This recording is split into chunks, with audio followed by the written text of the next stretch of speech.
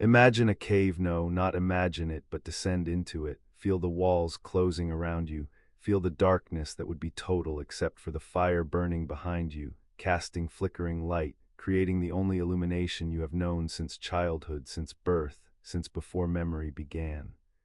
This is not metaphorical cave, not symbol we can observe from outside with comfortable detachment. This is the cave we inhabit, the prison we live in without knowing we are imprisoned, the realm of shadows that we mistake for reality because shadows are all we have ever seen, all we have ever known, all that our shadow-trained eyes can recognize as real.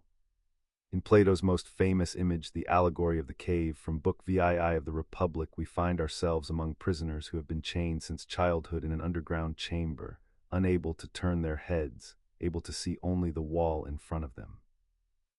Behind the prisoners burns a fire, and between the fire and the prisoners is a raised walkway along which people carry objects, statues of animals and humans, and various artifacts that cast shadows on the wall the prisoners face. The prisoners see only these shadows, hear only the echoes of voices bouncing off the cave walls, know only this shadow play, this reflected reality, this realm of images and echoes that they necessarily mistake for truth because they have never seen anything else, because for them these shadows are reality, are all that exists, are what real means. The prisoners name the shadows, develop predictions about which shadow will appear next, compete to see who is most skilled at anticipating the shadow play's patterns. They honor those who are best at this, consider them wise, grant them authority based on their superior knowledge of shadows. This is their world, their science, their expertise. They have developed sophisticated understanding of shadow reality, can explain and predict it, have built their entire cognitive framework around shadows as fundamental reality, as what actually exists rather than being mere images of something more real. But then, and this is where the allegory becomes painful, where discomfort begins, where liberation proves to be anything but pleasant. One prisoner is freed. The chains are broken, though we are not told by whom or why. Perhaps the prisoner frees himself through some unexplained effort. Perhaps another frees him. Perhaps the breaking of chains is itself mythical, is Plato's way of symbolizing the beginning of philosophical awakening, the first stirring of the impulse to question, to turn around, to see whether the shadows might not be all that exists. The freed prisoner turns around the first turning, the beginning of the soul's reorientation, and sees the fire. But the fire blinds him, hurts his eyes that have known only the dim reflected light of shadows, causes pain that makes him want to turn back, to return to the shadows that were comfortable even if they were not true. He is compelled again, we are not told by whom, perhaps by his own emerging desire for truth despite the pain, perhaps by the one who freed him to climb upward toward the cave's mouth. The ascent is difficult, is painful, is disorienting. He passes through regions of increasing brightness, must pause repeatedly to allow his eyes to adjust, must accommodate gradually to levels of light his eyes have never experienced.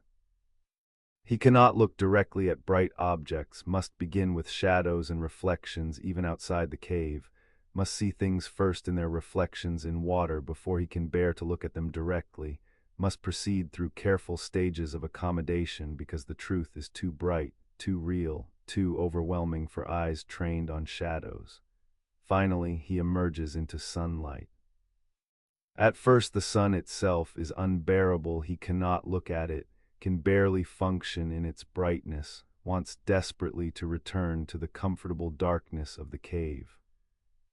But gradually his eyes adjust, gradually he learns to see in true light rather than in shadow light. Gradually he comes to understand that what he thought was reality in the cave was merely reflection, that the objects that cast those shadows are more real than the shadows, that the sun that illuminates those objects is more real still, is the source of visibility and growth and life, is the ultimate principle that makes all seeing possible, that reveals all other things without itself being just another thing among things. This is the moment of philosophical enlightenment when the freed prisoner understands not just that he was wrong about what was real, but that his entire framework for understanding reality was inverted, that he had taken images for originals and must now reconstruct everything, must learn to see anew, must build entirely new understanding on foundations that contradict everything he previously believed.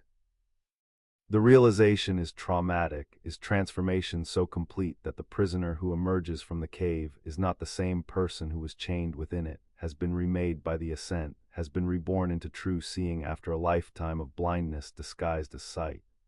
But the allegory does not end in enlightenment's triumph, does not conclude with the freed prisoner living happily in the sunlight, content with the truth he has discovered. Instead, Plato insists the freed prisoner must return to the cave, must descend back into darkness, must try to free other prisoners, must attempt to lead them upward toward the light, even though he knows the ascent will be painful for them as it was painful for him. This return is philosophically and practically necessary philosophically, because the philosopher's knowledge of the good obligates him to help others, because wisdom is not for hoarding but for sharing, because the examined life requires examining not just one's own life but helping others examine theirs. Practically because the city needs philosophers to govern, because those who have seen the form of the good are the only ones fit to rule, because justice requires that the wise lead rather than that the ignorant stumble forward guided by shadows and opinions. But the return is dangerous, is perhaps the most dangerous part of the journey. When the freed prisoner descends back into the cave, his eyes must readjust to darkness.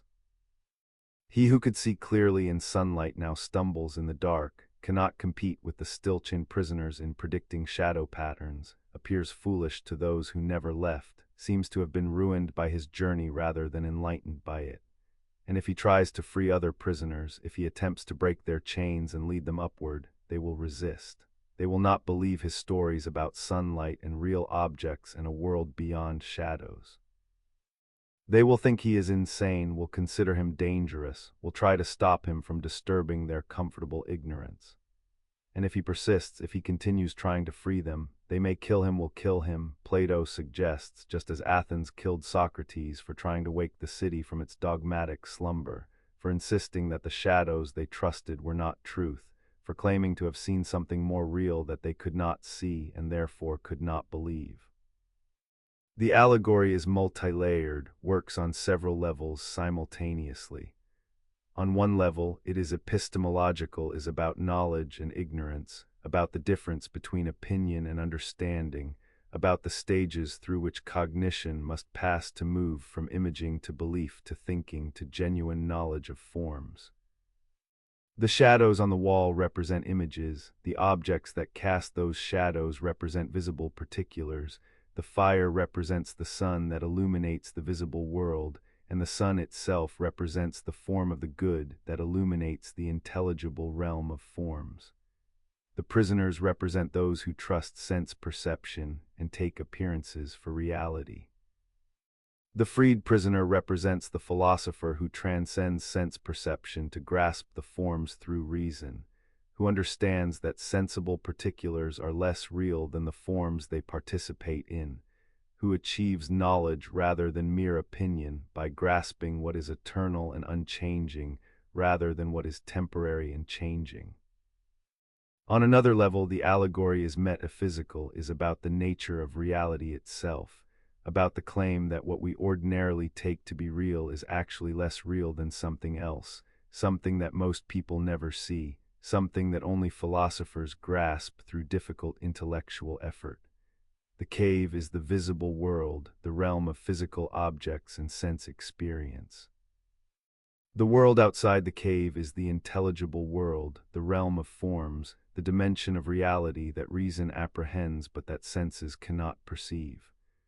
The claim is radical that the ordinary world is shadow, that true reality is elsewhere, that appearances deceive, that sensible experience is unreliable guide to what actually exists. On yet another level, the allegory is political and ethical, is about governance and justice, about who should rule and why, about the philosopher's obligation to return to the cave and help others even though return is dangerous and likely to be met with hostility. The Republic is ultimately about justice, about what makes cities and souls just, about whether the examined life is possible in political context or whether philosophy and politics are fundamentally incompatible. The cave shows that they are difficult to reconcile. The philosopher who has seen the sun does not want to return to the cave, prefers to remain in the sunlight contemplating the forms, must be compelled by sense of duty to descend and serve the city.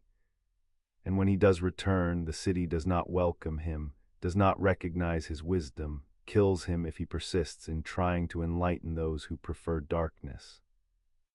But on perhaps the deepest level, the allegory is existential, is about each individual's potential awakening, about the possibility that we might be prisoners without knowing it, that what we take for reality might be shadow, that liberation is possible but is painful, that truth is available but demands everything from those who seek it. The allegory asks each reader, are you a prisoner? Do you see shadows or reality? And if someone tried to free you, would you believe them or would you resist? If someone said that everything you know is wrong, that you must climb painfully upward toward a truth you cannot currently see, would you trust them enough to make the ascent? Or would you, like the prisoners in the cave, prefer the comfortable certainty of shadows to the difficult and painful pursuit of light? These questions have no easy answers, admit no quick resolutions. The cave is not puzzle to be solved, but is image to be inhabited, is vision to be lived within and thought through, and allowed to disturb our comfortable certainties about what is real and what is appearance. Plato does not argue for the cave's truth so much as he presents it and invites us to consider whether it describes our condition, whether we might be prisoners mistaking shadows for reality, whether liberation is possible for us, whether we would accept it if offered, whether we would have courage to make the ascent even knowing how painful it will be. The cave has haunted philosophy for 24 centuries because it captures something about the human condition that argument alone cannot convey, because it makes visible the gap between appearance and reality, because it suggests that we might be deceived about the most fundamental things, because it insists that truth is worth pursuing even when pursuit requires abandoning everything we thought we knew, even when the ascent is agonizing, even when return to help others is dangerous. Even when we might be killed for insisting that there is something more real than shadows, something more true than the opinions everyone accepts, something worth seeing even though seeing it changes us so completely that we can never be content again with the half-life we lived in darkness. The cave opens before us now in imagination as it opened before Plato's students in the academy, as it has opened before every reader who has encountered this passage and felt its power, its challenge, its disturbing suggestion that we might be prisoners calling our prison reality, that we might be mistaking shadows for truth, that liberation is possible but demands everything from those who seek it. We stand at the cave's mouth, looking down into darkness where prisoners remain chained, where shadows play across walls, where the comfortable certainty of ignorance holds most humans in bondage they do not recognize as bondage because they have never seen anything else, have never imagined that there might be sun beyond the fire, reality beyond shadow, truth beyond opinion. The choice is ours to descend back into comfortable darkness or to remain in painful light, to trust shadows or to pursue truth, to live examine life or to sleep unexamined in the cave that Plato insisted is not just allegory but is description of where we live, who we are, what we mistake for knowledge, what we must transcend if we are to become philosophers, if we are to see truly, if we are to know rather than merely believe. If we are to be free rather than remaining prisoners who call their chains reality and their prison home. Beyond the world of sense perception, beyond the realm where things are born and die and change and decay, beyond the flux that Heraclitus said was reality's fundamental character when he declared that you cannot step into the same river twice, beyond all this, Plato envisioned another world, a realm of eternal forms, perfect and unchanging, where beauty itself exists apart from beautiful things, where justice itself dwells beyond just actions, where goodness itself shines like the sun, illuminating all other forms, making them knowable, giving them their being, standing at the pinnacle of reality as the ultimate principle to which everything else relates, on which everything else depends, beyond which nothing higher exists. This is the theory of forms, Plato's most famous and most controversial doctrine, the teaching that divided reality into two realms: the sensible world of particular things we can see and touch, and the intelligible world of universal forms we can only think, that reason alone can grasp, that constitute true reality, while sensible things are merely shadows, mere reflections, mere imperfect copies of the perfect originals that exist eternally in the realm of forms. The theory is strange, seems counterintuitive, appears to invert common sense, which says that particular things we can touch are real, while abstract concepts are merely mental constructions, merely words we use to group similar things without those groupings having independent existence apart from the particulars they classify. But Plato insisted that common sense was wrong, that what seems obviously real is actually less real, that particulars depend on universals rather than universals being derived from particulars, that forms exist independently and are more real than the things that participate in them. Consider a beautiful flower. It is beautiful for a time, but it fades, withers, dies, ceases to be beautiful. Its beauty is temporary, changeable, unreliable. But beauty itself, the form of beauty that makes beautiful things beautiful, never fades, never changes, is eternal, perfect, unchanging. The beautiful flower participates in beauty, receives its beauty from beauty itself, is beautiful only to the extent that it resembles the form. When the flower dies, beauty itself is unaffected, continues existing eternally, ready to be participated in by other beautiful things that come into being and pass away while beauty itself remains. Or consider justice. Many different actions might be just returning what you borrowed, telling the truth, giving each their due, treating equals equally.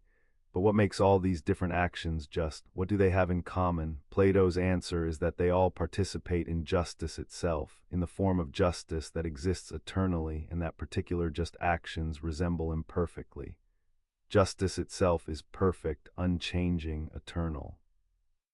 Particular just actions are imperfect approximations that exist temporarily, and that may or may not actually be just. We can be mistaken about whether an action is truly just, can think we are being just while actually being unjust.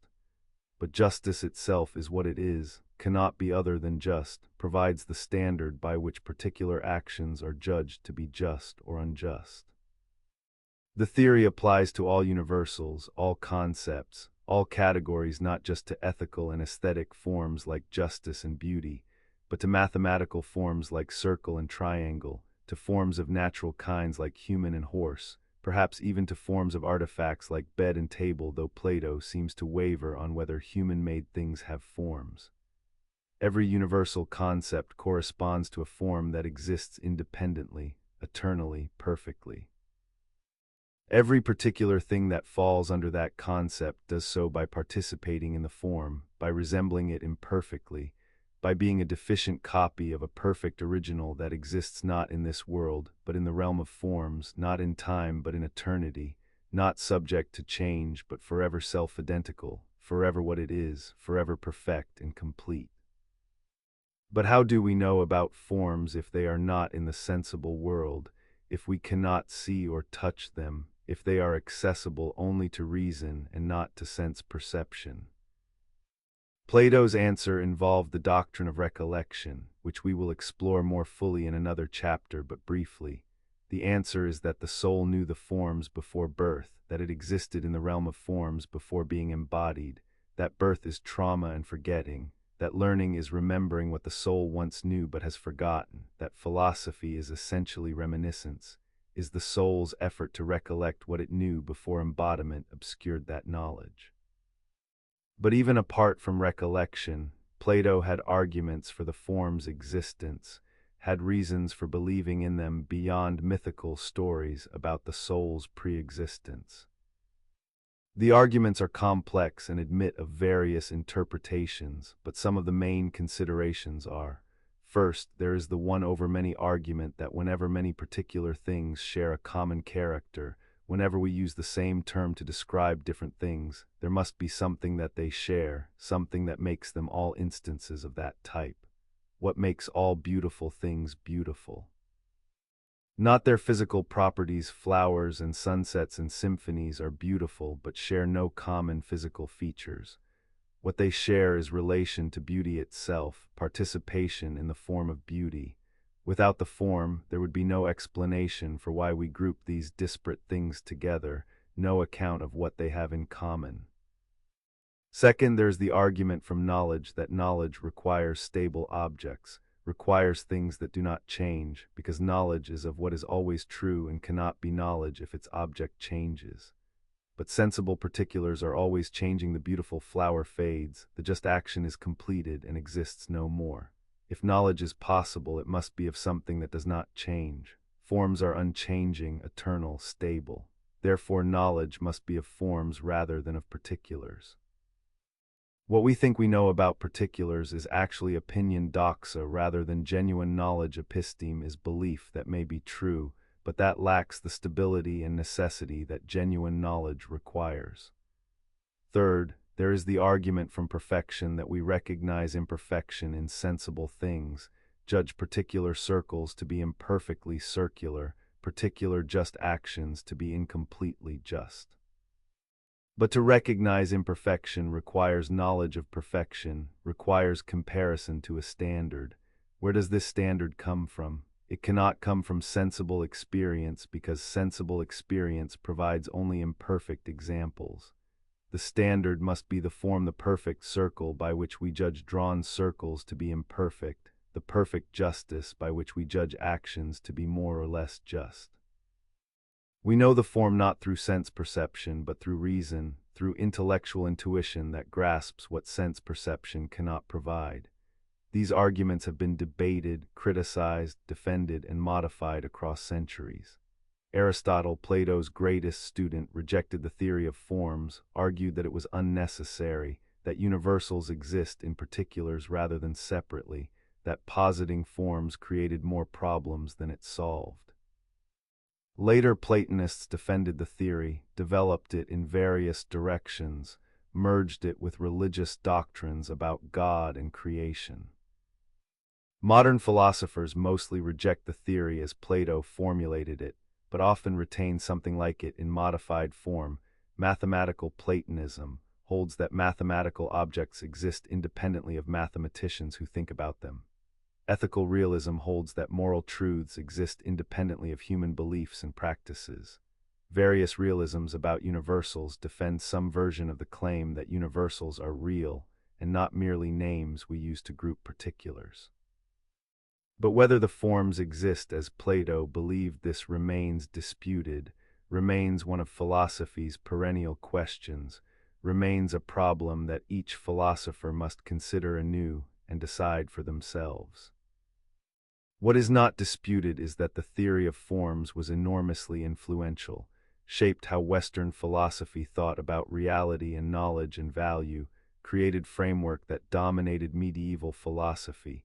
and that continues influencing contemporary debates about realism and nominalism, about universals and particulars, about what exists and how we know what exists.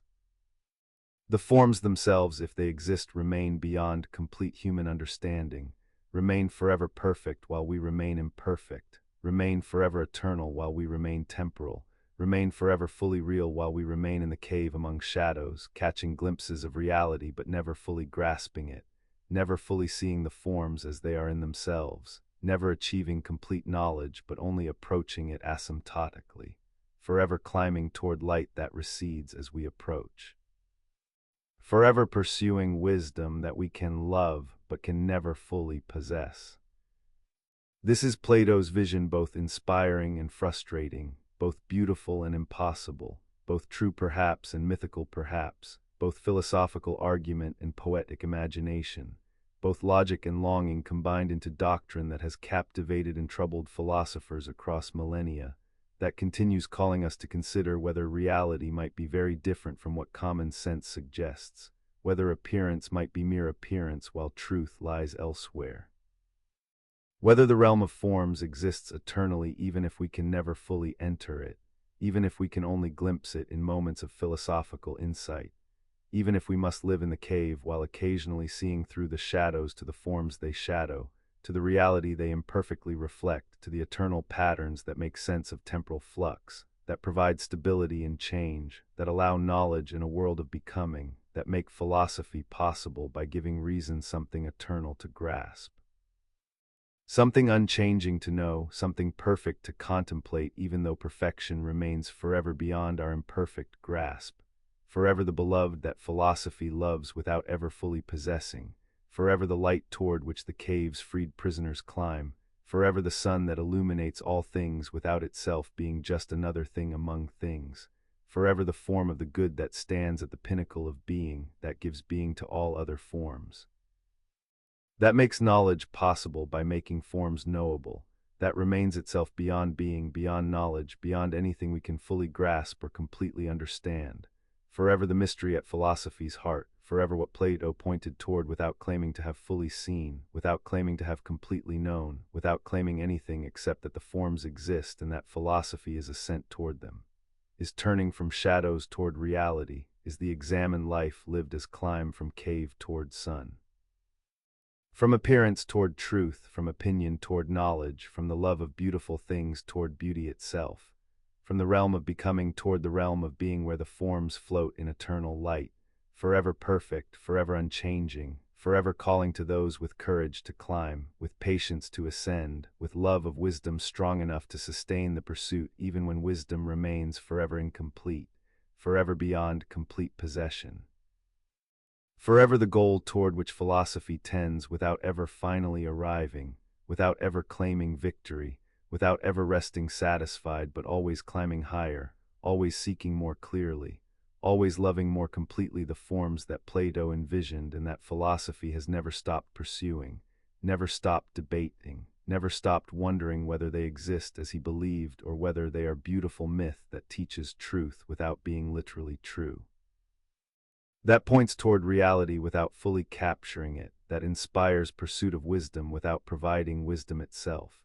that remains forever philosophy's hope and philosophy's question and philosophy's greatest gift and greatest challenge, the vision of a reality more real than reality, a truth more true than truth, a beauty more beautiful than beauty, a good beyond being, a light beyond light, forms beyond forms, forever beckoning, forever receding, forever calling us to climb. Outside the ancient walls of Athens, perhaps half a mile from the city's northwestern gate, there lay a grove sacred to the hero Academus, a place of plane trees and olive groves, of streams and gardens, of paths winding through shade where the air was cool even in summer's heat, where the noise of the city faded to distant murmur, where quiet and contemplation were possible in ways that the crowded agora did not permit. This grove had been sanctuary long before Plato came to it, had been sacred space where citizens could walk and think, where athletes trained and philosophers talked, where the boundary between city and countryside blurred into something neither urban nor rural but somehow both, a liminal space between the constructed world of human society and the natural world that preceded and surrounded it. Around 387 BCE, when Plato was approximately 40 years old, when he had returned to Athens after years of travel following Socrates' death, when he had decided to devote himself to philosophy as his life's work around this time, Plato acquired property in the grove of Academus and established there a school that would be called the Academy, that would become the first institution of higher learning in the Western world. That would last for more than 900 years until the Christian Emperor Justinian closed it in 529 CE, ending nearly a millennium of continuous philosophical tradition, breaking a chain of teaching and learning that had stretched across centuries, that had preserved and developed Plato's philosophy, that had trained countless philosophers who would shape ancient thought in ways we can still trace in the philosophical traditions we inherit. The academy was not school in the modern sense, was not institution with formal curriculum and degree requirements and bureaucratic structure. It was more like a religious society or philosophical community, like a cult dedicated to the muses, the goddesses of arts and sciences, with Plato as the head, the scholarch, the leader of a community devoted to philosophical inquiry, to mathematical study, to the pursuit of wisdom through dialogue and contemplation. Members of the academy students is too narrow a term. Colleagues might be better lived according to philosophical principles, studied together, ate together, walked the garden paths discussing questions that mattered, questions about justice and virtue, about knowledge and reality, about mathematics and cosmology, about politics and ethics and the good life that philosophy promised if one pursued it with sufficient dedication. The entrance to the academy, according to tradition, bore an inscription, "Let no one ignorant of geometry enter." The inscription, if it existed, if it is not later invention, if tradition preserves something true, reveals much about what Plato believed philosophy required. Geometry was not merely useful, was not just one subject among many that might or might not be studied depending on one's interests. Geometry was prerequisite for philosophy, was preparation of mind for the kind of thinking that philosophy demanded, was training in reasoning about abstract objects that exist eternally and perfectly even though no physical instantiation of them achieves perfection, was practice in grasping through reason what sense perception cannot provide, was education in the kind of intellectual vision that sees beyond particulars to universals, beyond physical objects to mathematical forms. Beyond the cave's shadows to the eternal patterns that make sense of flux, that provide stability in change, that allow knowledge in world of becoming. Mathematics held special place in Plato's vision of education, because mathematical objects seem to exist between sensible particulars and eternal forms were not physical, but were not quite forms either, were objects of thought rather than sense perception, but were still somehow connected to the physical world through their applicability to it, through the way physical objects could be counted and measured and geometrically described. The mathematician studies triangles, but not particular drawn triangles. Those are imperfect, are mere approximations of the perfect triangle that the mathematician thinks about, that exists eternally with its angles summing precisely to 180 degrees, that has properties provable through reason alone without reference to any physical triangle. Mathematics thus provided bridge between sensible and intelligible realms, gave students practice in reasoning about eternal truths, prepared minds for the more difficult ascent to forms themselves. The curriculum, if there was formal curriculum, if study was organized systematically rather than emerging organically from communities' shared interests, seems to have included mathematical sciences as foundation. With arithmetic and geometry and astronomy and harmonics, the mathematics of musical ratios preparing students for dialectic, for the philosophical examination of forms themselves. For the ascent described in the Republic's educational program where students progress through stages of mathematical study before being deemed ready for philosophy proper, before being trusted with dialectic that might, if pursued without proper preparation, become mere disputation, mere rhetorical game-playing, mere heuristic arguing for victory rather than philosophical examination aimed at truth. But the Academy's most important teaching probably happened not in formal instruction, but in dialogue, in the conversations that occurred as members walked the garden paths, as they reclined after meals discussing questions that arose, as they examined beliefs and tested arguments and pursued understanding through the kind of questioning that Socrates had practiced, that Plato had learned from him, that the Academy institutionalized without fully systematizing. Without reducing to method that could be taught mechanically, without losing the personal, responsive, situation-specific character that made Socratic examination philosophical rather than merely logical, transformative rather than merely informative. Plato wrote dialogues during his years at the Academy, perhaps read them to members, perhaps performed them with different people taking different roles, perhaps used them as springboards for discussion, as texts to be examined rather than doctrines to be accepted, as provocations to thought rather than conclusions to be memorized. The dialogues themselves enact the Academy's educational philosophy, are conversations rather than treatises, are examinations rather than assertions, are invitations to think rather than demands to believe. Reading a Platonic dialogue requires active participation, requires that the reader become interlocutor, requires engaging with arguments and questioning conclusions, and thinking through problems that the dialogues raise but often do not fully resolve, that end in aporia as often as in clarity, that value the journey toward understanding as much as any particular understanding achieved. The Academy attracted brilliant minds from across the Greek world. Young men, it seems to have been exclusively male, though there are stories of women who studied there, perhaps disguised as men, perhaps exceptional enough that normal restrictions did not apply, who came to Athens to study with Plato, who remained for years, who became philosophers in their own right, who carried Platonic ideas into their own work while also developing criticisms and alternatives. Aristotle was among them, studied at the Academy for 20 years, absorbed Platonic philosophy so thoroughly that his own work, even when criticizing Plato, remained fundamentally shaped by problems and questions that Plato had defined, remained in dialogue with Plato even when disagreeing with him, remained Platonic even in its anti-Platonism. But the Academy was not monolithic, was not a place where Plato's word was law and disagreement was heresy.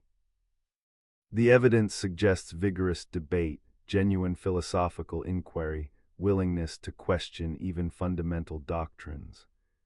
Plato himself seems to have questioned aspects of his own philosophy, seems to have developed and modified his views, seems to have recognized problems and puzzles that his earlier formulations did not adequately address. The late dialogues show a Plato wrestling with difficulties in the theory of forms, acknowledging objections, exploring alternative formulations, demonstrating the kind of intellectual honesty that does not cling dogmatically to positions but follows arguments wherever they lead, even when they lead to revising or abandoning earlier views, even when they create problems that admit no easy solutions. The Academy's influence extended beyond philosophy into politics. Several members became advisors to rulers, attempted to implement Platonic political ideas in actual cities, tried to make philosophers into kings or kings into philosophers, tried to close the gap between the ideal city described in the Republic and the flawed cities that actually existed.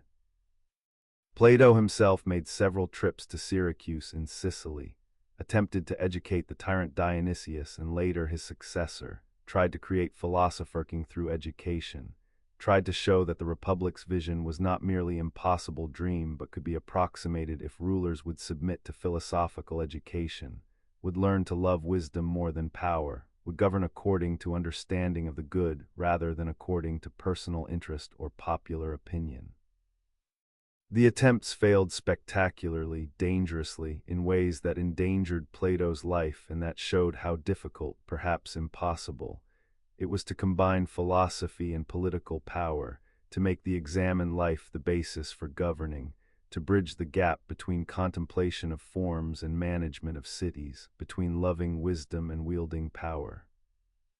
The failures did not cause Plato to abandon his vision of the philosopher-king, but they perhaps made him more realistic about how rarely that vision could be realized, how resistant actual politics was to philosophical reformation, how the cave's prisoners really did kill those who tried to free them, how dangerous it was to return to the cave once you had climbed toward the light, how the philosopher who has seen the forms and returns to govern will be misunderstood, will be thought mad,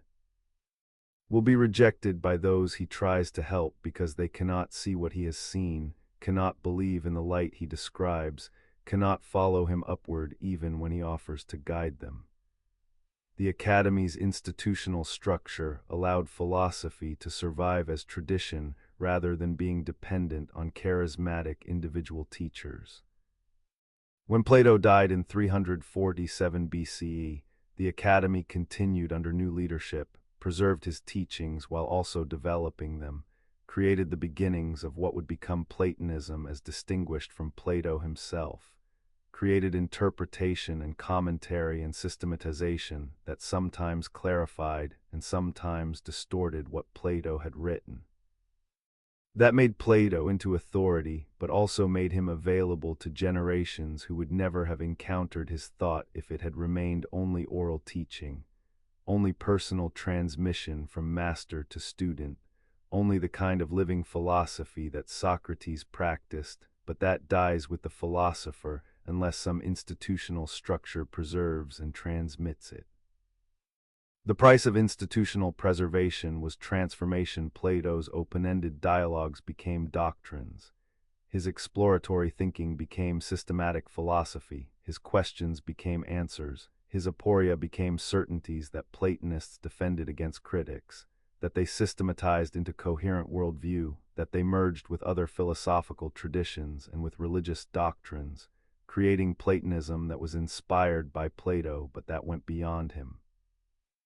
That developed his insights in directions he might not have anticipated, that created tradition that bore his name but that was collective achievement of centuries of scholars and philosophers who studied him, interpreted him, defended him, criticized him, developed him. When Justinian closed the academy in 529 CE, when the last scholarch and the last students departed, when the garden paths fell silent and the philosophical conversations ended, when 900 years of continuous tradition was severed, something was lost that could never be fully recovered. The dialogues survived, were preserved through Byzantine and Islamic scholars, were translated and transmitted to medieval Europe, became texts that Renaissance humanists rediscovered and celebrated. But the living tradition, the community of inquiry, the institution that had kept Platonic philosophy alive through all those centuries, this was lost, ended, became history rather than present reality.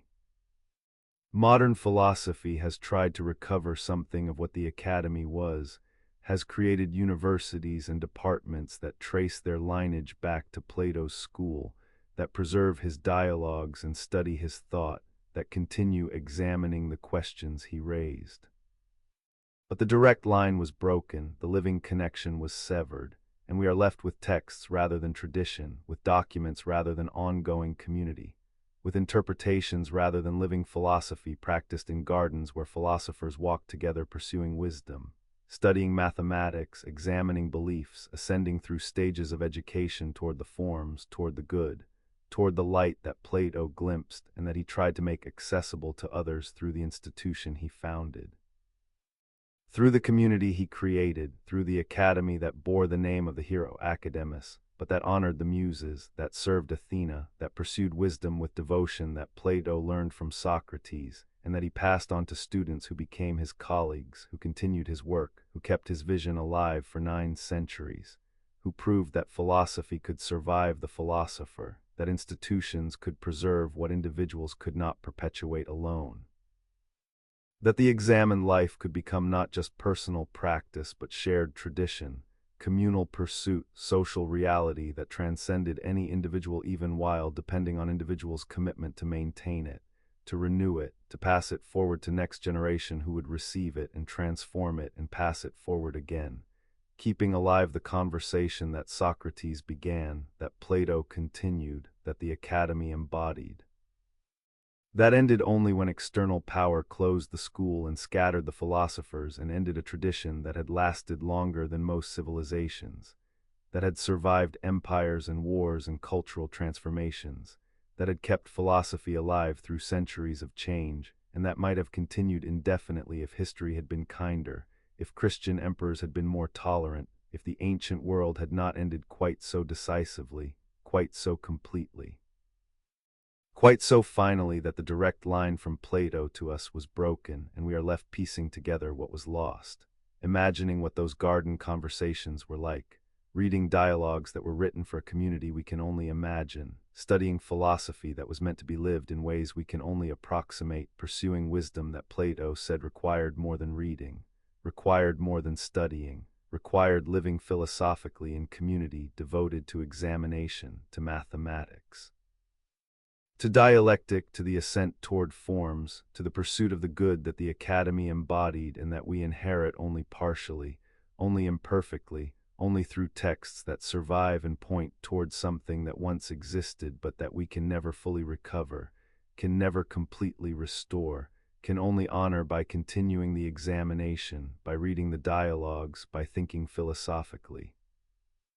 By maintaining the love of wisdom that animated the Academy for 900 years, and that continues animating us when we study Plato, when we engage with his questions, when we climb with him from cave toward light, when we pursue with him the wisdom he loved and taught us to love, that the Academy embodied and that we continue pursuing even though the garden paths are empty now, even though the plane trees have long since died.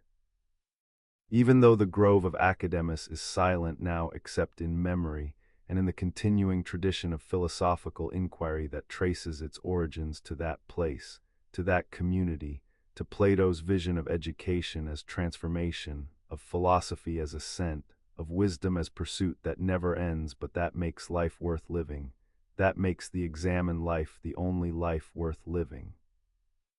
That justifies the Academy's 900 years and justifies our continued study of Plato even though the Academy is gone, even though the living tradition was broken, even though we must reconstruct from fragments what once was whole, what once was lived, what once was community of inquiry that Plato founded and that philosophy has never stopped trying to recreate, never stopped trying to embody, never stopped pursuing as ideal even when ideal cannot be fully realized.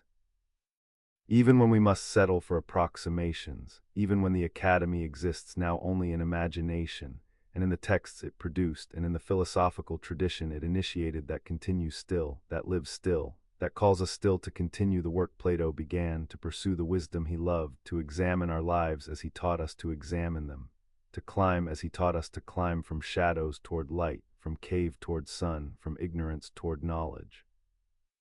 From the love of beautiful things toward beauty itself, from philosophy as academic subject toward philosophy as way of life,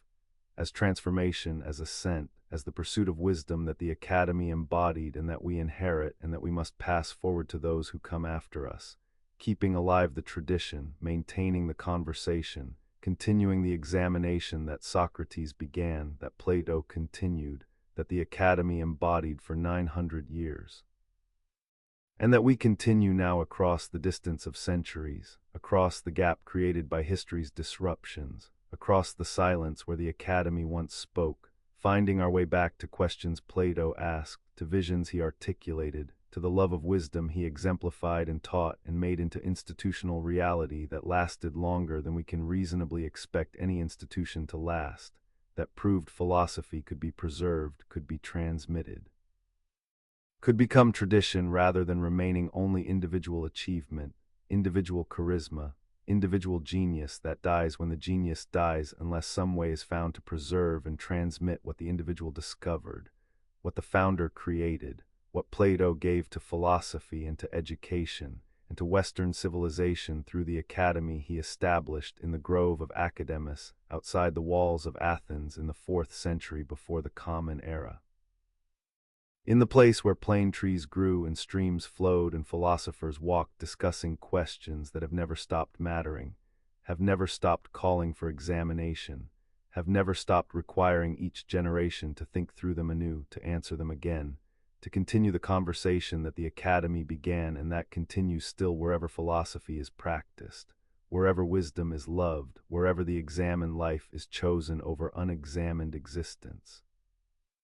Wherever Plato's vision of education as transformation continues inspiring those who believe that learning is more than information transfer, that teaching is more than skill training, that education is fundamentally about forming souls, about turning them from darkness toward light, about helping them climb from cave toward sun, about making philosophers who will continue the work, who will pass it forward, who will keep alive the tradition that Plato founded when he established the Academy in the grove sacred to Academus, but devoted to the Muses, dedicated to Athena, committed to the pursuit of wisdom that philosophy names, and that the Academy embodied for 900 years before silence fell, and the tradition was broken but not ended, interrupted but not destroyed. Because the texts survived and the questions survived and the love of wisdom survived, and we inherit all of this even though the garden paths are empty now, even though the Academy is ruins, even though the direct line was severed, We inherit the vision, and we continue the work, and we pursue the wisdom that Plato pursued and that the Academy embodied, and that calls to us still across the centuries, across the silence, across the gap, calling us to continue, to pursue, to examine, to climb. To love wisdom as Plato loved it, to live philosophically as the Academy tried to live, to make our own communities of inquiry that preserve and transmit and develop the philosophical tradition that Plato gave us through the institution he founded, and through the dialogues he wrote, and through the vision he articulated of education as transformation, of philosophy as ascent, of wisdom as the highest good, as the pursuit that makes life meaningful. As the love that justifies existence, and that the Academy embodied, and that we inherit, and that we must honor by continuing the examination, by reading the dialogues, by living philosophically,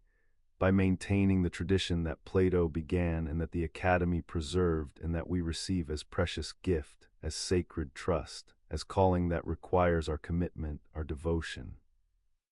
Our willingness to continue what Plato started when he walked into the grove of Academus and established there a school that would last 900 years and whose influence would last forever, because the questions remain, the dialogues survive, the vision persists, and philosophy continues calling us to examine our lives, to pursue wisdom, to climb from cave toward light,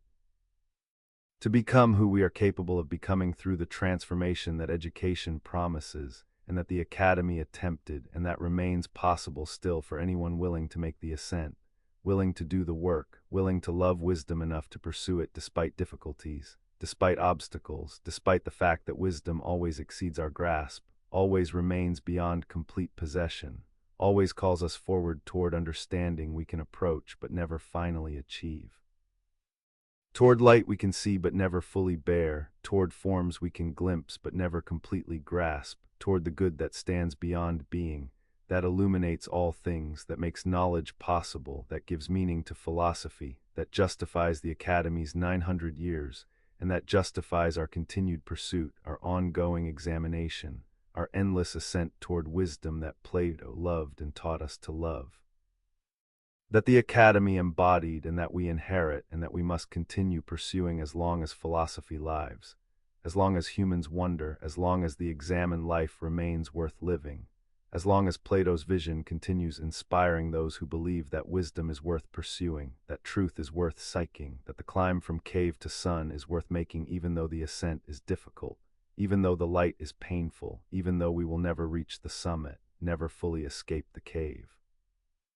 Never completely see the forms, never grasp the good except in glimpses, in moments of insight, in flashes of understanding that fade but that sustain us in the pursuit, that justify the effort, that make the Academy's 900 years meaningful, and that make our continued study of Plato worthwhile,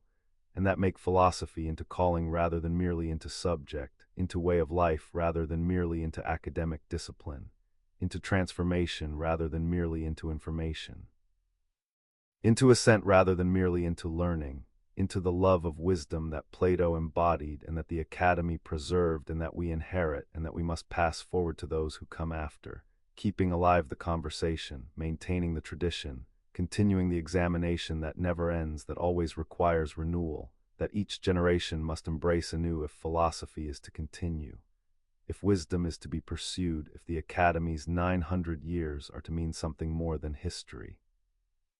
Something more than past achievement, something that remains living tradition calling us still to continue the work Plato began, to pursue the wisdom he loved, to examine as he taught us to examine, to climb as he taught us to climb, to love wisdom as he loved wisdom, as the Academy loved wisdom, as we must love wisdom if philosophy is to survive, if the examined life is to continue, if Plato's vision is to remain alive and active and present rather than becoming merely historical, merely past. Merely something that once was but no longer is except in texts and memories, and the ruins of the garden where philosophers once walked pursuing wisdom, examining beliefs, ascending toward forms, climbing toward the good, loving wisdom in ways that transformed them, that made them philosophers, that made the Academy into sacred space, into community of inquiry, into institution that lasted 900 years before silence fell, but that continues in spirit, continues in influence. continues in the tradition it established, continues calling us to continue, to pursue, to examine, to climb, to love wisdom as Plato loved wisdom. As the Academy embodied that love, as we must embody it if we are to honor what Plato gave us, if we are to continue what the Academy preserved, if we are to keep alive the philosophical tradition that traces its origins to that garden, to that community, to that vision of education as transformation, of philosophy as ascent,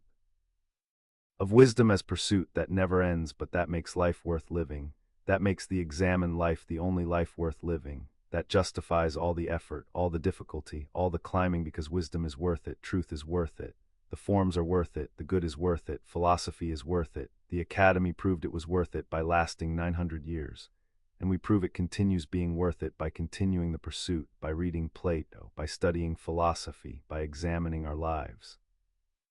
by climbing from cave toward light, by pursuing wisdom that Plato pursued and that the Academy embodied and that we inherit and that we must continue pursuing as long as humans wonder, as long as philosophy lives, as long as wisdom remains the highest good, the deepest calling, the love that makes life meaningful, the pursuit that the Academy began and that we continue now, that we must continue always.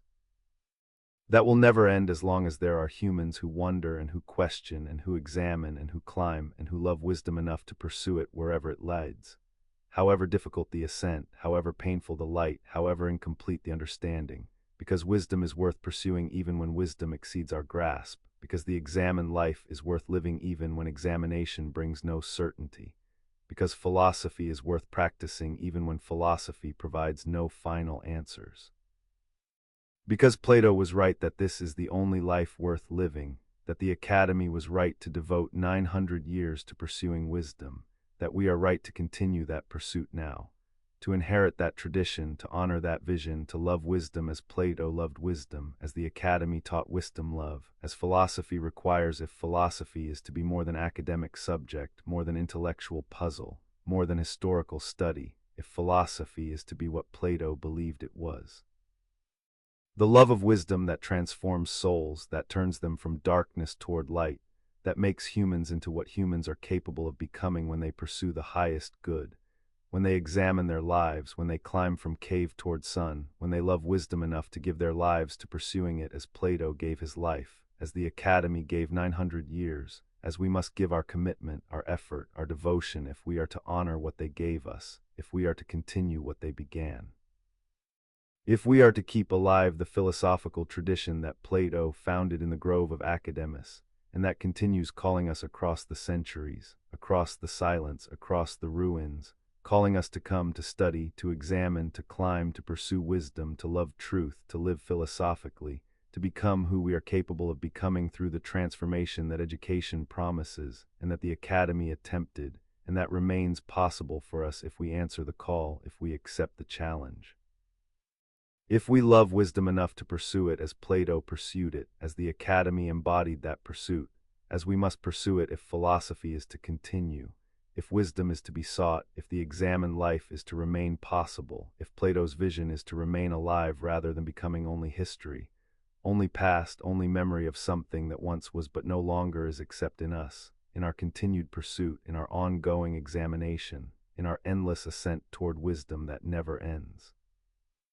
That always calls us higher, that always recedes as we approach, but that always remains worth pursuing, worth seeking, worth loving, because wisdom is what makes us human in the highest sense, what makes life worth living, what makes philosophy into more than academic subject, into calling, into transformation, into ascent from cave to sun, from shadow to reality, from ignorance to knowledge, from the love of beautiful things to beauty itself, from opinion to truth. From the examined life practiced individually to the examined life lived communally in institutions like the Academy that preserve and transmit and develop the philosophical tradition that each generation receives and transforms and passes forward to the next, keeping alive the conversation, maintaining the tradition, continuing the work that Plato began when he founded the Academy in the grove of Academus outside the walls of Athens 24 centuries ago. When he established there a community devoted to the pursuit of wisdom, when he created an institution that would last 900 years and whose influence would last forever because the vision was true, The questions were real. The love of wisdom was genuine, and philosophy continues calling us to continue that pursuit, to honor that tradition, to live that vision, to love wisdom as Plato loved wisdom, to examine as Plato taught examination, to climb as Plato showed the way to climb. To pursue the wisdom that Plato pursued and that the Academy embodied and that we inherit and that we must continue pursuing as long as philosophy lives. As long as humans wonder, as long as the examined life remains the only life worth living, the only life that honors what we are capable of becoming, the only life that pursues the highest good, the only life that loves wisdom enough to give everything to the pursuit, the only life that makes us worthy of inheriting what Plato gave us.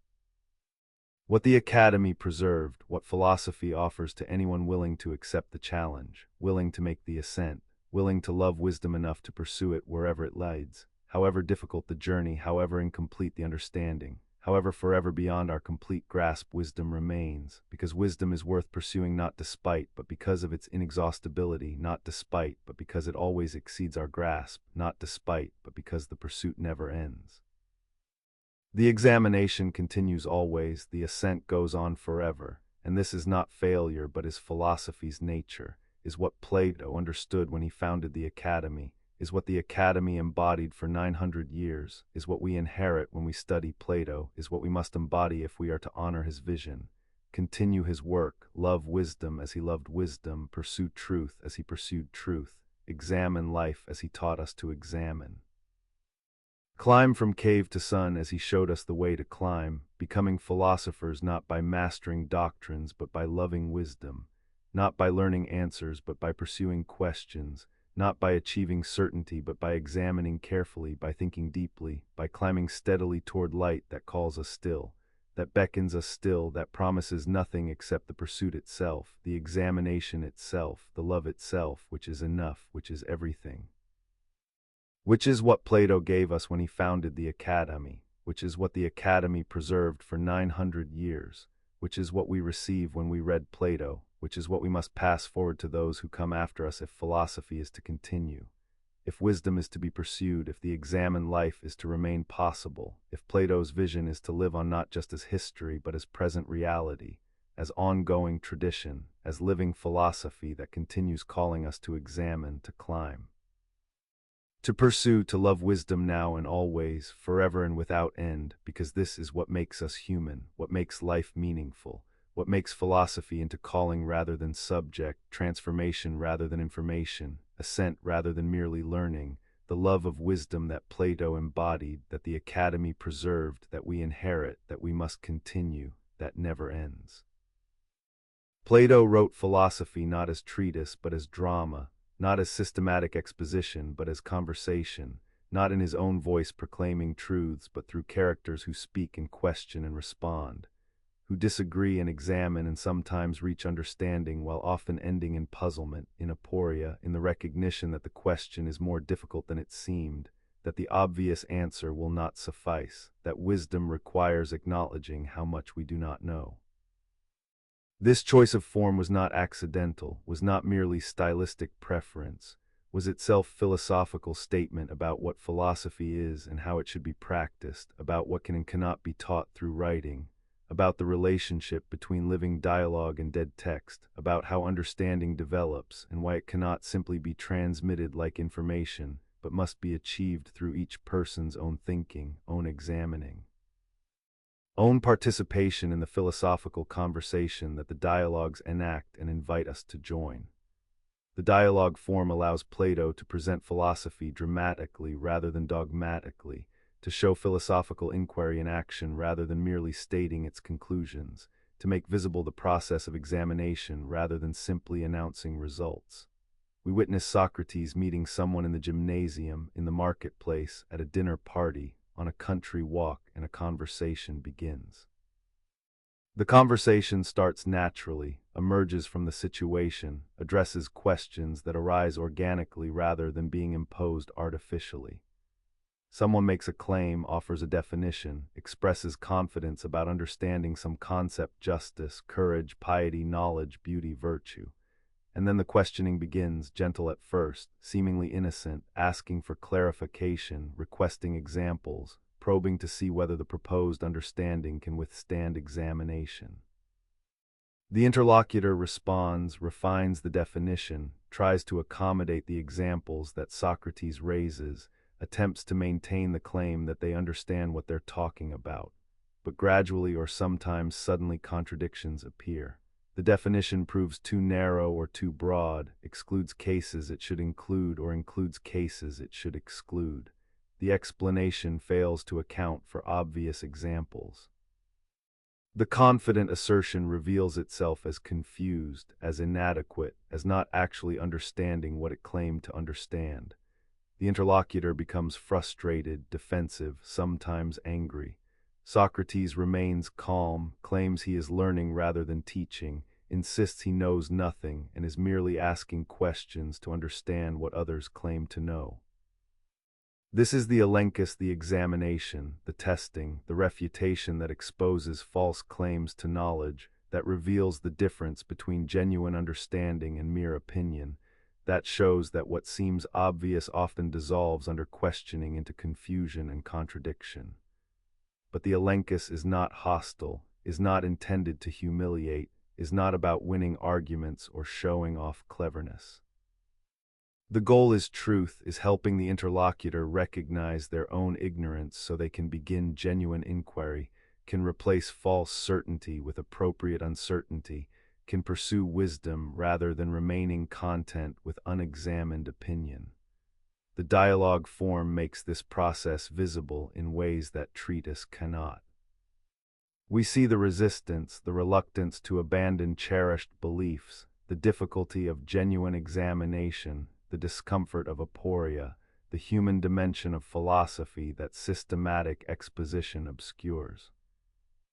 We see that philosophy is not just about arguments but about people, not just about logic but about character, not just about reaching true conclusions, but about the transformation that occurs when someone genuinely examines their beliefs and discovers that they do not know what they thought they knew. But the dialogue form also creates interpretive challenges. Plato never speaks in his own voice, never appears as character in the dialogues except perhaps briefly in the Apology and Phaedo where he is mentioned as being present or absent, never tells us directly what he believes or what we should conclude. The characters speak Socrates usually, but also Protagoras and Gorgias and Thrasymachus and Callicles and many others, and we must decide what to make of what they say. Are Socrates' arguments Plato's own views? Or is Socrates a character, a literary creation who may or may not represent what Plato actually believed?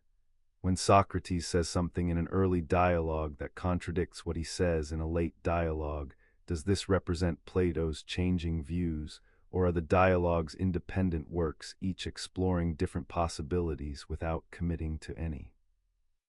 The Socratic problem, the question of how the Socrates of Plato's dialogues relates to the historical Socrates, admits no definitive answer. Scholars have debated for centuries which dialogues represent the historical Socrates most accurately, which preserve his actual views and methods, which are Plato's own developments that he attributes to Socrates as literary character rather than as historical person.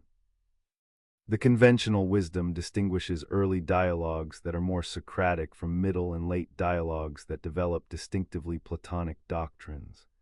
But the boundaries are disputed, the criteria are uncertain, and ultimately we cannot separate Plato's Socrates from the historical Socrates with confidence because we have no independent source that would allow us to judge Plato's accuracy. Perhaps this uncertainty is itself part of the teaching. Perhaps Plato understood that what mattered was not preserving Socrates' exact words or documenting his precise beliefs, but was transmitting the method, the practice, the way of examining that anyone could learn and employ.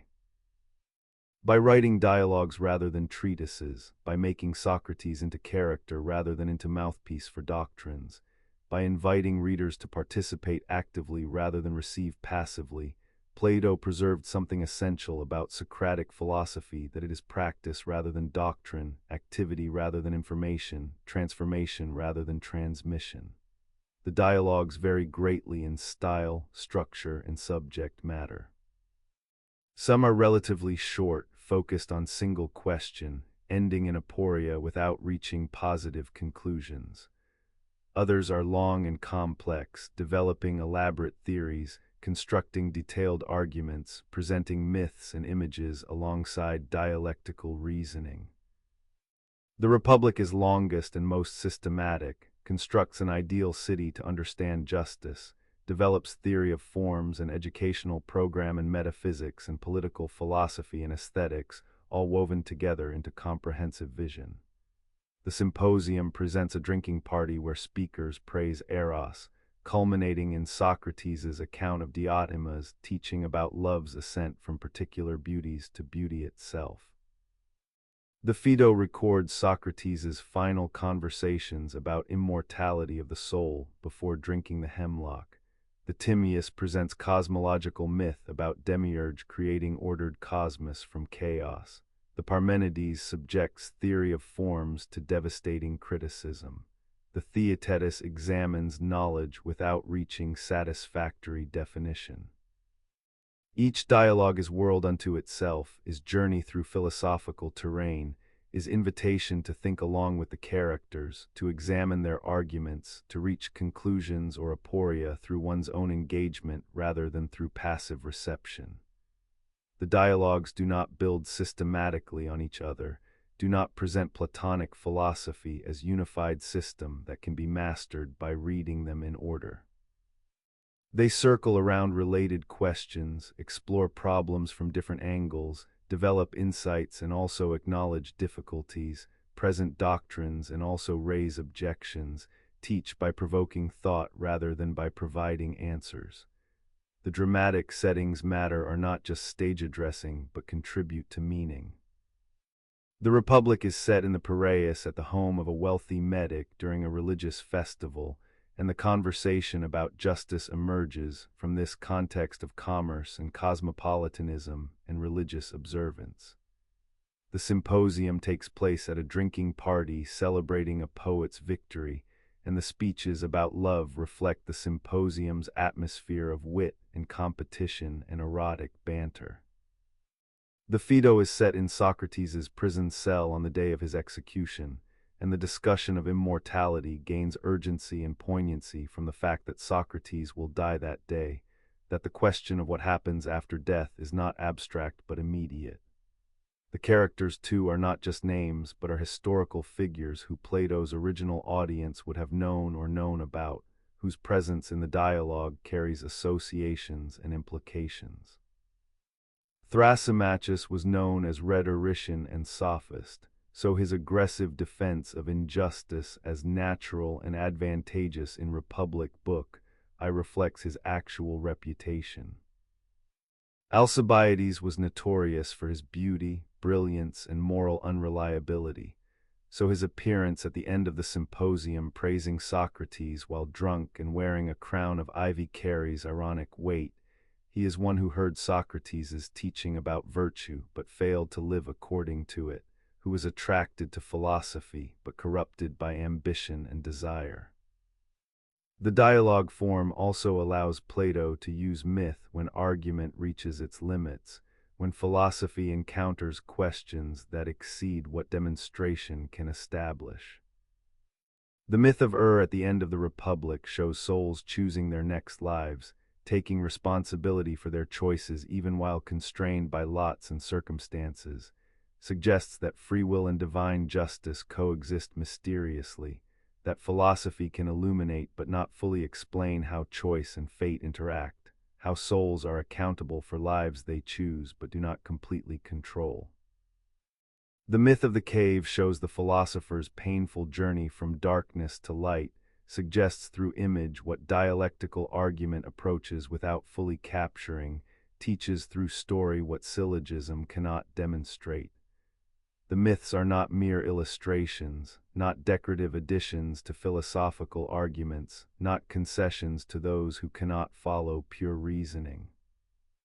The myths convey insights that argument cannot establish, point toward truths that exceed what philosophy can prove, addressed dimensions of human experience, hope and fear, meaning and purpose, justice and accountability that require more than logic, that call for imagination as well as reason, that speak to whole soul rather than to intellect alone. Reading Plato's dialogues requires active participation, requires that we become interlocutors, requires engaging with arguments rather than just noting conclusions, questioning assumptions rather than accepting what characters say, thinking through problems rather than memorizing solutions. The dialogues reward slow reading, careful attention, willingness to pause and consider, to question and examine, to think along with Socrates rather than simply absorbing information about what Plato believed. They frustrate readers who want clear doctrines, definitive answers, systematic philosophy that can be outlined and studied efficiently. They delight readers who enjoy philosophical inquiry, who value questions as much as answers, who understand that philosophy is activity rather than subject matter, practice rather than theory, transformation rather than information. The dialogue form ensures that Plato remains living presence rather than dead authority, remains philosopher who provokes rather than teacher who instructs, remains thinker who invites engagement rather than sage who pronounces truths. We cannot simply agree with Plato because Plato never tells us directly what to think. We must read the dialogues, examine the arguments, think through the problems, reach our own conclusions about what is being taught, what is being questioned, what remains open. This is exactly what Socrates wanted, not disciples who repeat the master's words, but philosophers who think for themselves, who examine carefully, who pursue wisdom rather than claiming possession of it. The voices speak across centuries: Socrates and Thrasymachus debating justice, Diotima teaching about love's ascent, Timaeus describing cosmic creation, Parmenides questioning the forms, Socrates drinking hemlock and discussing immortality with friends who weep but cannot dissuade him. The voices remain distinct, remain characters rather than dissolving into Plato's voice, remain interlocutors in ongoing conversation that we join when we read, that we continue when we think, that we participate in when we examine our own beliefs with the care that Socrates demonstrated, with the rigor that dialectic requires, with the love of wisdom that philosophy names, and that the dialogues enact and invite us to practice not by reading alone but by living philosophically. By examining constantly, by pursuing wisdom not as something we can possess but as something we can love, can seek, can approach asymptotically through dialogue and examination, and the kind of thinking that the dialogues model and provoke and demand from anyone who engages with them seriously, who reads them philosophically rather than merely historically, who treats them as invitations to think rather than as documents to be studied, who becomes participant in conversations that are 24 centuries old but that remain alive because the questions persist, because philosophy continues, because wisdom remains worth pursuing, because the examined life that Socrates lived and that Plato preserved through writing dialogues about it remains the only life worth living for anyone who loves wisdom, who values truth, who seeks understanding, who refuses to accept unexamined opinion as substitute for genuine knowledge, who climbs from cave toward sun, who ascends from particulars to forms, who pursues the good that stands beyond being, who loves beauty itself more than beautiful things, who examines life rather than living unexaminedly, who becomes philosopher not by mastering Plato's doctrines but by practicing Plato's method, by engaging in dialogue, by thinking carefully, by loving wisdom enough to pursue it despite difficulties, despite uncertainties, despite the fact that wisdom always exceeds our grasp. Always remains beloved that philosophy loves without ever fully possessing, always calls us forward toward understanding that recedes as we approach but that remains worth pursuing because the pursuit itself transforms us, because the examined life itself makes us philosophical, because thinking carefully about fundamental questions makes us more fully human even when we reach no final answers, even when we end in aporia rather than certainty, even when the dialogue continues rather than concluding. Which is exactly what Plato intended when he chose dialogue form rather than treatise form, when he made Socrates into character rather than into mouthpiece, when he invited us to participate rather than merely to receive, when he wrote philosophy as drama rather than as doctrine, as conversation rather than as monologue, as ongoing examination rather than as settled truth, ensuring that his philosophy would remain alive across centuries, would continue provoking thought, would keep calling readers to examine. To question, to think, to pursue wisdom in ways that reading treatises cannot provoke, that studying systems cannot inspire, that accepting doctrines cannot achieve, because wisdom requires participation, requires activity, requires that we do philosophy rather than just reading about it, requires that we become philosophers rather than remaining students of philosophy, requires that we join the conversation that the dialogues enact, that we add our voices to the voices that speak across centuries. That we continue the examination that Socrates began and that Plato preserved by writing dialogues that remain alive because they do not conclude,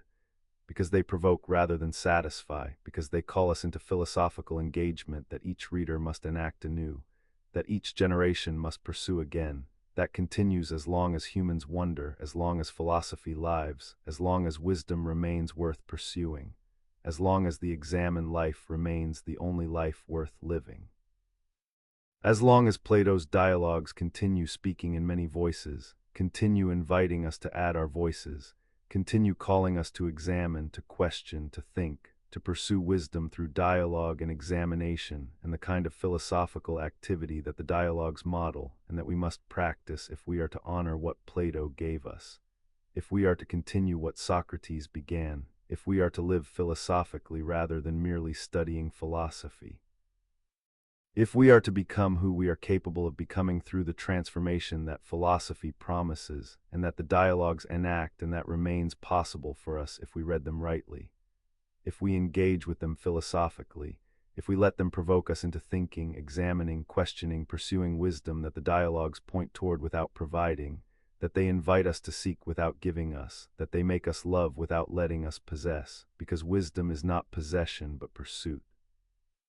Not having but seeking, not conclusion but ongoing examination, not answers but questions, not certainty but careful thinking about fundamental matters that admit no easy resolution, that require continued engagement, that call us always to continue the conversation, to add our voices to the voices that speak in Plato's dialogues, to participate in the examination that continues across centuries, that never ends, that each generation inherits and transforms and passes forward. Keeping alive the conversation, maintaining the tradition, continuing the love of wisdom that Socrates embodied,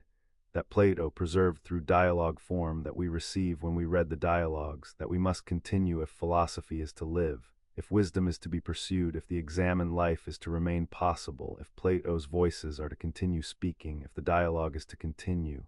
if philosophy is to be more than historical subject, more than academic discipline, more than texts to be studied. If philosophy is to be what Plato believed it was. The love of wisdom that transforms souls, that makes us philosophers, that makes life worth living, that makes the examined life the only life worth living, that the dialogues enact through many voices speaking, questioning, examining, pursuing wisdom through conversation that continues still, that calls us still, that invites us still to join, to participate, to add our voices. To continue the dialogue that Plato began 24 centuries ago, and that continues now in anyone who reads the dialogues philosophically, who engages with them seriously, who lets them provoke thought, who joins the conversation, who becomes philosopher through participating in dialogue that never ends, that always continues, that remains forever open, forever calling us to examine, to question, to think, to pursue wisdom through the dialogue that speaks in many voices, that invites our voice too.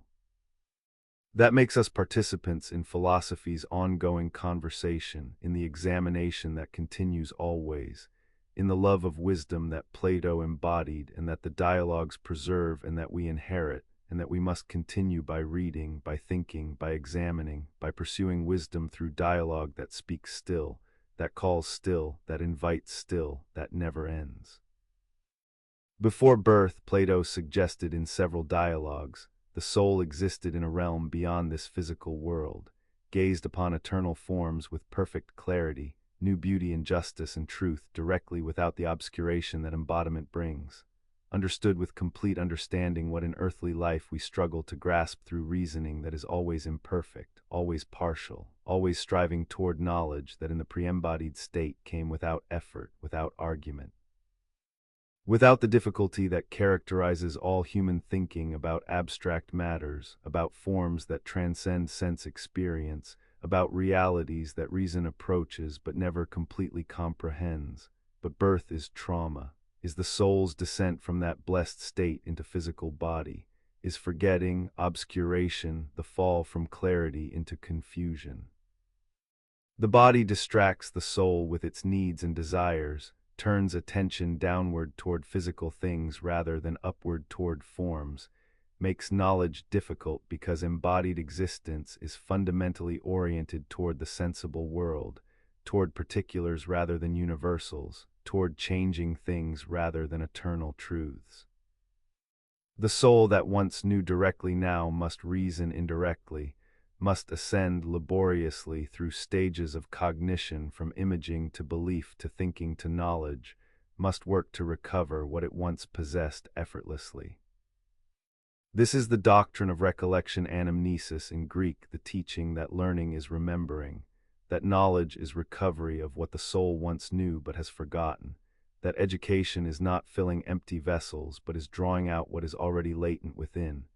is helping the soul give birth to understanding it possessed before embodiment but can no longer access directly, must access through the difficult work of reasoning that is really reminiscence.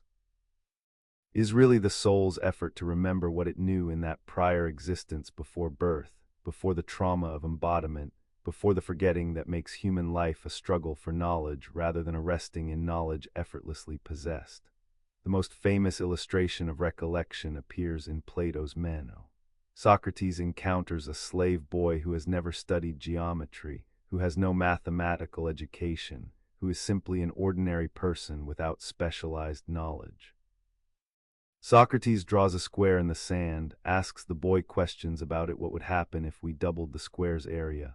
How long would the sides of the new square be? The boy makes mistakes at first, proposes answers that turn out to be wrong. But through careful questioning, without teaching directly, without providing information, Socrates leads the boy to discover the correct answer, that to double the square's area, you must construct a square on the diagonal of the original square. The point is not the mathematical result, but the philosophical claim that the boy discovered this truth through his own thinking, that no one taught him, that Socrates merely asked questions that prompted the boy to think carefully, that the knowledge must therefore have been in the boy all along, latent, waiting to be awakened, available through reminiscence even though the boy had never consciously known it before this moment. Where did this knowledge come from if not from teaching, if not from sense experience? Plato's answer, from the soul's pre-embodied existence, from the time when it knew the forms directly, from the knowledge that birth obscured but did not completely erase, that remains accessible through the right kind of questioning, through the examined thinking that philosophy practices, through recollection that is learning but is really remembering. The doctrine fits with Plato's metaphysics and epistemology. If forms exist independently of sensible particulars, if knowledge is of forms rather than of changing things, if genuine understanding requires grasping eternal truths rather than accumulating opinions about temporal matters, then how do we access forms? Sense perception shows us only particulars, only changing things, only imperfect copies of forms rather than forms themselves. Reasoning can lead us toward forms, can help us think beyond particulars to universals, beyond changing things to eternal patterns. But where does reasoning get its starting points? How does it know what to look for? How does the soul recognize forms when it thinks about them if it has never encountered them? Recollection answers these questions. The soul has encountered forms before birth in pre-embodied existence. Birth is forgetting, but not complete erasure. The knowledge remains latent, can be awakened through questioning, through examination, through the kind of thinking that Socrates practices, that helps souls give birth to understanding they possessed but could not access without help, without the maieutic art that Socrates compared to midwifery, that assists birth without creating what is born, that draws out rather than putting in, that helps souls remember rather than teaching them new information. but the doctrine raises obvious questions. Do we really believe in pre-existence of souls? Is this literal metaphysics, or is it myth that points towards something about knowledge without being literally true? Can we have innate knowledge without requiring actual pre-existence?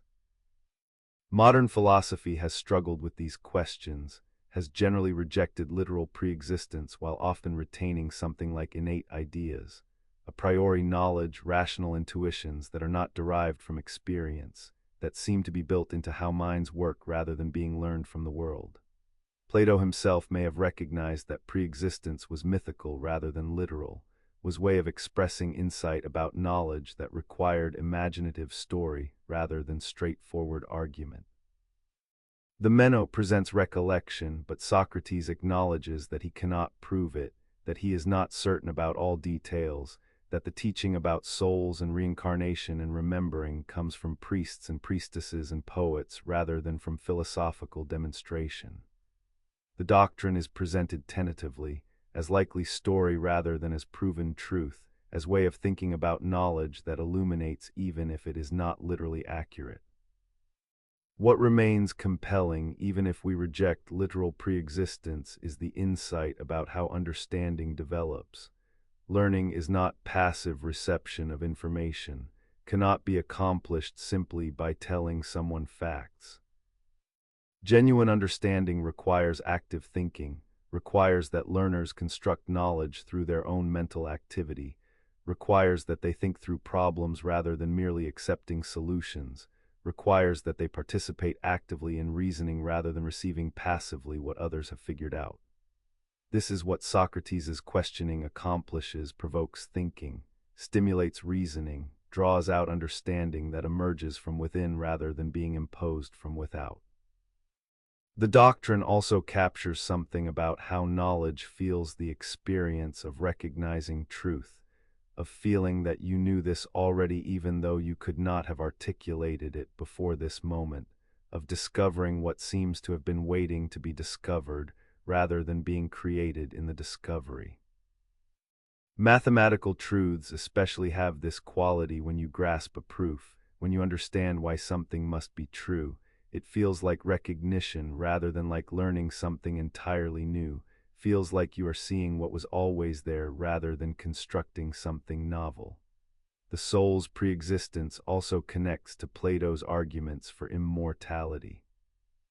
If the soul existed before birth, if it is the kind of thing that can exist without body, then perhaps it continues existing after death, perhaps embodiment is temporary episode in soul's longer existence. Perhaps we should care more about soul's health than about body's pleasures. Perhaps philosophy's task is preparing soul for its return to the realm of forms, is purifying soul of body's contaminations, is turning soul away from sensible things toward intelligible realities.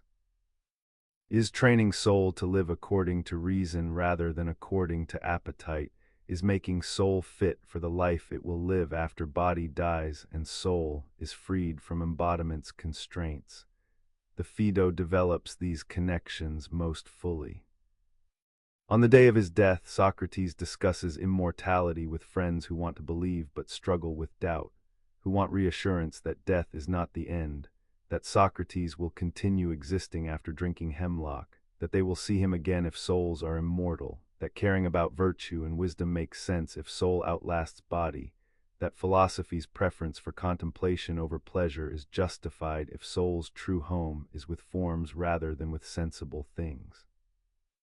Socrates offers several arguments for immortality, acknowledges their limitations, admits that complete certainty is not possible, suggests that belief rather than knowledge is appropriate here, that hope rather than proof is what death allows.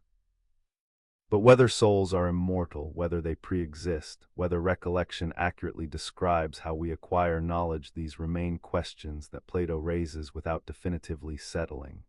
that he explores through myth and argument and dialogue, that he invites readers to consider rather than demanding belief, that he treats as worthy of examination even though examination may not yield certainty, may not produce proof that compels assent, may leave us with tentative conclusions, with likely stories. With beliefs we hold hopefully rather than with knowledge we possess confidently. The realm where souls remembered what they forgot remains uncertain, may be literal truth, may be beautiful myth, may be imaginative expression of insight about knowledge that is true even if the mythical framework is not literally accurate. But what is certain is that Plato took seriously the questions about how knowledge is possible, about where understanding comes from, about how we access truths that transcend sense experience,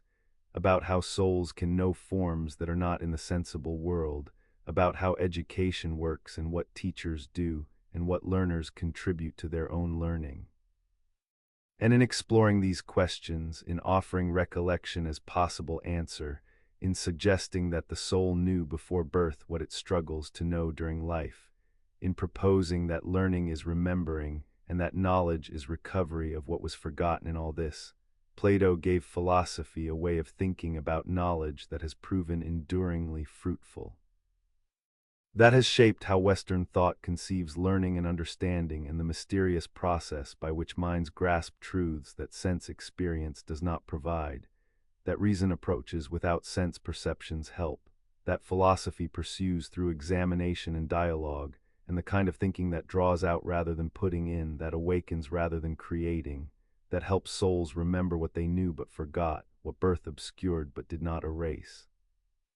What remains accessible through the right kind of questioning, through the examined life that philosophy practices, through recollection that is learning but is really remembering, is recovery of knowledge that the soul possessed before embodiment, that belongs to soul's true nature, that embodiment obscures but cannot completely destroy, that philosophy can recover through the ascent from cave toward sun, from sensible things toward forms, from opinion toward knowledge, from forgetting toward remembering.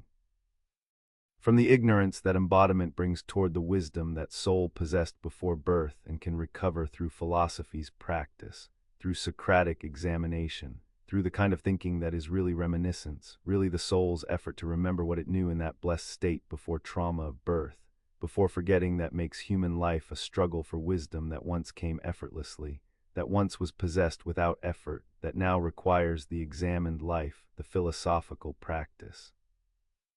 The love of wisdom that pursues what it once possessed but now has lost, what it remembers dimly but cannot grasp completely, what it seeks through philosophy because philosophy is essentially reminiscence, essentially the soul's effort to remember, to recover, to return to the knowledge it possessed before birth, before embodiment, before the forgetting that makes us human, that makes us need philosophy, that makes the examined life necessary because without examination we remain in the cave, remain in ignorance. Remain forgetting what we once knew, what we can remember if we examine carefully, if we think deeply, if we pursue wisdom with the love that Plato called philosophy, that he practiced through dialogue and examination and the kind of questioning that helps souls remember, that draws out knowledge that was always there, that assists birth of understanding that was latent, that makes learning into remembering, that makes philosophy into the recovery of what the soul knew before birth. What it forgot in the trauma of embodiment, what it can remember through the examined life, through the ascent from cave to sun, through the return to the realm of forms where souls once dwelt, where they knew directly what in embodied life they know only indirectly, where they possess the wisdom that in earthly existence they can only pursue, can only love, can only approach without fully grasping, can only remember without completely recovering, because embodiment obscures, because forgetting is deep. Because the return to the realm of forms requires death or requires philosophy so complete that soul transcends body while still embodied, achieves liberation while still living, remembers so completely that forgetting is overcome, that the soul returns to its proper home while still dwelling in cave, still living in body, still existing in the world of becoming while knowing the realm of being, still particular while grasping universals, still temporal while touching eternal. Still human while becoming philosophical, still learning while remembering, still pursuing wisdom while recovering knowledge that the soul possessed before birth, that it knew in pre-embodied existence, that it can remember through philosophy's practice, through examination's discipline, through the love of wisdom that Plato taught, that he embodied, that he made into doctrine of recollection, suggesting that all learning is remembering, all knowledge is recovery. All philosophy is the soul's effort to return to what it was before embodiment, to remember what it knew before forgetting, to recover the wisdom it possessed before birth, to become again what it was in that blessed state before the trauma that made us human, that made us need philosophy, that made the examined life the only path back to the realm where souls remembered what they forgot, where knowledge came without effort, where wisdom was possessed rather than pursued, where the soul was home rather than exiled. Where being with forms was natural rather than achievement, where the realm of eternal light was dwelling place rather than distant goal,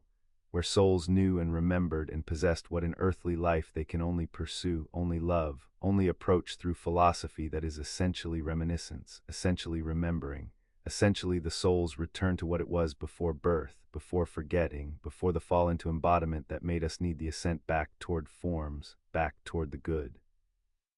Back toward the realm where souls remembered what they forgot, what they must remember again through philosophy's practice, through examination's discipline, through the love of wisdom that draws souls upward, that helps them remember, that makes learning into recovering, that makes philosophy into return, into remembering, into the soul's journey home to the realm it left when it was born, to the knowledge it possessed before it forgot, to the wisdom it must recover through the examined life, through Socratic questioning.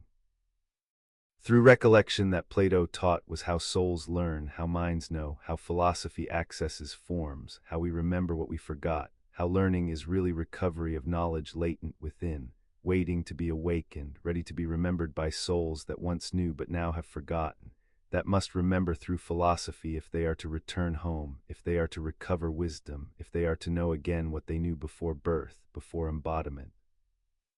Before the forgetting that made us human and that makes philosophy necessary, that makes the examined life the path back to remembering, back to knowing, back to the realm where souls remembered what in earthly life they forgot, what they must recover through philosophy, what they can remember through examination, what they will know again when body dies and soul returns to its proper home, to the realm of forms, to the eternal light where souls remember, where they know.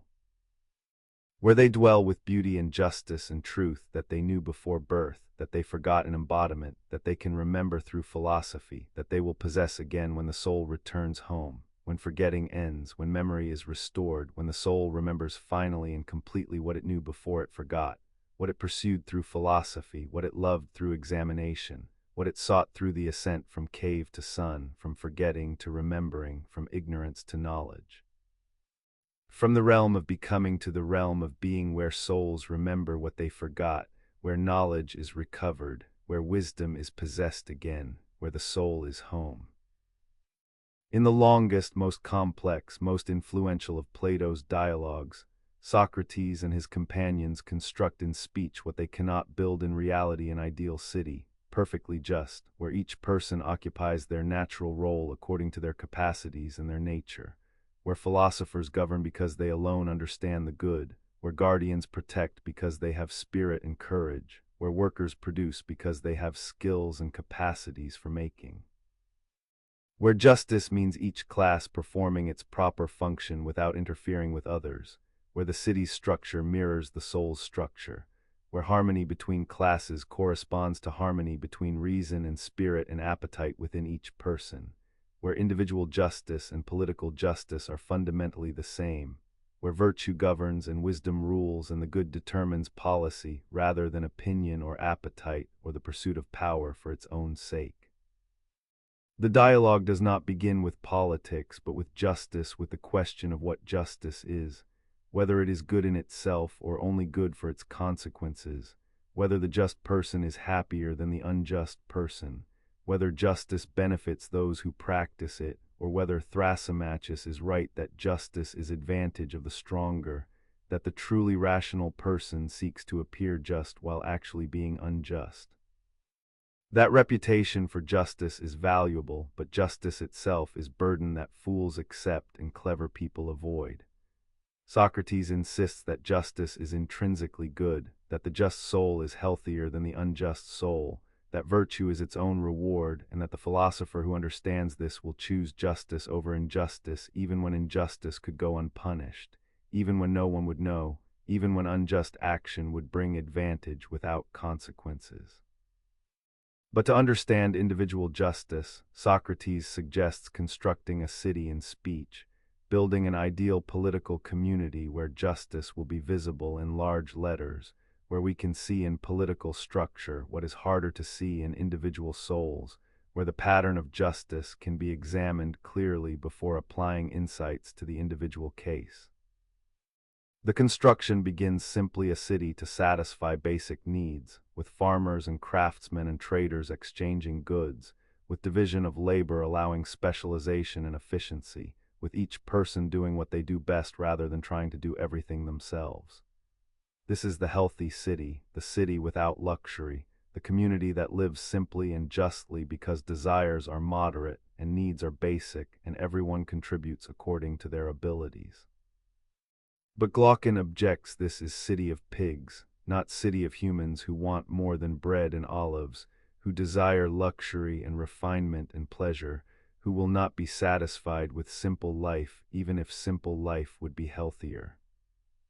So the city is expanded, becomes luxurious, requires more territory to support its appetites, comes into conflict with neighboring cities over resources, needs warriors to defend it and to conquer others, becomes the feverish city that requires purging if it is to become healthy again, if it is to be just rather than merely successful, if it is to serve the good rather than serving unlimited appetites that can never be satisfied, that always demand more. That make injustice inevitable because scarcity cannot satisfy unlimited desires.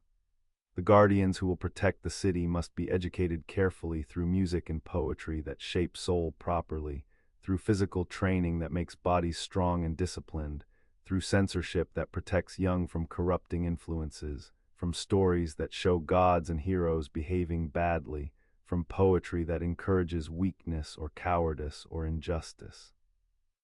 The education is comprehensive, shapes character before reason is fully developed, creates dispositions that will make philosophical education possible later for those capable of it, prepares souls to love what is noble and to hate what is base, creates harmony between reason and spirit and appetite so that the whole person is ordered rightly, so that reason rules and spirit supports reason's rule and appetite is controlled rather than controlling. The guardians live communally, no private property, no family, no individual interests that might compete with city's good. Children are raised collectively, do not know their biological parents, call all guardians of appropriate age mother or father, belong to city rather than to family, have no private attachments that might make them care more about relatives than about city's welfare. The arrangement is designed to create unity, to prevent faction, to ensure that guardians serve the common good rather than pursuing private interests. Plato knows the arrangement is radical, knows it contradicts normal human attachments, defends it as necessary if the city is to avoid the divisions that private property and family create.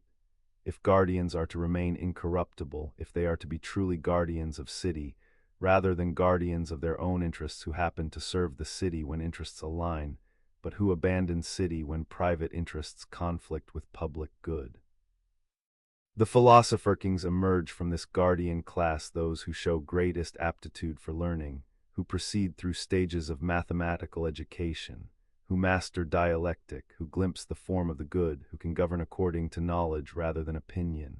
who understand eternal patterns and can shape city to approximate ideal, who rule not because they want power, but because they understand that the city needs those who know to guide those who do not know.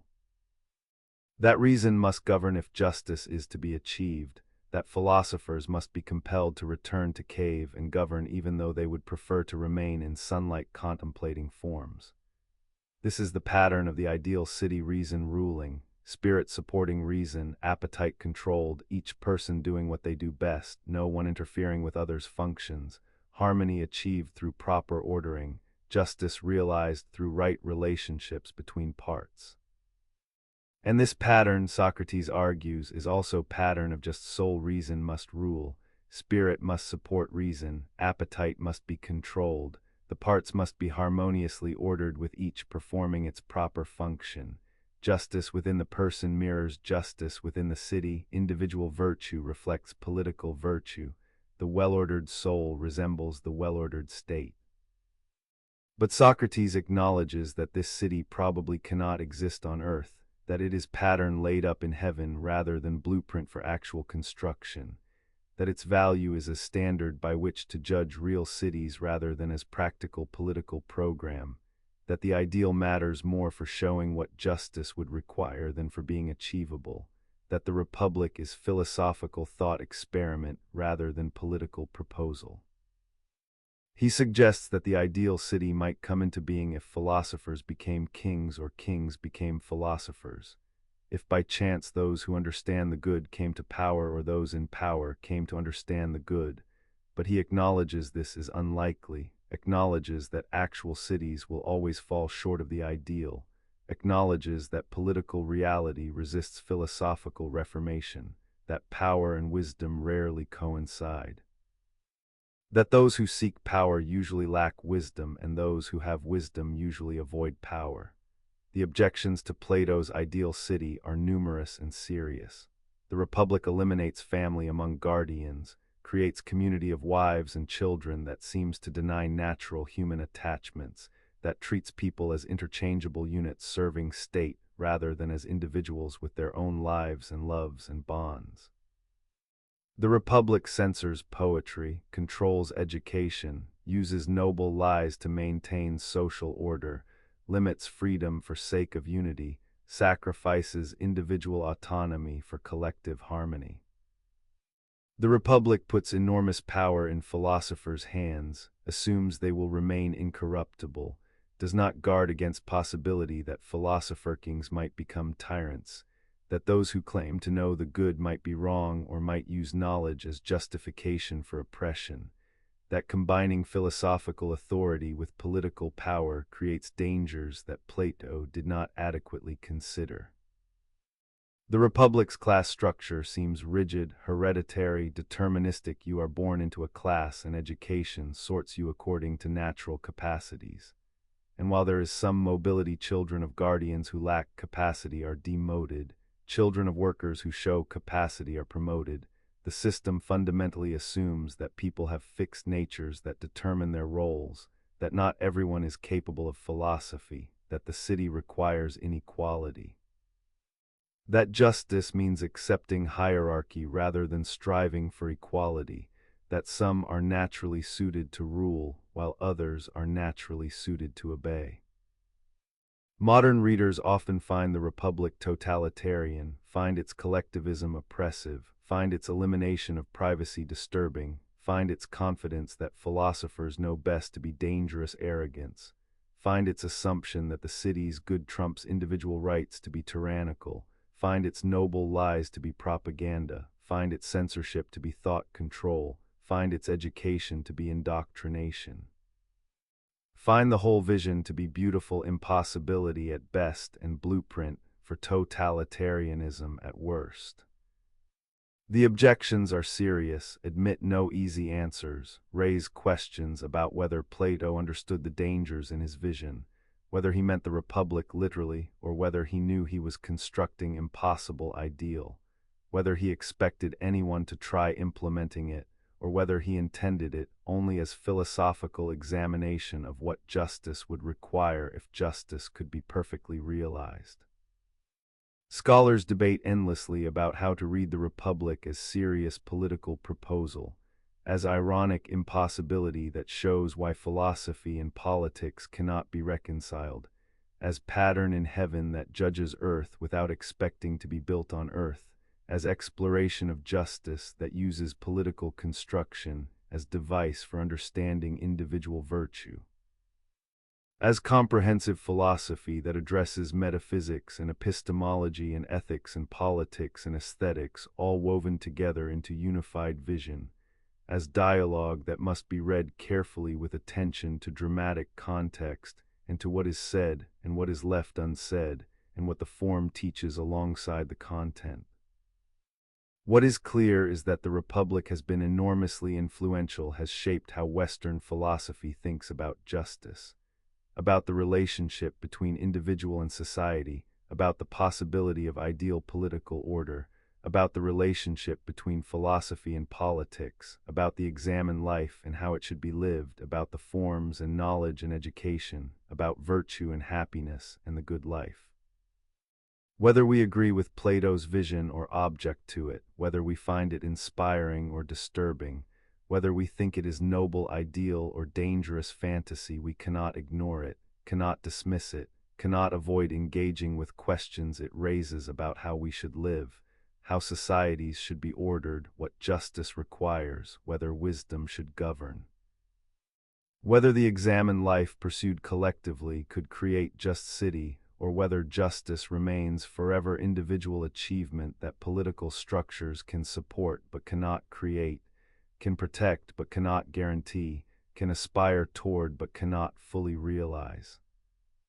The republic that never was built remains pattern that judges actual cities, remains vision that shows the gap between how things are and how they might be if wisdom truly governed, remains impossible ideal that matters not because it can be achieved but because it shows what achievement would require, what we sacrifice when we settle for less, what justice truly is even when justice cannot be perfectly realized, what the good demands even when we cannot perfectly follow its demands.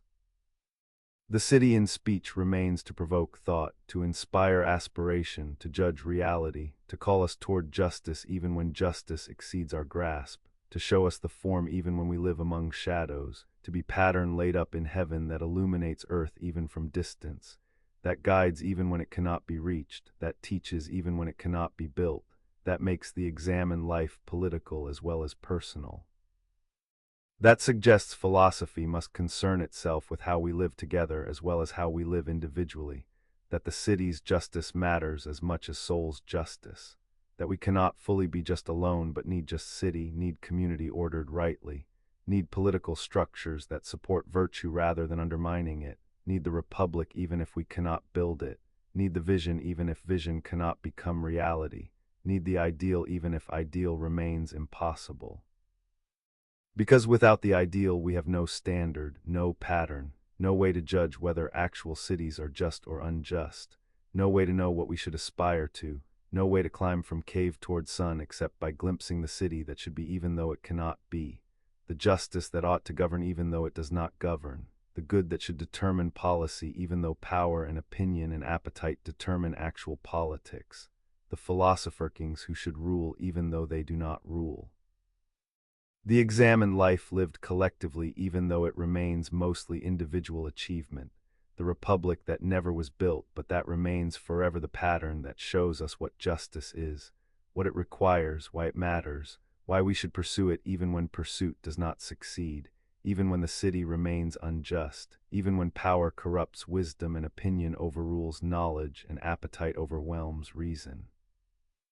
Even when the ideal cannot be realized, we need the ideal to show us what we have lost, what we might have gained, what justice is even when justice is not, what the republic represents even though the republic was never built, what Plato envisioned even though vision could not be actualized, what the examined life aspires to even when aspiration exceeds achievement, what philosophy promises even when promise cannot be kept.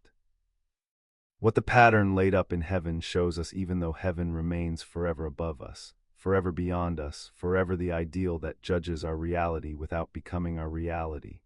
forever the city that never was built but that shows us what cities ought to be, what justice requires, what wisdom would create if wisdom governed, what the good demands if we would serve it, what the examined life lived collectively might achieve if we could build the republic. If we could make philosophers into kings or kings into philosophers, if we could order the city as soul should be ordered, if we could achieve the harmony and unity and justice that Plato envisioned, but that remains forever the vision that cannot be realized, the republic that cannot be built, the ideal that cannot be achieved but that matters because ideals matter, because patterns matter, because the form of justice matters even when we cannot perfectly embody it. Because the good calls us even when we cannot perfectly follow, because Plato's Republic shows us what we should aspire to even when we cannot reach what we aspire to, shows us the city that ought to be even though it cannot be, shows us justice even though justice remains forever incomplete,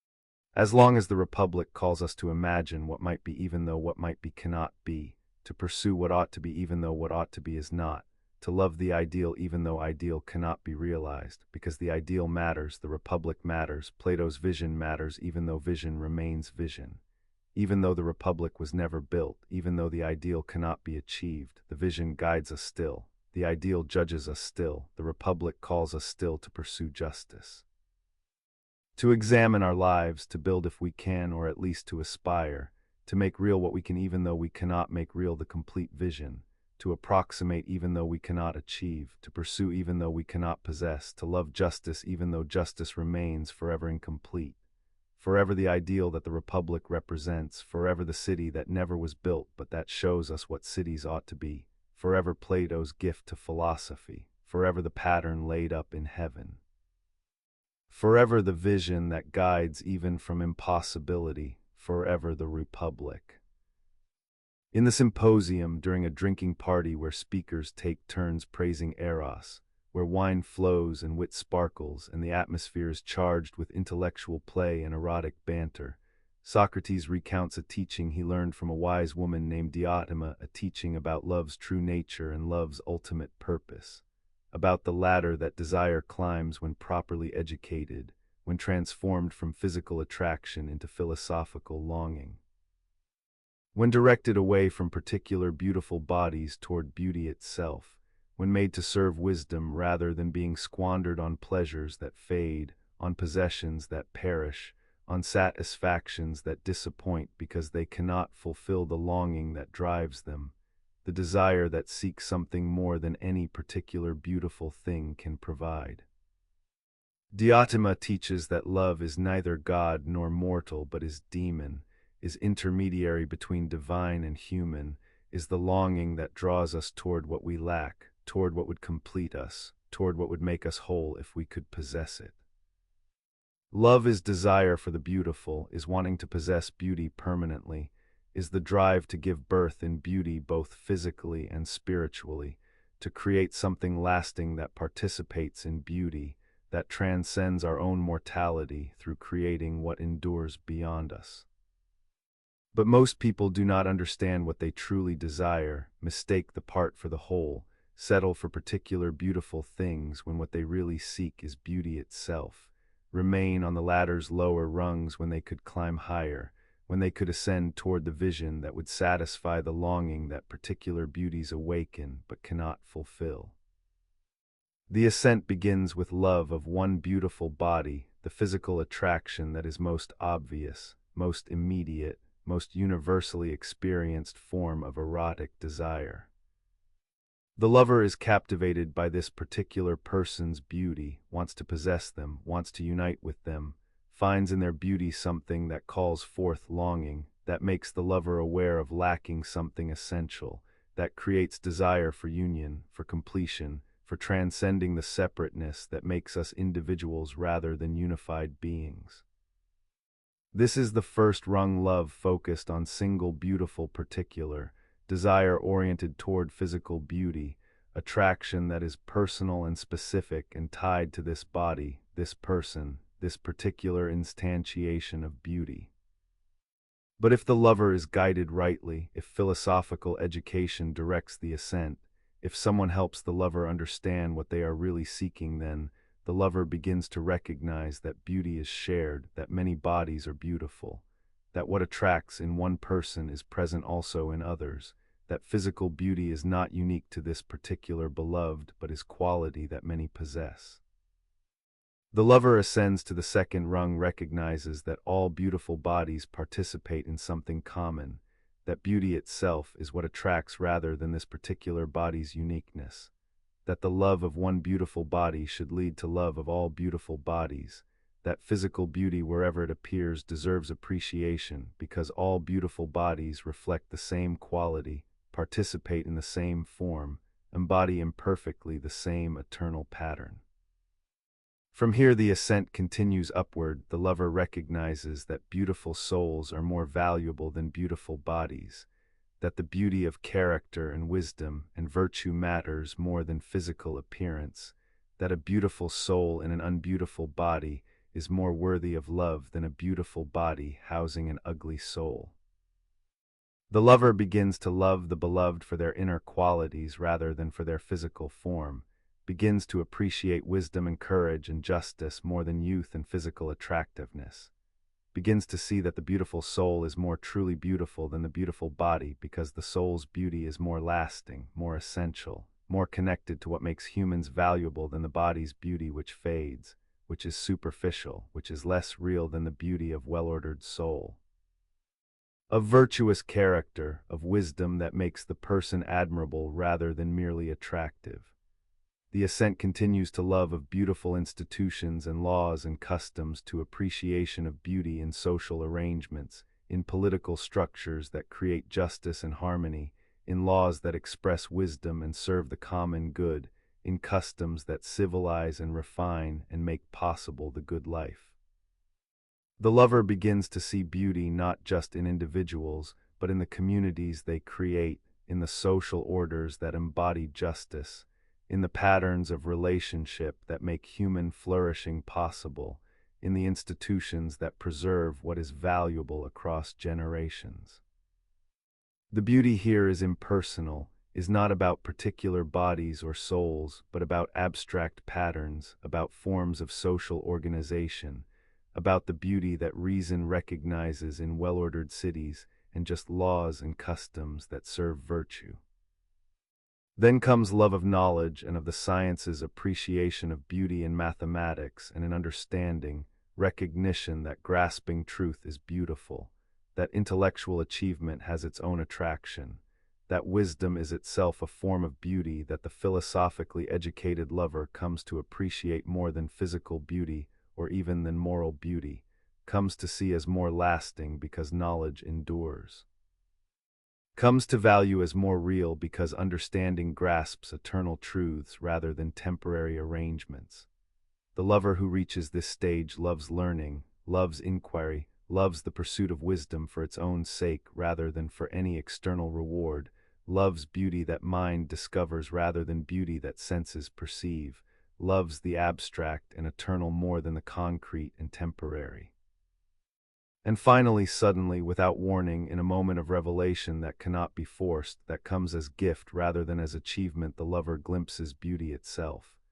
Not beautiful things but beauty, not particulars that participate in beauty but the form itself, not copies but original, not images but reality, not temporary instantiations but eternal presence, not beauty that fades but beauty that never changes.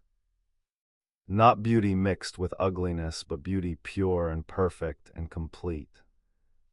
This is the summit of the ascent, the moment toward which the entire climb has tended, the vision that justifies every lower stage, the beauty that fulfills the longing that particular beautiful things awakened without satisfying, the beloved that philosophy has sought through all the preliminary loves that prepared the soul for this encounter, this vision, this sudden recognition of what was always sought without being known, what was always desired without being understood. What every lower love pointed toward without reaching, what beauty itself is when seen directly rather than being glimpsed in reflections. Diotima describes the experience beauty itself is eternal, unchanging, neither coming to be nor passing away, neither increasing nor decreasing, not beautiful from one perspective and ugly from another, not beautiful at one time and ugly at another, not beautiful in relation to one thing and ugly in relation to another.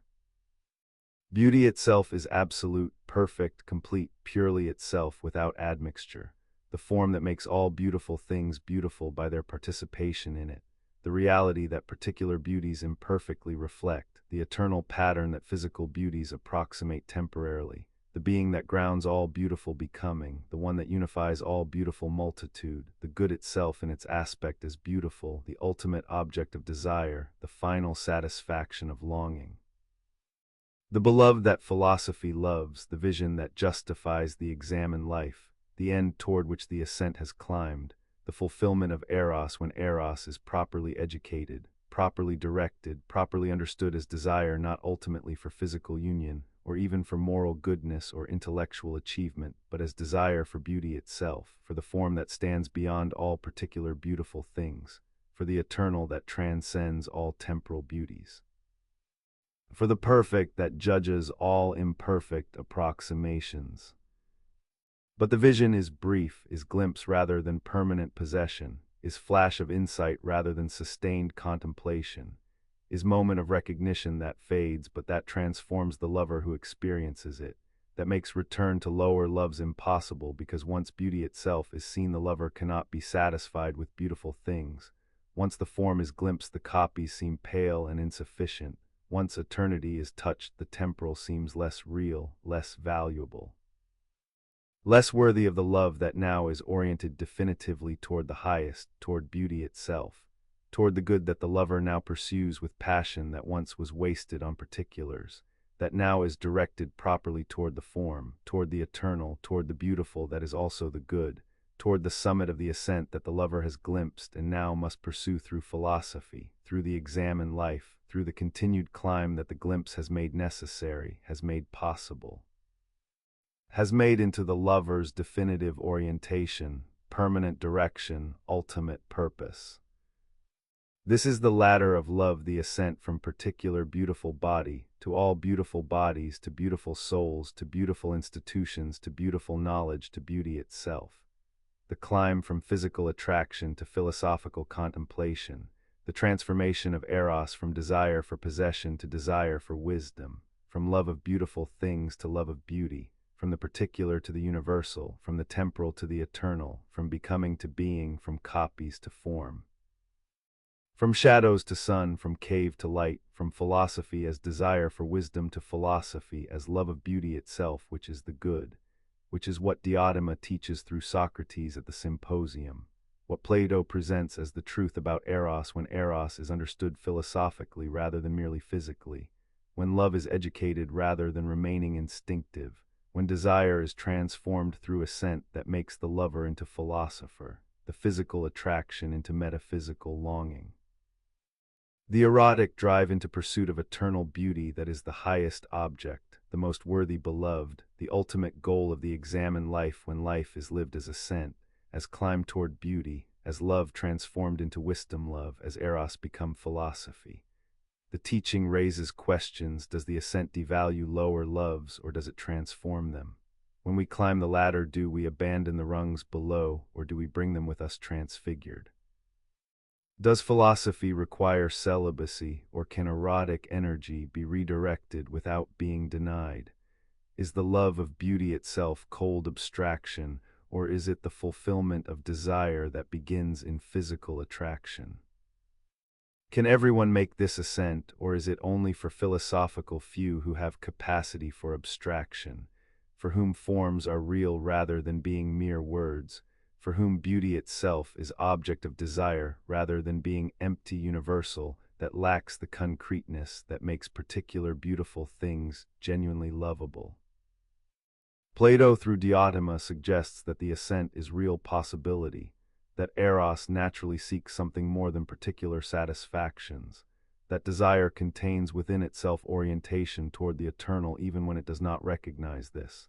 that physical attraction points beyond itself toward beauty that transcends any particular beautiful body, that love naturally ascends if it is educated, if someone guides the ascent, if the lover is helped to understand what they truly seek. What would actually satisfy the longing that particular beauties awaken without fulfilling? The latter is real, the ascent is possible. Beauty itself is genuine object of desire rather than being philosopher's abstraction that has no connection to lived experience of love and longing and the erotic drive that shapes human life so profoundly, that makes us seek union, seek completion, seek the beautiful that attracts us and that makes us aware that we lack something essential, that we are incomplete, that we need what we do not have, that we desire what would make us whole if we could possess it. But whether everyone can make the ascent, whether the vision of beauty itself is accessible to many or only to philosophical few, whether the teaching describes universal human possibility or describes only what rare individuals achieve, these questions remain open. What is clear is that Plato took eros seriously as philosophical force, understood desire as orientation toward the good rather than as mere appetite to be controlled or denied, saw in love the possibility of transformation, of ascent, of the climb from physical toward metaphysical, from particular toward universal, from temporal toward eternal, from beautiful things toward beauty itself, from the love that begins in physical attraction toward the love that philosophy names, that wisdom pursues. That beauty itself elicits from those who glimpse it, who recognize it as what they always sought, who understand finally that particular beauties were always insufficient because what we truly desire is not this beautiful thing or that beautiful person but is beauty itself, is the form that makes all beautiful things beautiful, is the eternal pattern that we recognize in particulars without being able to possess it in them. Is what we love when we love anything beautiful, even though we do not understand that this is what we love until philosophy educates desire, until Diotima teaches the ascent. until Socrates explains at the symposium what love truly is, and what love truly seeks, and how love becomes philosophy when properly educated, properly directed, properly understood as desire for beauty itself, rather than merely as desire for beautiful things. The latter stands before us now as it stood before those who heard Diotima's teaching through Socrates at the symposium,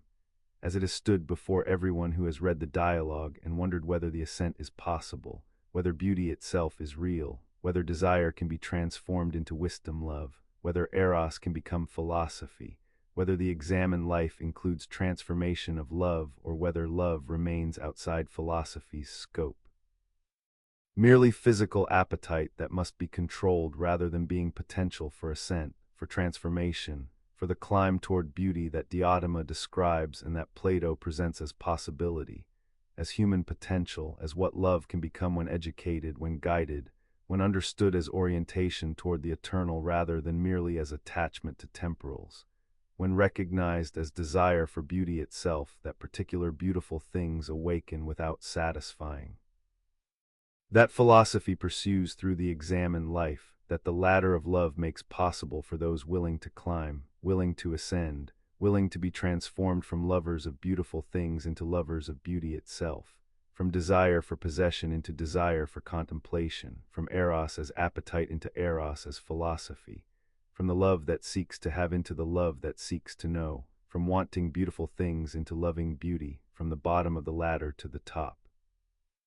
From particular bodies to beauty itself, from physical attraction to metaphysical vision, from beginning to end of the ascent that Diotima teaches, that Socrates reports, that Plato preserves for us in the symposium, where love is praised and examined and understood as the force that can become philosophy, that can drive the ascent, that can transform us from lovers of shadows into lovers of light, from lovers of beautiful things into lovers of beauty itself. From living in cave into climbing toward sun, from pursuing particular satisfactions into pursuing wisdom, from eros as physical desire into eros as love of the good, as philosophy itself, as the force that drives the examined life when life is lived as ascent, as climb, as transformation of desire into pursuit of beauty that is also pursuit of truth, that is also pursuit of the good, that is also philosophy itself, when philosophy is understood as love, as desire. As eros educated and transformed and directed toward its proper object, which is beauty itself, which is the form, which is the eternal, which is what we truly seek when we seek anything beautiful, which is what love truly desires when desire is understood, which is what Diotima teaches through Socrates at the symposium, which is what Plato gives us when he writes the dialogue that explains love's nature and love's purpose, and the ladder that love climbs when properly educated, properly guided. Properly transformed from physical desire into philosophical pursuit, from love of beautiful things into love of beauty itself, from eros as appetite into eros as philosophy, from desire for possession into desire for wisdom, from the examined life lived partially into the examined life lived completely as ascent toward beauty, as climb toward the good, as transformation of love into wisdom love, as the ladder that leads from particular beautiful body to beauty itself. From the bottom rung to the top, from beginning to fulfillment, from awakening of desire to satisfaction of desire in vision of beauty that is glimpsed at summit. That is the goal toward which every lower love pointed. That is what we truly sought all along, even when we did not know it, even when we thought we desired only this beautiful person or that beautiful thing, even when we did not understand that particular beauties were merely reflections of beauty itself, merely copies of the form. Merely temporary instantiations of the eternal, merely shadows of the sun, merely images of the reality that philosophy pursues, that wisdom loves, that the examined life ascends toward, that the ladder of love makes possible for anyone willing to climb, willing to be transformed, willing to let eros become philosophy, willing to pursue beauty itself rather than remaining content with beautiful things, willing to make the ascent that Diotima teaches, that Socrates reports, that Plato preserves. That remains possible still for anyone who loves beauty and wants to understand what they love and why they love it and what they truly seek when they seek anything beautiful. What would satisfy the longing that beautiful things awaken without fulfilling. What beauty itself is when glimpsed directly rather than being seen only in reflections. what the form is that makes all beautiful things beautiful, what the eternal is that temporal beauties approximate, what the one is that unifies all beautiful multitude. What the good is in its aspect is beautiful, what philosophy loves when philosophy is understood as eros, as desire, as longing for beauty that drives the ascent, that makes the climb possible, that transforms love into wisdom love, that makes the examined life into ascent toward beauty, that makes eros into philosophy, that makes the ladder of love into path toward the good, into ascent toward sun, into climb from cave toward light, into transformation from lover of shadows into lover of reality. From lover of beautiful things into lover of beauty itself, from philosopher in name into philosopher in reality, from one who loves wisdom into one who loves beauty, which is the good, which is what wisdom truly is, which is what philosophy truly pursues, which is what the ladder of love leads toward, which is where the ascent ends and fulfillment begins, which is beauty itself, eternal and perfect, unchanging and complete, pure and absolute, the form that makes all beautiful things beautiful. The reality that particular beauties reflect, the beloved that philosophy loves, the vision that justifies the ascent, the beauty that stands at summit of the ladder, that calls us to climb, that makes the transformation possible, that awaits those who ascend, that rewards those who pursue, that fulfills those who love beauty enough to climb from beautiful things toward beauty itself, from particular toward universal, from temporal toward eternal, from becoming toward being, from copies toward form. From shadows toward sun, from cave toward light, from love of beautiful things toward love of beauty itself, from eros as appetite toward eros as philosophy, from beginning toward end of the ascent that the ladder makes possible, that Diotima teaches, that Socrates reports, that Plato preserves, that remains available to anyone willing to climb, willing to pursue, willing to love beauty itself, willing to make the ascent that transforms, that fulfills, that makes us philosophical, that makes us lovers of wisdom, that makes us pursuers of beauty, that makes us climbers of the ladder that leads from particular beautiful body to beauty itself, from bottom to top, from first rung to last, from awakening to fulfillment, from desire to wisdom, from love to philosophy, from eros to pursuit of the good, from the examined life lived partially to the examined life lived completely as ascent, as climb, as pursuit of beauty that is also pursuit of truth, that is also pursuit of the good, that is also philosophy itself. That is also the ladder of love, that is also the ascent toward beauty itself. That is also what Diotima teaches, what Socrates reports, what Plato preserves, what we inherit, what we must pursue if we love beauty, if we seek wisdom, if we examine our lives, if we climb the ladder, if we make the ascent, if we transform eros into philosophy, if we pursue beauty itself rather than remaining content with beautiful things, if we love wisdom enough to climb, to ascend.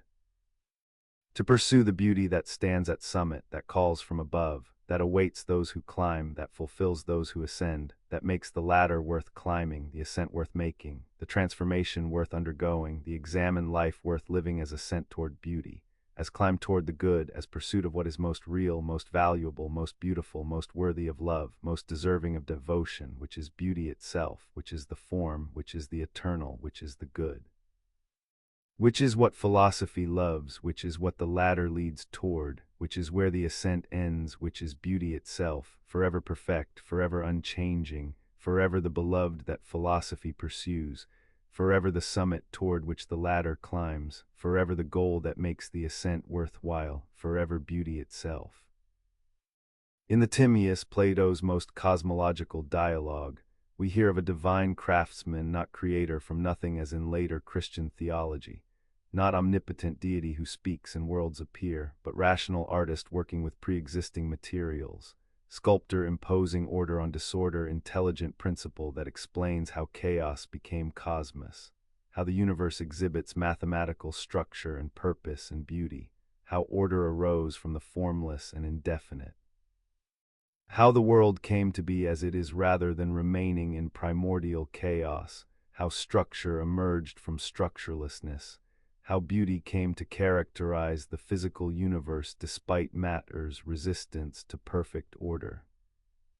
The demiurge, the craftsman god, the divine artist, the rational principle personified looks toward eternal forms as models and shapes physical world to resemble them as much as matter allows,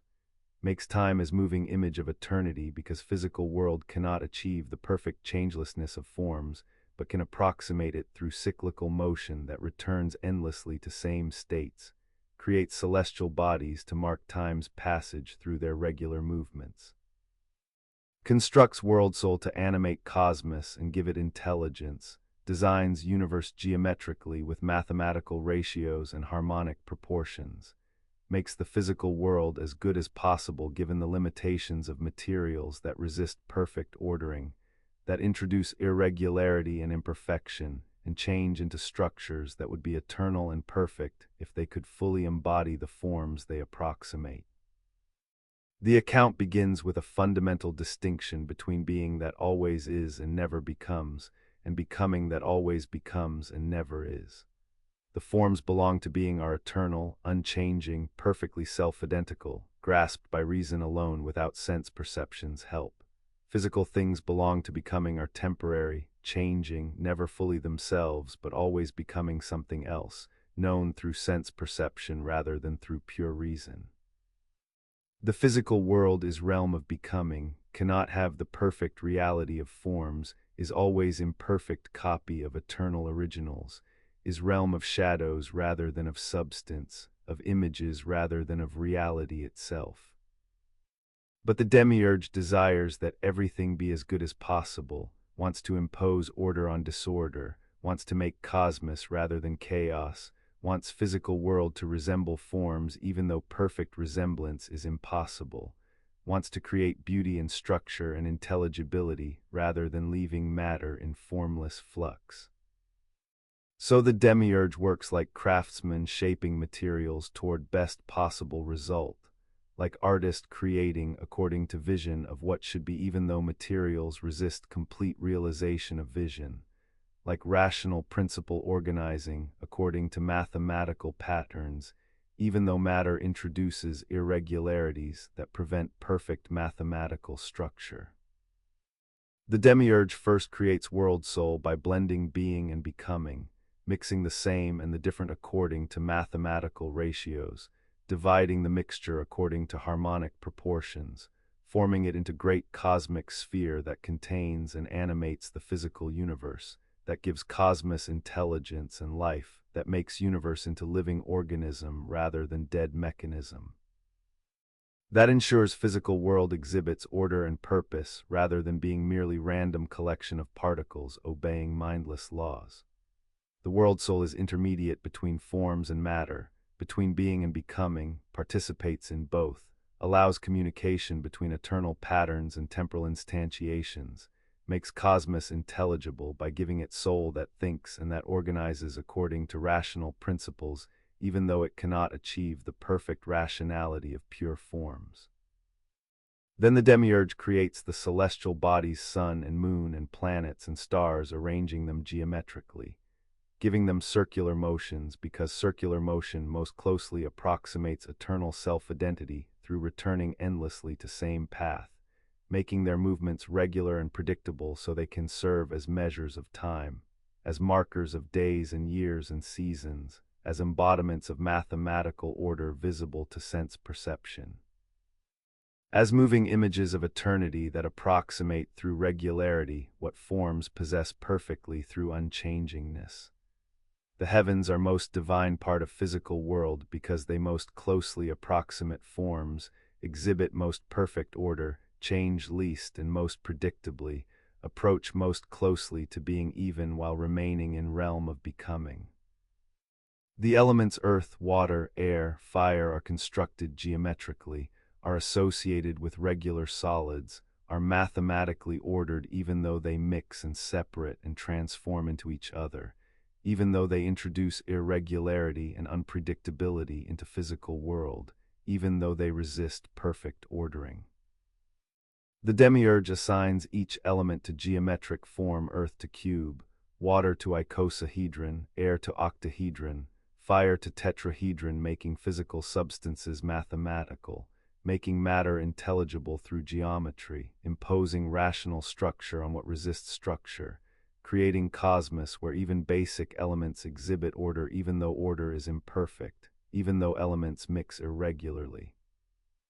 Even though transformations between elements introduce unpredictability, that prevents physical world from achieving the perfect order that forms possess. Human beings are created last, are composite creatures with bodies that belong to realm of becoming and souls that participate in being,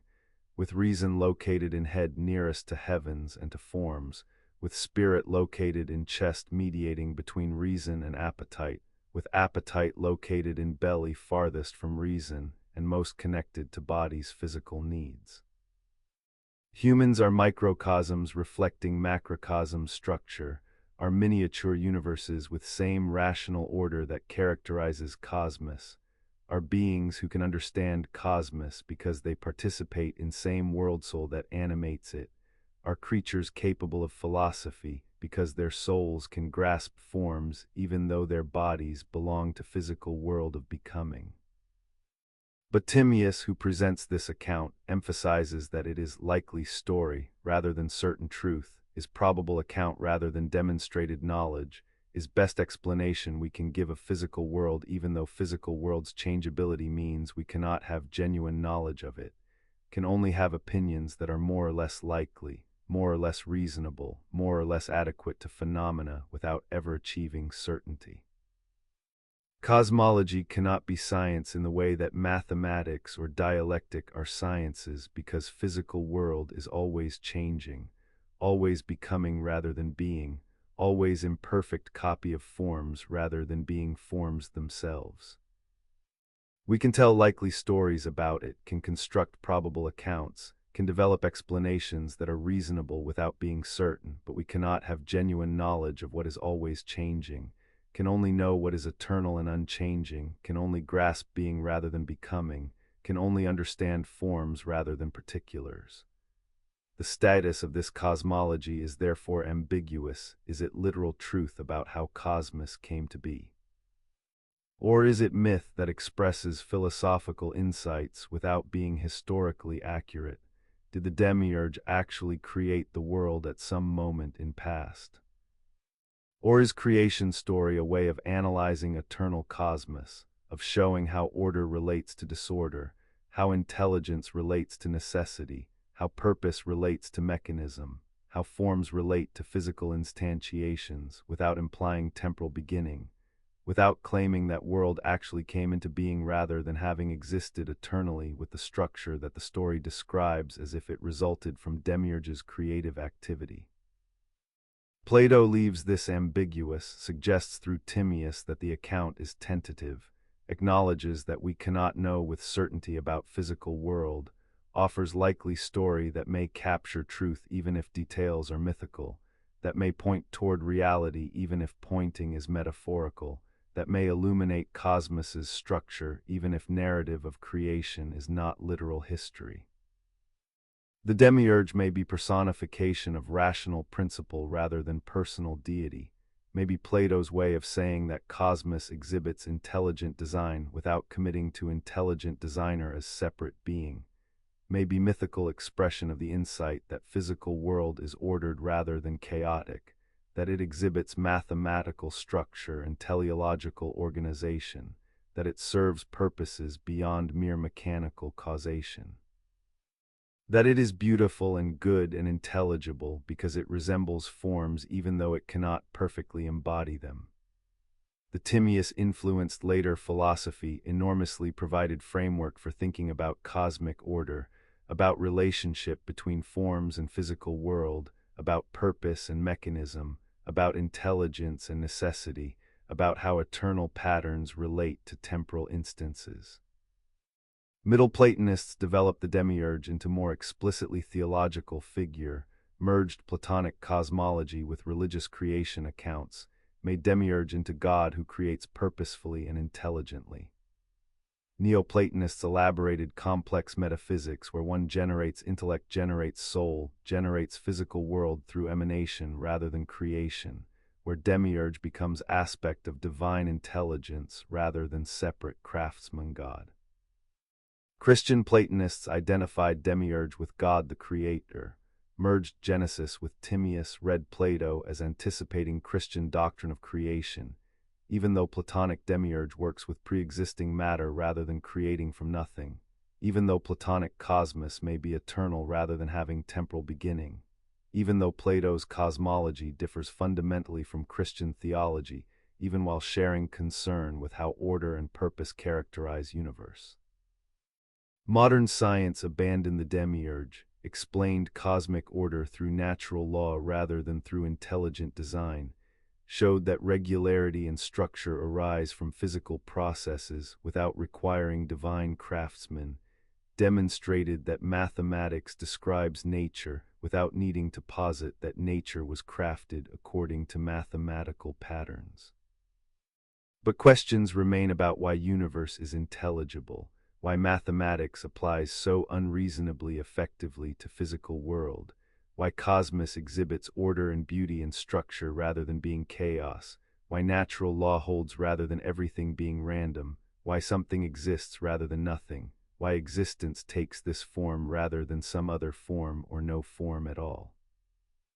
Plato's answer through the Timaeus was that Demiurge wanted cosmos to be as good as possible, wanted to impose order on disorder, wanted beauty rather than chaos, wanted physical world to resemble forms as closely as matter allows. Whether this answer is true, whether Demiurge exists, whether divine intelligence explains cosmic order, these remain questions that cosmology raises without definitively answering, that physics illuminates without completely resolving, that philosophy continues examining without reaching consensus. What is clear is that Plato took seriously the question of cosmic order, recognized that physical world exhibits structure and beauty and intelligibility that seem to require explanation,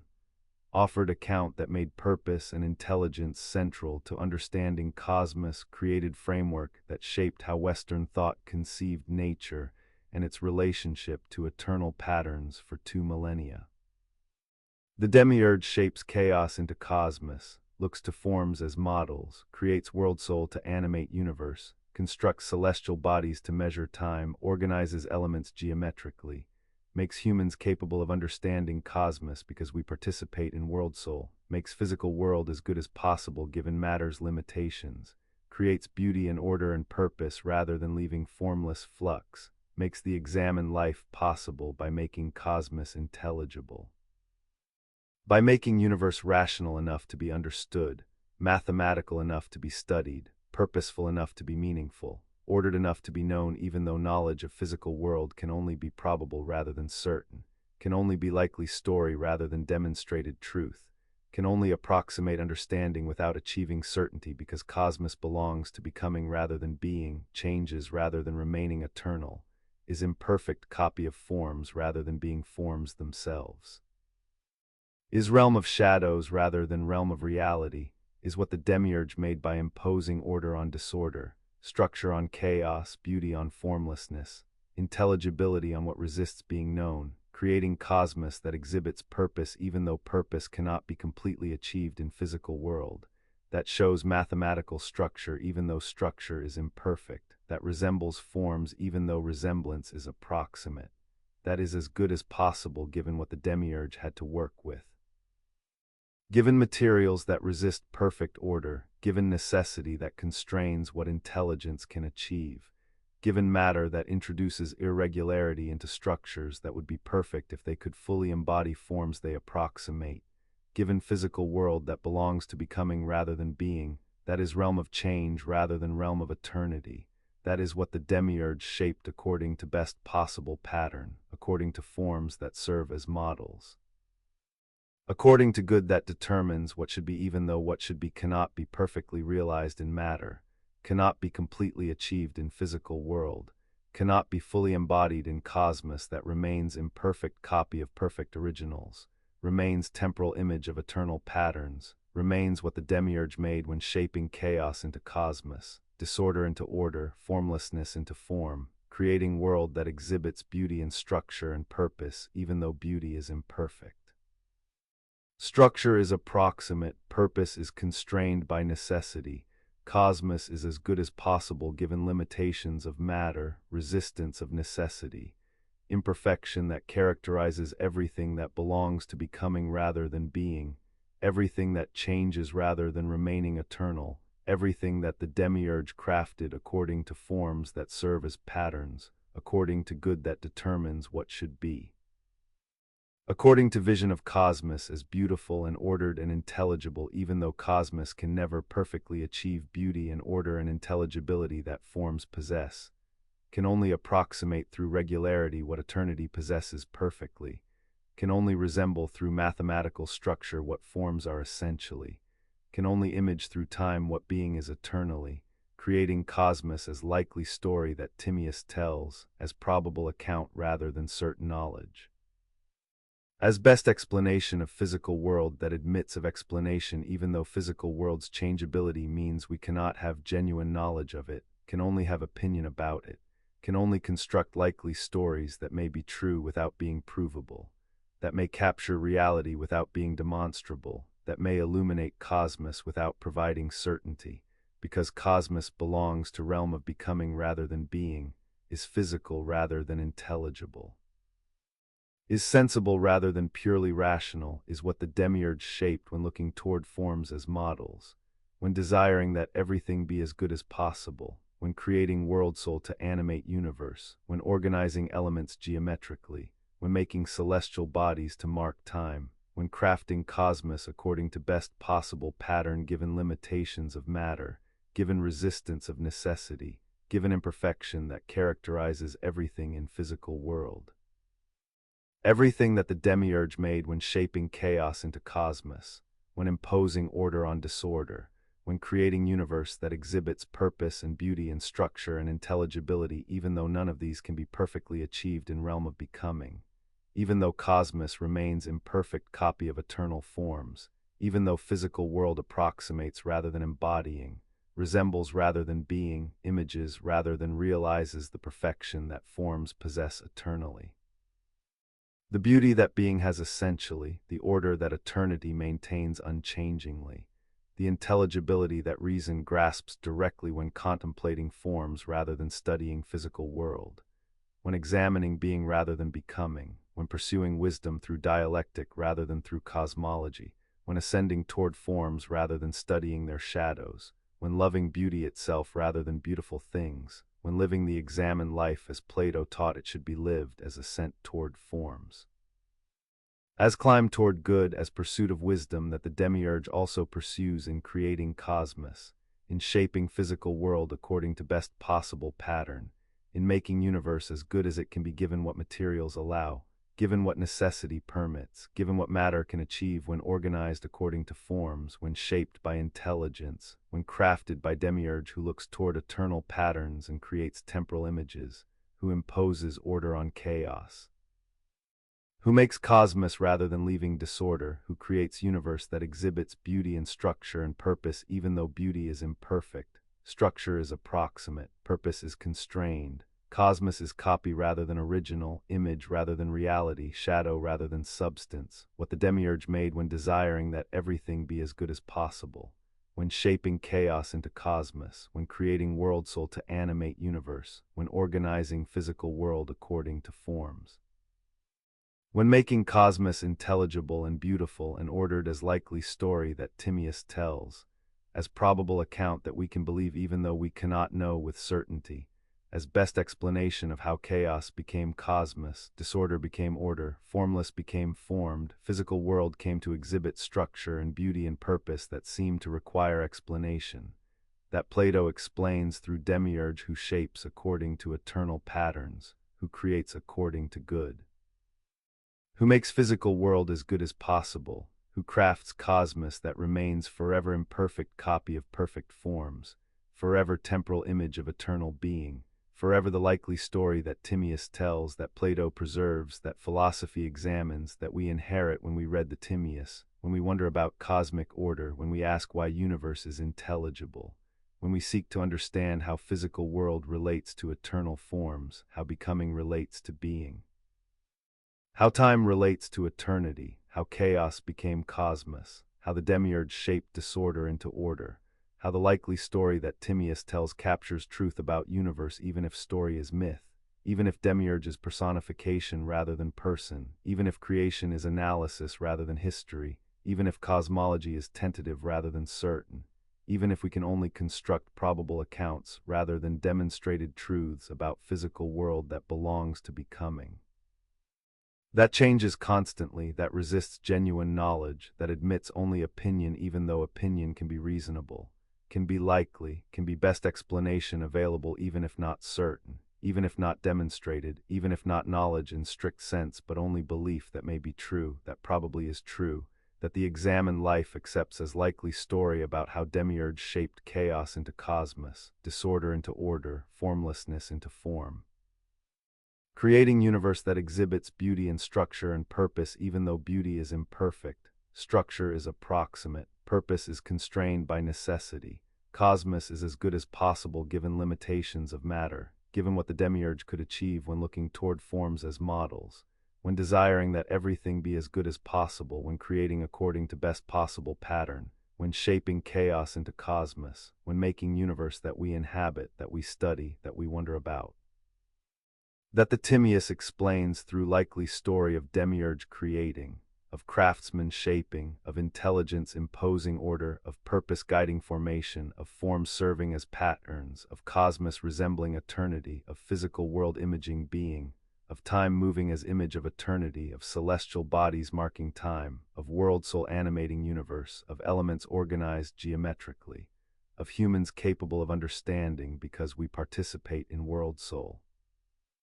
Because we can grasp forms even though we live in physical world, because we can pursue wisdom even though we inhabit realm of becoming, because we can examine our lives even though we are temporal creatures, because we can ascend toward being even though we exist in becoming, because we can pursue good even though we are imperfect, because we can love beauty even though we are not beautiful, because we can live philosophically even though we are embodied, because we can think about eternity even though we are in time. Because the demiurge made us capable of this, made cosmos intelligible, made universe structured, made physical world ordered, made everything as good as possible, shaped chaos into cosmos, created world that exhibits purpose and beauty in mathematical structure that philosophy can study, that reason can understand, that the examined life can contemplate, that Timaeus explains through likely story, that Plato preserves in dialogue, that we inherit when we read. That we must think about if we wonder why universe is ordered, why cosmos exhibits structure, why physical world is intelligible, why the demiurge shaped chaos into cosmos, why order arose from disorder, why purpose characterizes universe, why the likely story that Timaeus tells captures something true about reality even if truth is expressed mythically, even if demiurge is metaphor, even if creation story is analysis rather than history, even if cosmology is tentative rather than certain. Because cosmos belongs to becoming, because physical world changes, because we can only construct likely stories about what changes, about what belongs to realm of shadows rather than realm of forms, about what the demiurge made when shaping chaos into cosmos, when looking toward eternal patterns, when desiring that everything be as good as possible, when creating universe as likely story, as probable account, as best explanation, as what Timaeus tells, as what Plato preserves, as what we inherit. As what explains how chaos became cosmos, how the demiurge shaped disorder into order, how physical world came to exhibit beauty and structure and purpose that seemed to require explanation, that Plato provides through likely story of divine craftsmen, of intelligent principle, of demiurge creating cosmos as good as possible, shaping physical world according to forms, organizing universe geometrically, animating cosmos with world soul.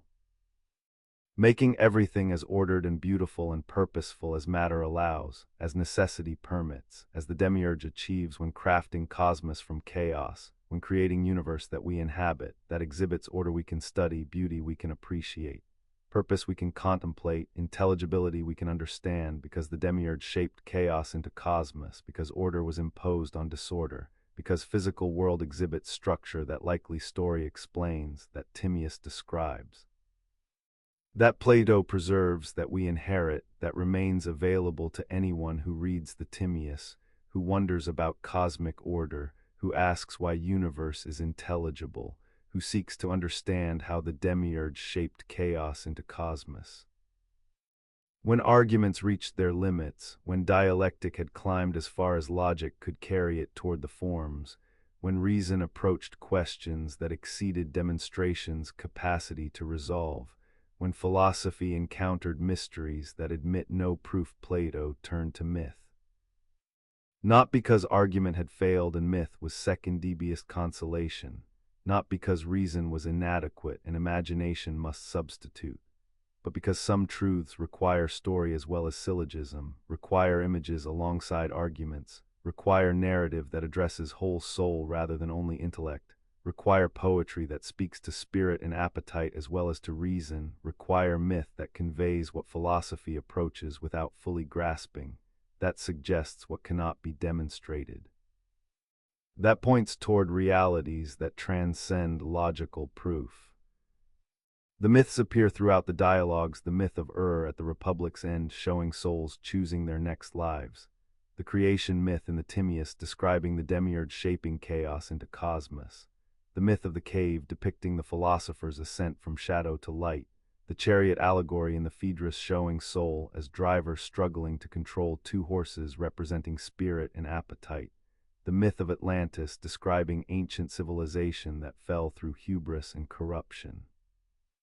The afterlife myths in the Gorgias and Phaedo showing judgment after death and punishment or reward according to how one lived, the recollection myth suggesting soul's new forms before birth and learning is remembering what was forgotten in embodiment's trauma. These are not ornamental additions to philosophical arguments, not illustrations designed to make abstract points more accessible to those who cannot follow pure reasoning, not concessions to intellectual weakness that requires pictures alongside proofs.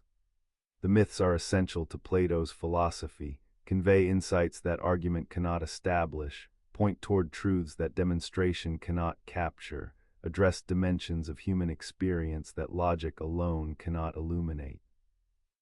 The myths work differently than arguments, engage imagination rather than only reason, create emotional responses rather than only intellectual assent, show rather than prove, suggest rather than demonstrate, invite participation rather than demanding agreement, leave interpretation open rather than forcing single conclusion. Consider the myth of that closes the Republic. After 10 books of philosophical argument about justice, what it is, whether it benefits those who practice it, how just city would be structured, how just soul would be ordered, Plato does not end with summary of arguments or with final proof that justice pays. Instead, he tells story about a warrior who died in battle but returned to life to report what he witnessed in the afterlife, what happens to souls after death, how they are judged according to how they lived, how the just receive rewards and the unjust receive punishments, how souls choose their next lives based on wisdom or folly developed in previous life, how some choose well and others choose badly, how choice determines destiny even though destiny is also constrained by lot. How free will and fate interact mysteriously in ways that argument cannot completely explain but that story can show. The myth addresses questions that the Republic's arguments could not resolve. Will justice truly be rewarded? Will injustice truly be punished? What if the unjust person lives well and dies peacefully while the just person suffers? What happens after death? Does the soul survive? Is there judgment? Will cosmic justice prevail even when earthly justice fails? These questions matter profoundly if there is no afterlife, if death is the end, if injustice goes unpunished and justice goes unrewarded, then why be just when injustice brings advantage? The arguments about justice benefiting the soul even in this life may be true, but may not be sufficient to motivate justice when injustice seems profitable. The myth supplements argument by suggesting that justice will ultimately be rewarded and injustice punished even if not in this life, that cosmic order ensures that no good deed goes unrewarded and no evil deed goes unpunished, that we should be just not only because justice benefits the soul, but also because justice aligns us with cosmic order that will vindicate the just and condemn the unjust. But Plato does not present the myth as proven truth. Socrates acknowledges that he cannot demonstrate the afterlife's reality, cannot prove that souls are immortal, cannot establish with certainty that judgment occurs after death. The myth is offered as likely story, as reasonable belief, as something we can hope is true without being able to know with certainty, as vision that makes sense of moral experience even if vision cannot be demonstrated. The myth works through imagination and hope and faith rather than through logical proof, addresses concerns that arguments leave unresolved, provides comfort that philosophy alone cannot give, suggests that the universe is ultimately just even when earthly experience suggests otherwise.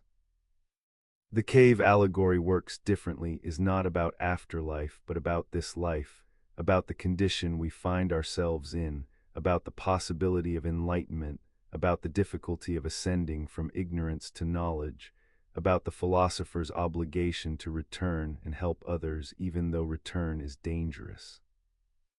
The myth shows what it means to live in shadows, what liberation requires, how painful truth can be when we have lived in comfortable illusion,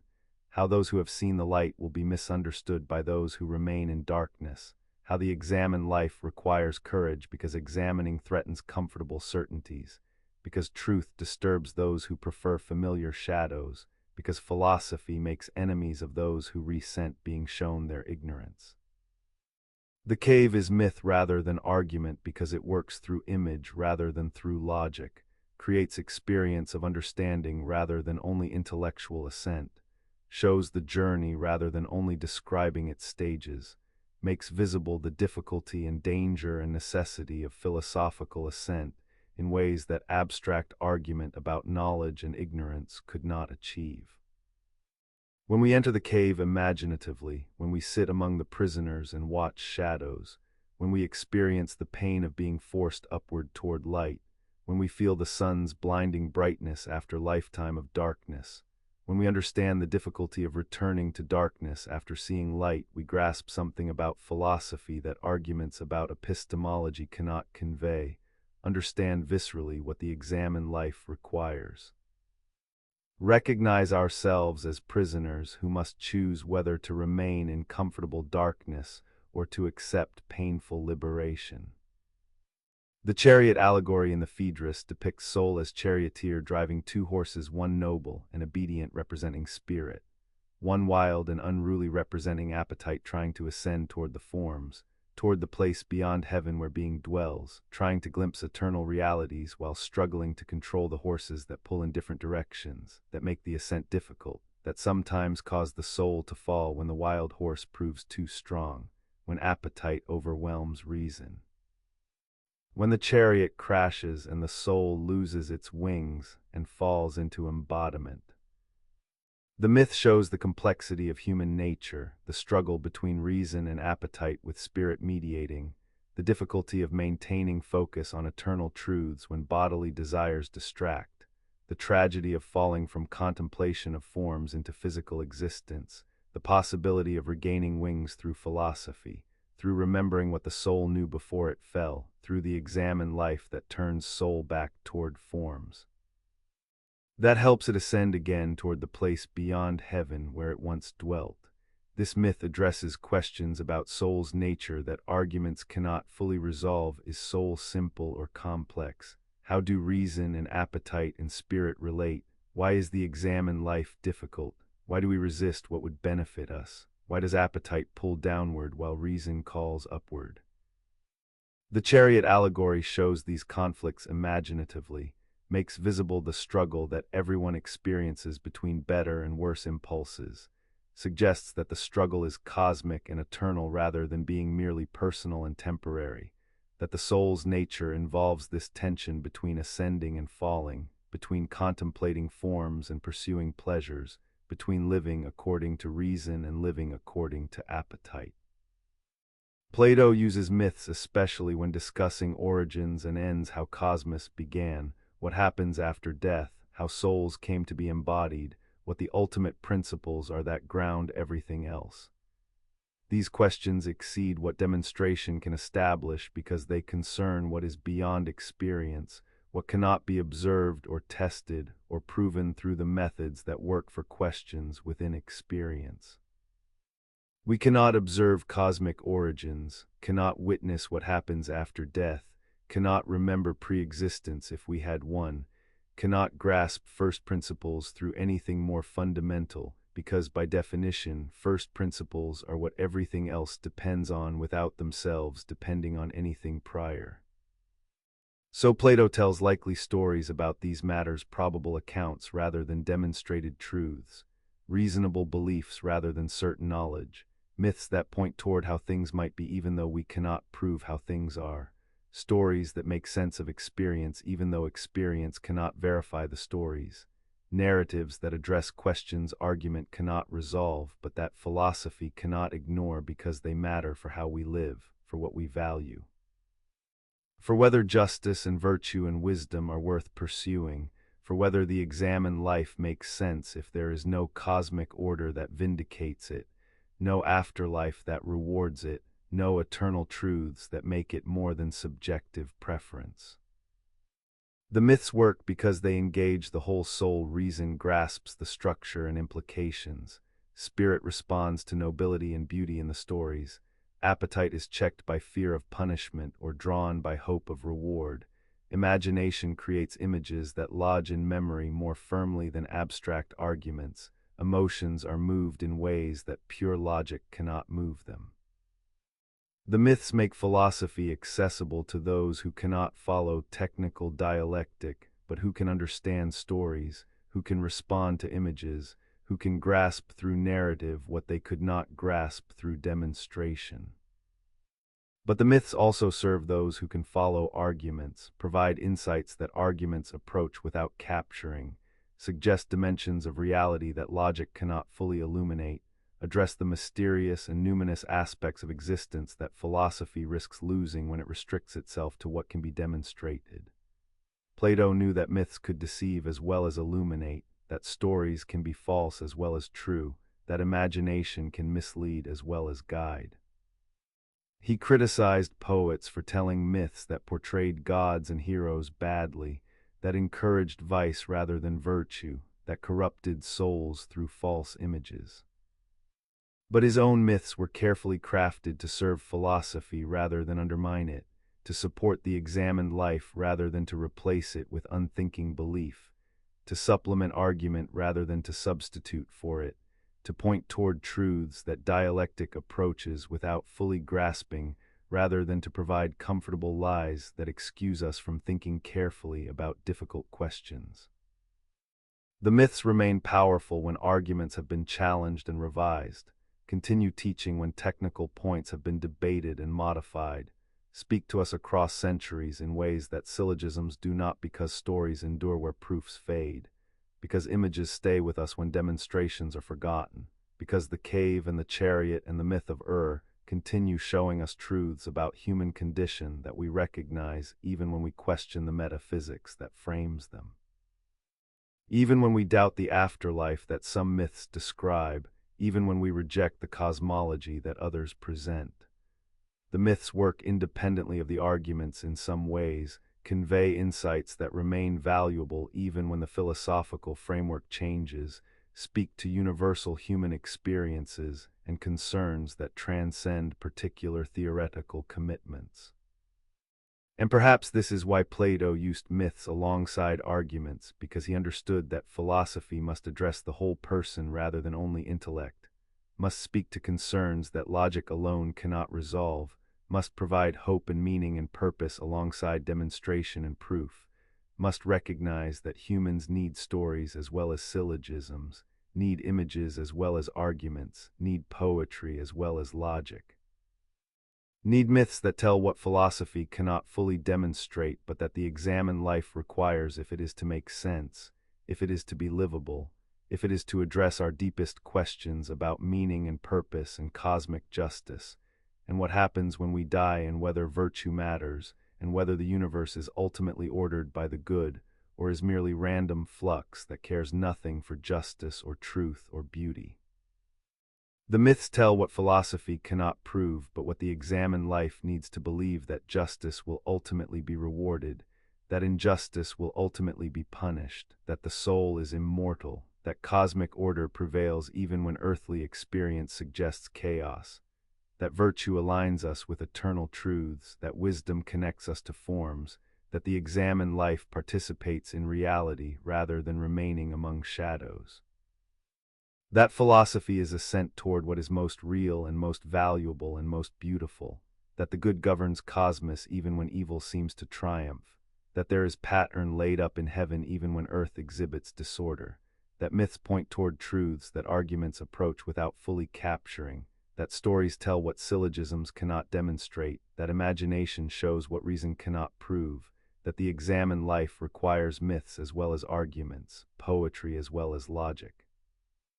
hope as well as knowledge, faith as well as demonstration, because philosophy must address the whole soul and must speak to questions that exceed what can be proven but that matter profoundly for how we live, what we value, whether we examine our lives or sleep unexamined in comfortable ignorance, whether we climb from cave toward sun or remain content with shadows, whether we pursue wisdom or settle for opinion, whether we live according to examined principles or drift according to unexamined impulses.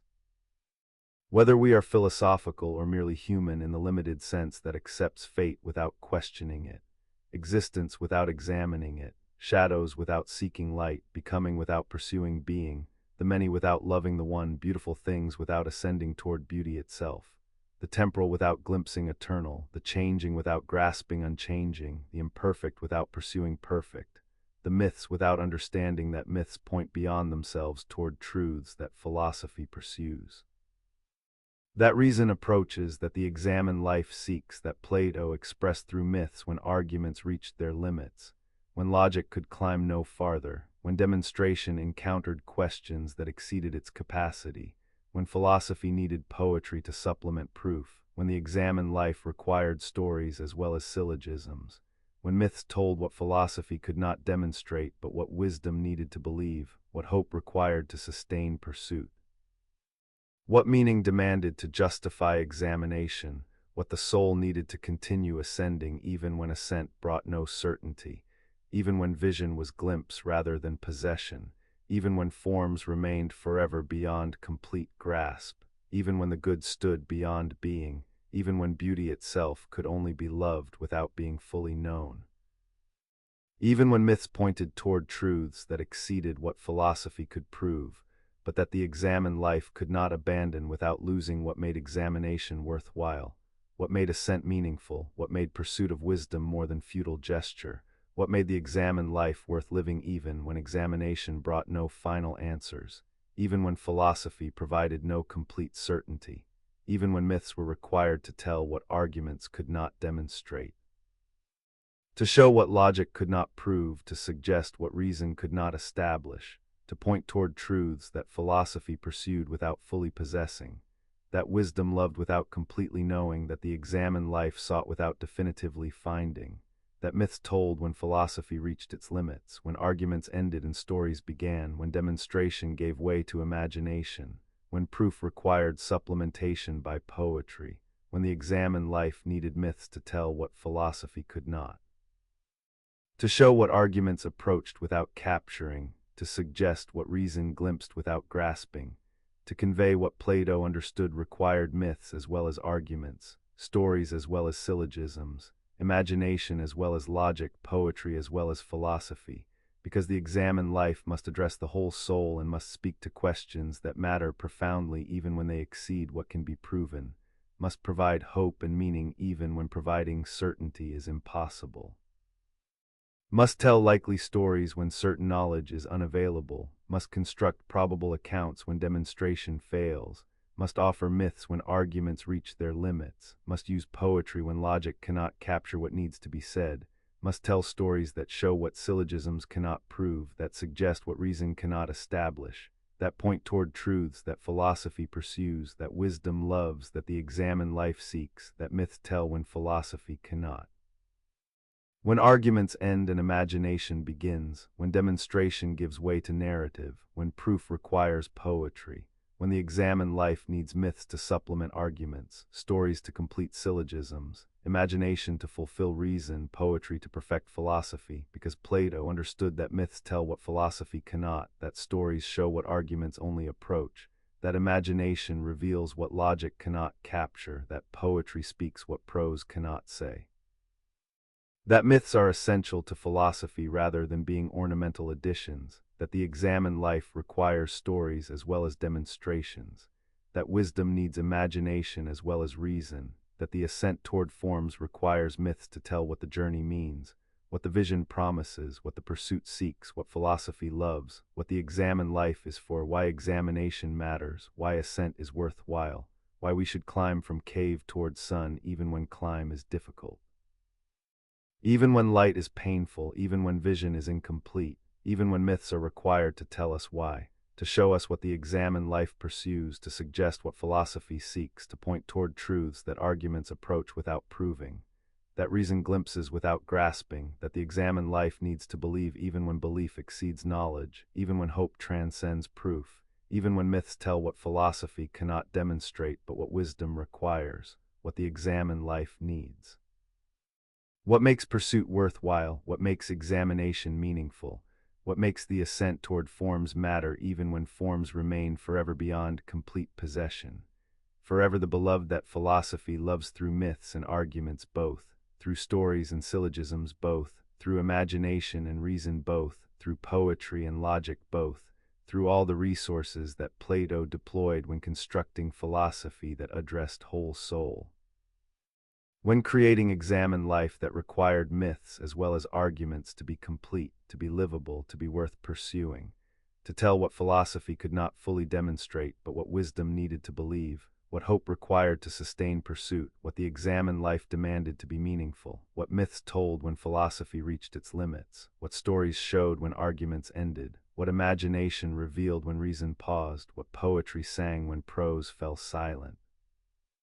What the myths told that philosophy could not, what Plato gave us when he used myths alongside arguments, stories alongside syllogisms, imagination alongside logic, poetry alongside philosophy, creating the examined life as pursuit that required all of these, that needed myths to supplement arguments, that demanded stories to complete demonstrations, that called for imagination to fulfill reason, that required poetry to perfect philosophy, that made myths essential rather than ornamental. That showed myths telling what philosophy could not, what arguments approached without proving, what reason glimpsed without grasping, what the examined life needed to believe, what wisdom required to pursue, what hope demanded to sustain, what myths told when philosophy reached its limits and storytelling began, when arguments ended and imagination took over, when demonstration gave way to narrative, when proof required poetry, when the examined life needed myths to tell what philosophy could not. To show what mattered most, to suggest what wisdom pursued, to point toward truths that exceeded demonstration, but that made examination worthwhile, that made pursuit meaningful, that made the examined life worth living even when myths were required to tell us why, to show us how, to suggest what we seek when we examine our lives, when we pursue wisdom, when we climb from cave toward sun, when we ascend from shadows toward forms.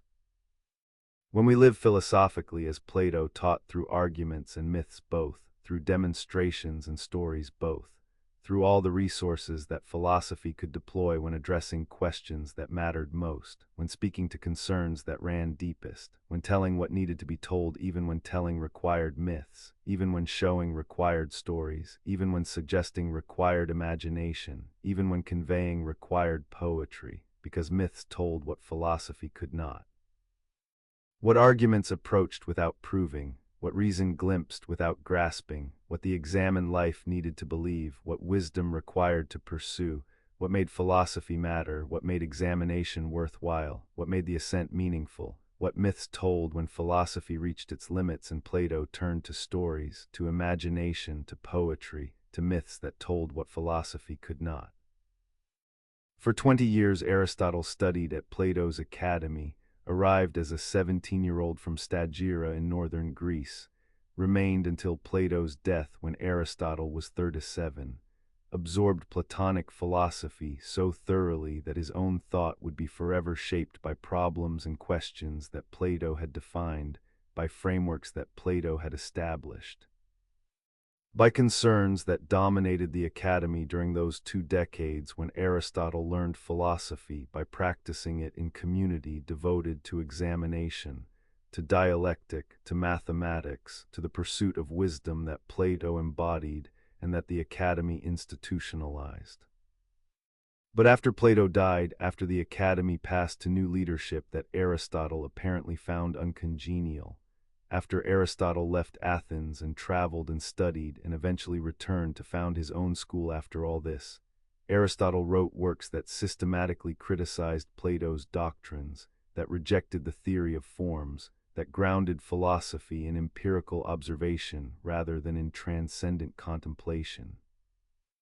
that looked downward toward natural world rather than upward toward eternal patterns, that made this world rather than some other world the primary object of philosophical inquiry, that insisted we can understand reality by studying carefully what exists rather than by turning away from existence toward forms that Aristotle argued were unnecessary, were problematic, were multiplications of entities beyond what explanation required. The criticisms were fundamental. Aristotle questioned whether forms could explain anything, whether positing universals separate from particulars made sense, whether participation was coherent notion or merely empty metaphor, whether the forms solved problems or created new problems more difficult than the ones they were supposed to solve.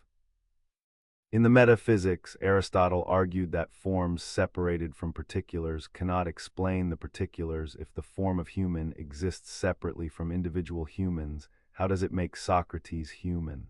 Participation is supposed to answer this, but what does participation mean? How does particular relate to universal such that particular becomes instance of universal?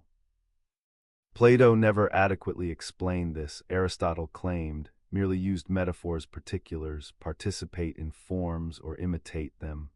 or are images of them without providing clear account of what these metaphors mean, how the relationship actually works, how separated forms can do any explanatory work if they are separated, if they exist in different realm from the things they are supposed to explain.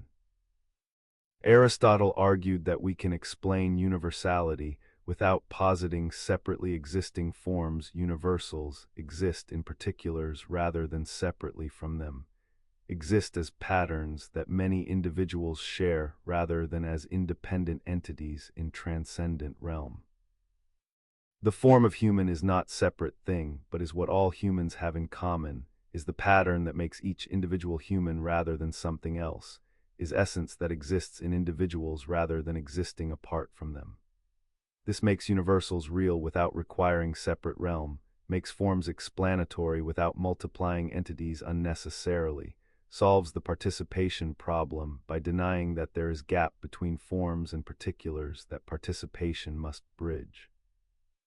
Aristotle also criticized the theory of forms for leading to infinite regress. If we need form to explain why many particulars are similar, don't we then need another form to explain why the first form and the particulars are similar? And wouldn't we need yet another form to explain why the second form and the first form and the particulars are similar? The regress is vicious, suggests that positing forms doesn't actually explain anything, but only pushes explanation back one step while creating need for further explanation at each stage. Aristotle called this the third man argument. If we have man particular and man form, we need third man to explain their relationship, and then fourth man, and so on infinitely. The forms multiply endlessly rather than providing elegant explanation.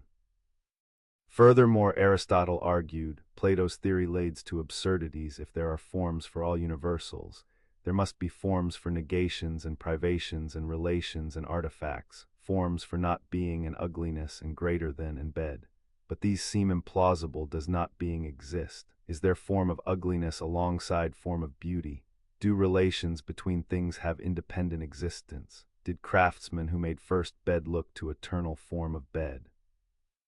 The theory seems to require positing forms that Plato himself might not want to accept, creates ontological commitments that seem excessive, multiplies entities in ways that violate explanatory economy. But despite these fundamental criticisms, despite rejecting Plato's central doctrine, Aristotle remained profoundly Platonic in many ways. He shared Plato's belief that philosophy's task is understanding reality, that knowledge is possible, that careful thinking about fundamental questions can yield truth, that virtue matters more than wealth or power or pleasure, that the examined life is worth living, that education shapes character, that the good life requires wisdom. Aristotle's philosophy is critical response to Plato, but is response that operates within framework Plato established, that addresses questions Plato raised, that takes seriously problems Plato identified even when proposing different solutions, that remains in dialogue with Plato even when disagreeing with him, that proves Plato's influence precisely through the rigor and depth of Aristotle's criticisms.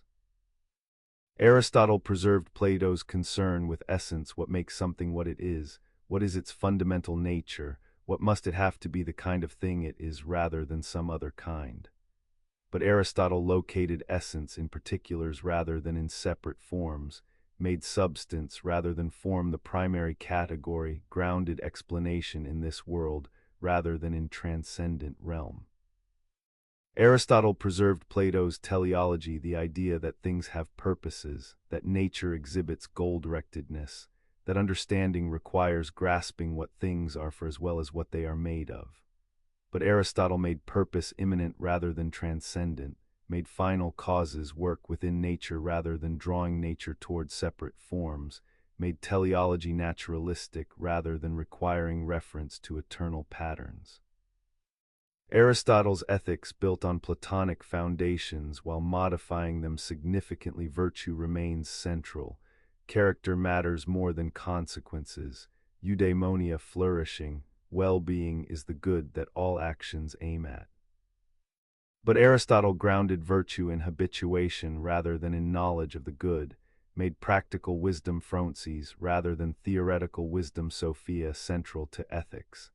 emphasized that virtue is mean between extremes rather than being participation in form, developed detailed analysis of particular virtues rather than seeking single form of virtue that explains all of them. Aristotle's ethics is naturalistic and empirical, where Plato's was metaphysical and dialectical,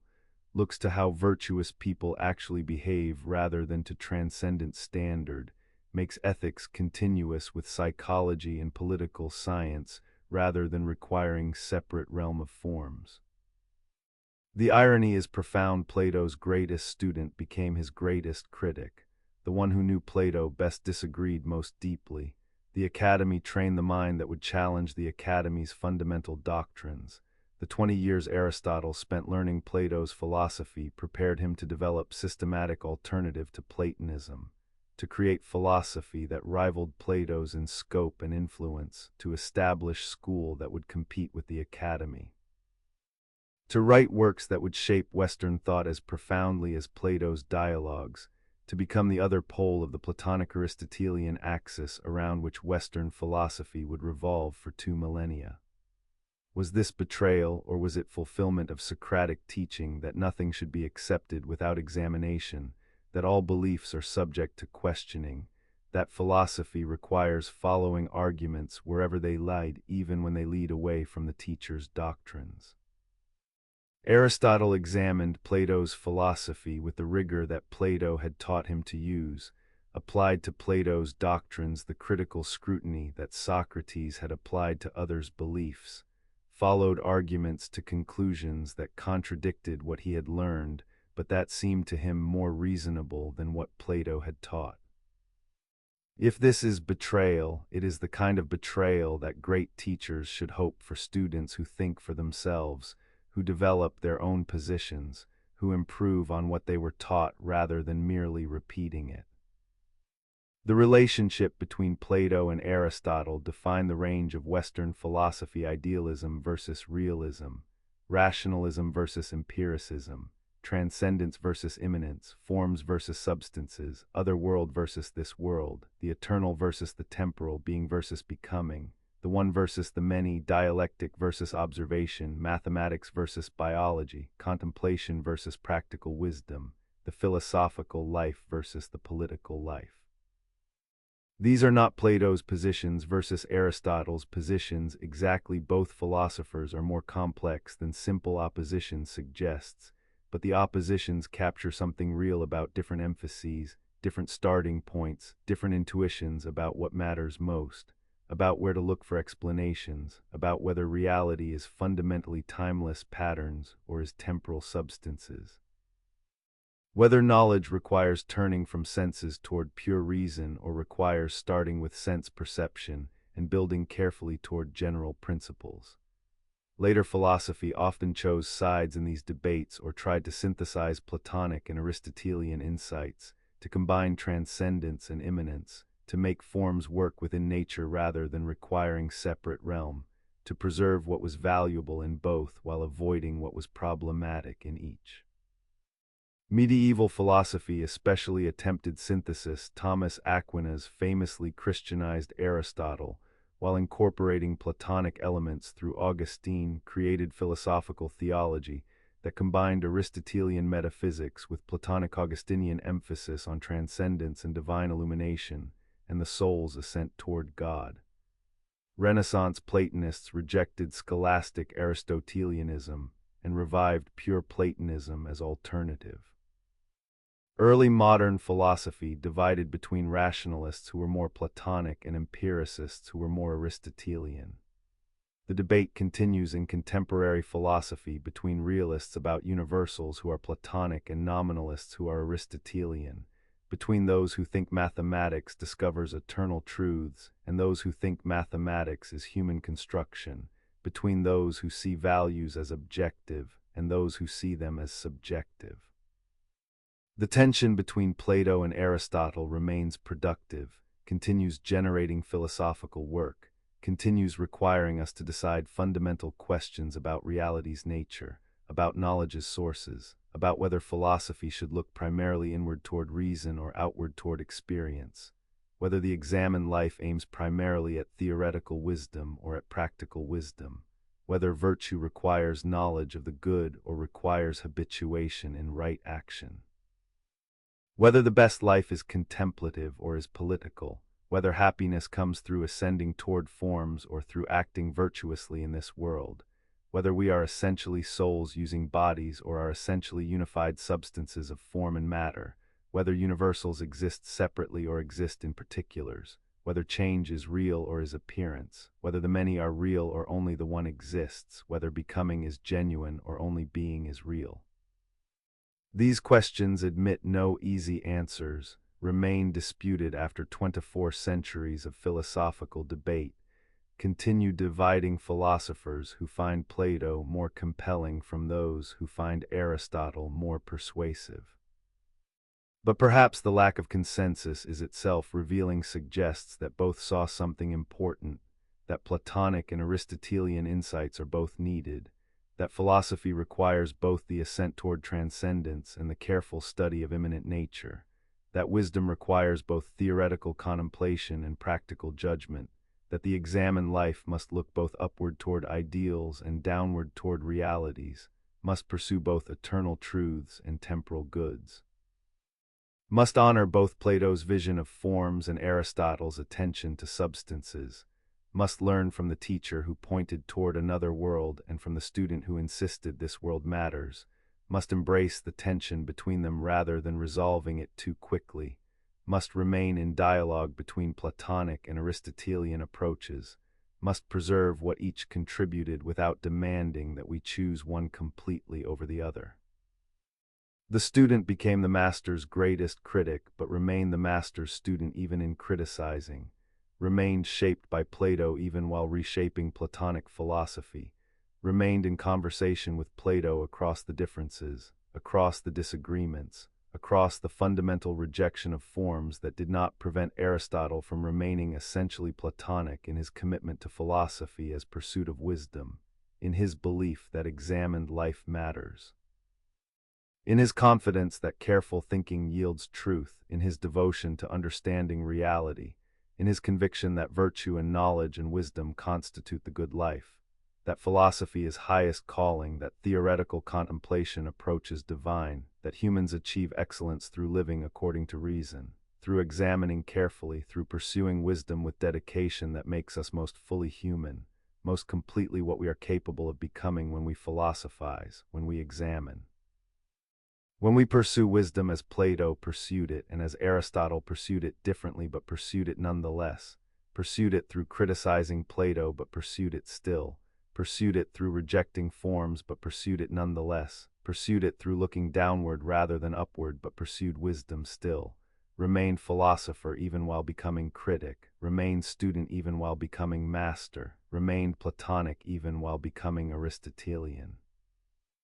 remained in dialogue with Plato even while disagreeing with him, proving through disagreement that Plato had taught him well, that the Academy had succeeded in creating thinker who thought for himself, that Socratic examination worked by producing student who examined the teacher, that philosophy lived through the creative tension between Plato and Aristotle, through the productive disagreement between idealism and realism, through the ongoing dialogue between transcendence and immanence, through the continuing debate between the philosopher who looked toward forms and the philosopher who studied substances, between the master who established the Academy and the student who left it, between Plato who wrote dialogues and Aristotle who wrote treatises, between the teacher who used myths and the student who observed nature, between the philosopher who ascended toward beauty itself and the philosopher who analyzed beautiful things, between idealism and realism, between rationalism and empiricism, between the Academy and the Lyceum, between Plato and Aristotle, between the master and the student who became the master's greatest critic, who challenged the teacher most profoundly, who disagreed most deeply, who remained most essentially shaped by what he rejected, who proved Plato's influence through the rigor and depth of his opposition, who continued Plato's work through criticizing it, who honored the teacher through surpassing him, who fulfilled Socratic ideals through examining Platonic doctrines, who showed that the examined life requires criticizing even our teachers, examining even the Academy's fundamental beliefs, questioning even Plato, disagreeing even with the master, thinking for ourselves even when thinking for ourselves means rejecting what we were taught, means developing alternative philosophy, means becoming the student who became the master's greatest critic while remaining forever the master's student.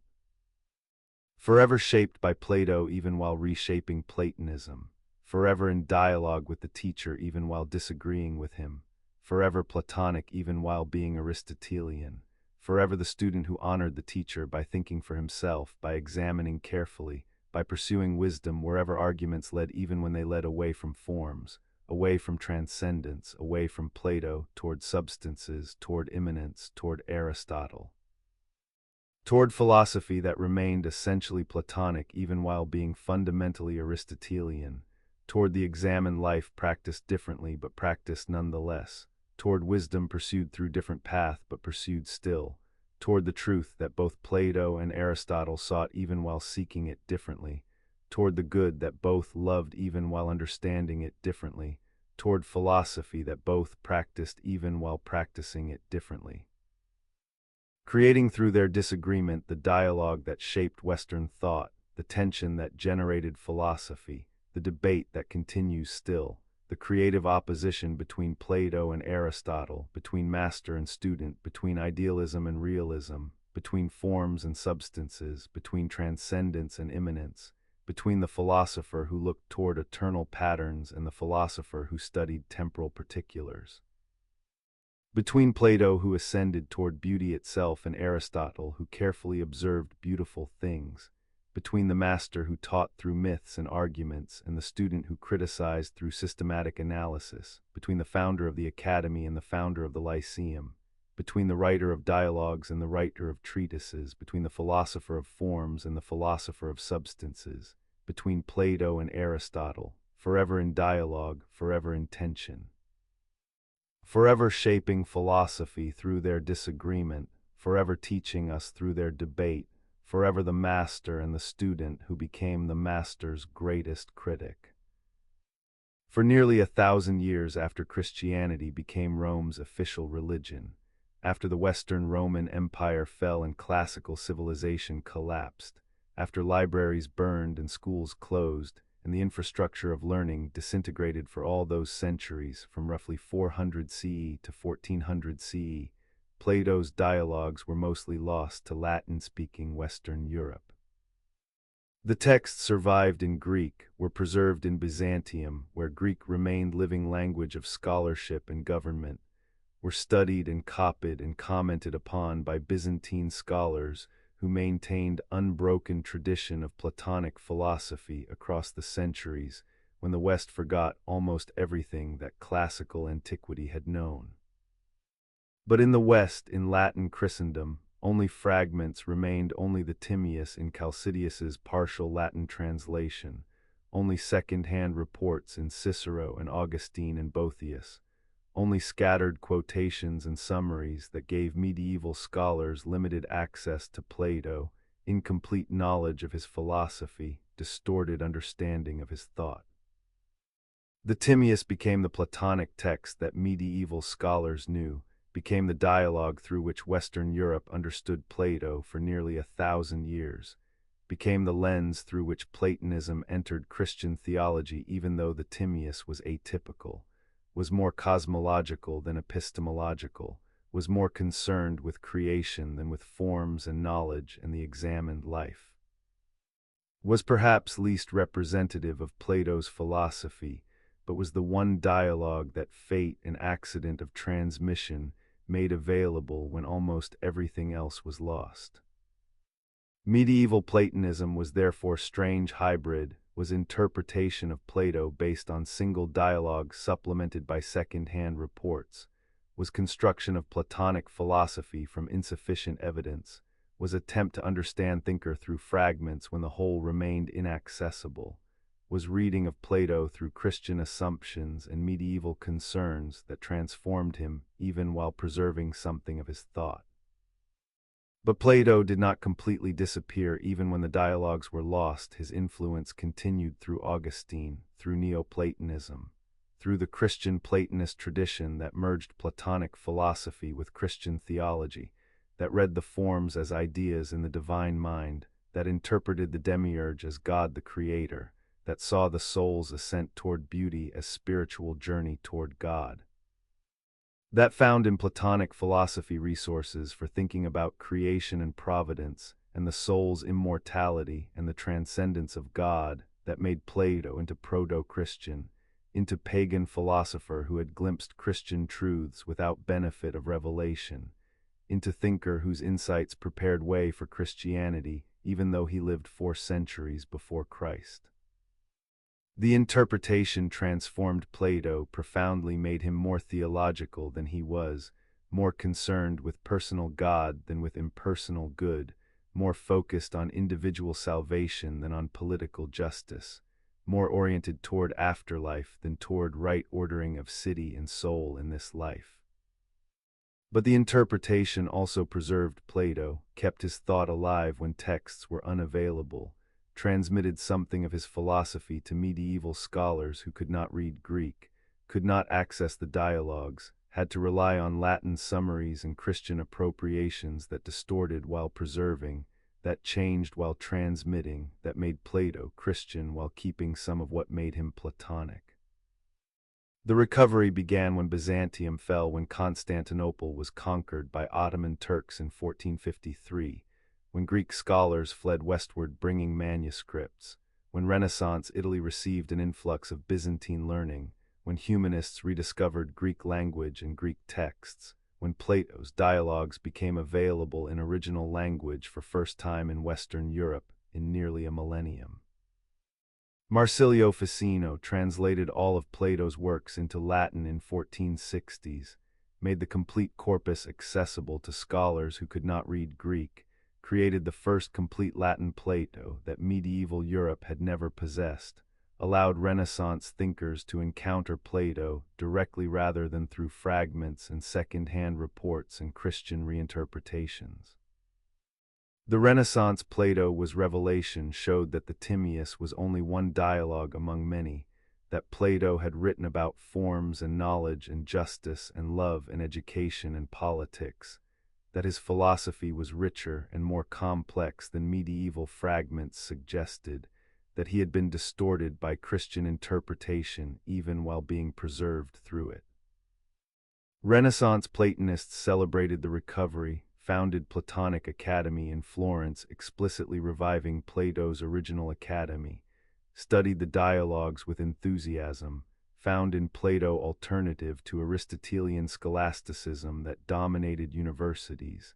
discovered resources for thinking about beauty and love and the soul that scholastic philosophy had neglected.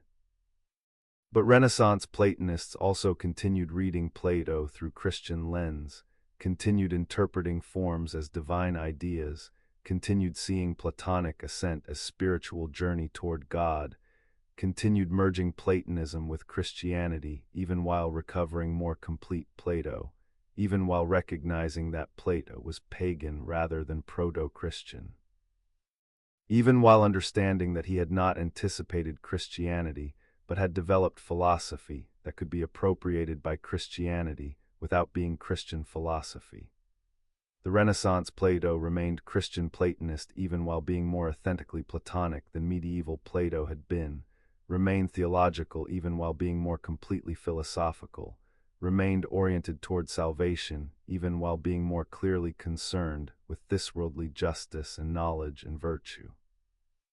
The modern recovery of Plato has been different, has attempted to read him historically, to understand him in context of ancient Athens, to separate Platonism from Neoplatonism, to distinguish what Plato actually wrote from what later interpreters made him say, to recover the dialogues as philosophical works rather than as sacred texts, to read them critically rather than reverentially, to question rather than to believe.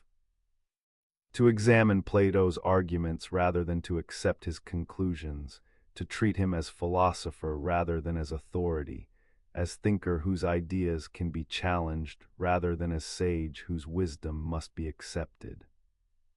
But the modern Plato also comes to us through layers of interpretation, through centuries of reading and misreading, through Christian Platonism and Renaissance Platonism and German idealism, through all the uses to which Plato has been put, all the appropriations that have shaped how we read him, all the traditions that have claimed him. We cannot recover the original Plato if by original we mean Plato as ancient Athenians understood him, Plato uncontaminated by 2 millennia of interpretation, Plato as he was before Christian theology and medieval scholasticism and Renaissance humanism and German idealism and analytic philosophy and continental philosophy, and all the other traditions that have read him through their concerns, that have found in him what they needed, that have made him serve purposes he never intended. But perhaps this is not failure, but is testimony to Plato's richness, to the dialogue's depth, to philosophy's capacity to speak across cultures and centuries, to text's ability to mean different things to different readers while remaining recognizably the same texts, to Plato's continuing relevance that each generation rediscovers by reading him through their questions, by finding in him resources for thinking about their problems, by making him contemporary rather than merely historical, by engaging with him philosophically rather than merely studying him as dead author whose thought belongs only to past. The shadow that medieval light cast backward was darkness for 1,000 years when texts were lost, when only fragments remained, when Plato survived more through influence than through actual reading, more through Christian appropriation than through direct encounter. But the shadow was also preservation. Christian Platonism kept Plato alive when texts were unavailable, transmitted something essential even while transforming much, maintained tradition that allowed recovery when manuscripts returned, prepared ground for Renaissance rediscovery by keeping Plato's name alive, by preserving belief that he mattered, by ensuring that when texts became available there would be scholars ready to read them, ready to translate them, ready to study them, ready to recognize their value. We inherit layered Plato of the dialogues as Plato wrote them, Plato as ancient academy understood him, Plato as Neoplatonists developed him, Plato as Christians appropriated him, Plato as medieval fragments preserved him, Plato as Renaissance recovered him, Plato as moderns study him, Plato as contemporary philosophy engages him. All these are Plato, are legitimate ways of reading him, are interpretations that capture something even when they distort something else, that illuminate even when they obscure, that make Plato available even when making him different from what he was, that preserve even while transforming, that transmit even while changing. The medieval shadow taught us that texts can survive their loss, that influence can continue when works are unavailable, that philosophy persists even when books are burned, that Plato matters enough that he was preserved through interpretation when preservation through transmission failed, that the examined life continues even when the texts that taught it are lost, that wisdom pursues truth even when truth is accessible only partially, that philosophy loves Plato enough to keep him alive across the darkness. Across the 1,000 years when texts were missing, across the gap between ancient and medieval and modern, across all the transformations that transmission requires, all the interpretations that preservation demands, all the shadows that light casts backward when looking toward sources that remain partially hidden, partially recovered, partially understood across the distances that separate us from Plato, across the centuries that require interpretation, across the traditions that shape how we read. Across the concerns that determine what we find, across the questions that guide what we seek when we read Plato now, when we engage with dialogues that come to us through layers of interpretation, through Christian Platonism and Renaissance recovery and modern scholarship, through all the readings that have shaped the texts, through all the uses to which Plato has been put, through the shadow that medieval light cast backward across the 1,000 years when Plato survived through being transformed, through being appropriated. Through being made Christian while remaining Platonic, through being preserved in fragments while being lost as complete corpus, through the shadow that was also light that kept Plato alive when texts were dead, that transmitted through transformation, that preserved through interpretation, that maintained tradition across the gap, across the darkness, across the 1,000 years of shadow that medieval light cast backward onto Plato, onto the texts, onto the philosophy that survived when books were lost. That continued when manuscripts burned, that persisted when libraries closed, that remained alive through Christian Platonism that transformed while preserving, that changed while transmitting, that made Plato into proto-Christian while keeping him philosopher, that read him through medieval concerns while maintaining something of ancient wisdom, that cast shadow backward but also cast light forward, illuminating the path of recovery, preparing for Renaissance rediscovery. Ensuring that when texts return there would be tradition ready to receive them, scholars ready to read them, philosophy ready to engage them, keeping alive across the darkness the light that Plato brought, the wisdom that he taught, the forms that he loved, the good that he pursued, the beauty that he glimpsed, the examined life that he practiced, the philosophy that he embodied, the dialogues that he wrote, the academy that he founded, the tradition that he initiated, all surviving across the shadow. Across the 1,000 years when texts were lost but influence continued, when books were unavailable but wisdom persisted, when manuscripts were missing but Plato remained alive through interpretation, through Christian appropriation, through medieval transformation, through the shadow that medieval light cast backward onto ancient philosophy, onto Plato's dialogues, onto the examined life that survived when texts were lost, that continued through interpretation when direct transmission failed, that persisted across the darkness through the light that Christian Platonism provided, through the shadow that preserved while transforming, through the medieval millennium that was darkness for texts but was light for tradition, was loss for manuscripts but was preservation for influence, was shadow that kept Plato alive when books were dead, that maintained tradition when transmission failed, that ensured survival across the gap, across the 1,000 years, across the shadow that medieval light cast backward onto Plato. Making him Christian while keeping him philosophical, transforming him while preserving him, losing the dialogues while maintaining the influence, casting shadow backward that was also light forward, that prepared recovery, that ensured survival, that kept Plato alive across the darkness, across the distance, across the shadow that medieval light cast backward, preserving through transforming, maintaining through interpreting, keeping alive across 1,000 years the philosophy that Plato created. The examined life that he taught, the wisdom that he pursued, the forms that he loved, the good that he glimpsed, the beauty that he sought, the truth that he examined, the dialogues that he wrote, all surviving across the shadow, all persisting through transformation, all remaining alive through Christian Platonism's preservation even when preservation required transformation, even when transmission required interpretation, even when survival required that Plato become Christian Plato, become medieval Plato. Become fragmentary Plato preserved through interpretation rather than through texts, through influence rather than through manuscripts, through the shadow that medieval light cast backward, keeping Plato alive, maintaining the tradition, ensuring that when Renaissance came there would be something to recover, someone to remember, some reason to care when Greek manuscripts arrived from Byzantine, when Ficino translated complete corpus, when dialogues became available again after 1,000 years of absence. When the shadow lifted and the texts returned and Plato could be read again directly rather than through fragments, could be encountered again in dialogues rather than through summaries, could be engaged again as philosopher rather than only through Christian appropriation. When the shadow that medieval light cast backward finally lifted and Plato emerged again, recovered but transformed, preserved but changed, available again but different from what he had been, coming to Renaissance readers through the shadow, through the darkness. Through the 1,000 years of interpretation that had kept him alive while changing him, that had preserved him while transforming him, that had maintained tradition while losing texts, that had cast shadow backward across the distance, across the darkness, across the 1,000 years that separated ancient from medieval from modern Plato, that required recovery, that demanded interpretation, that needed scholarship to distinguish what Plato wrote from what tradition made him say.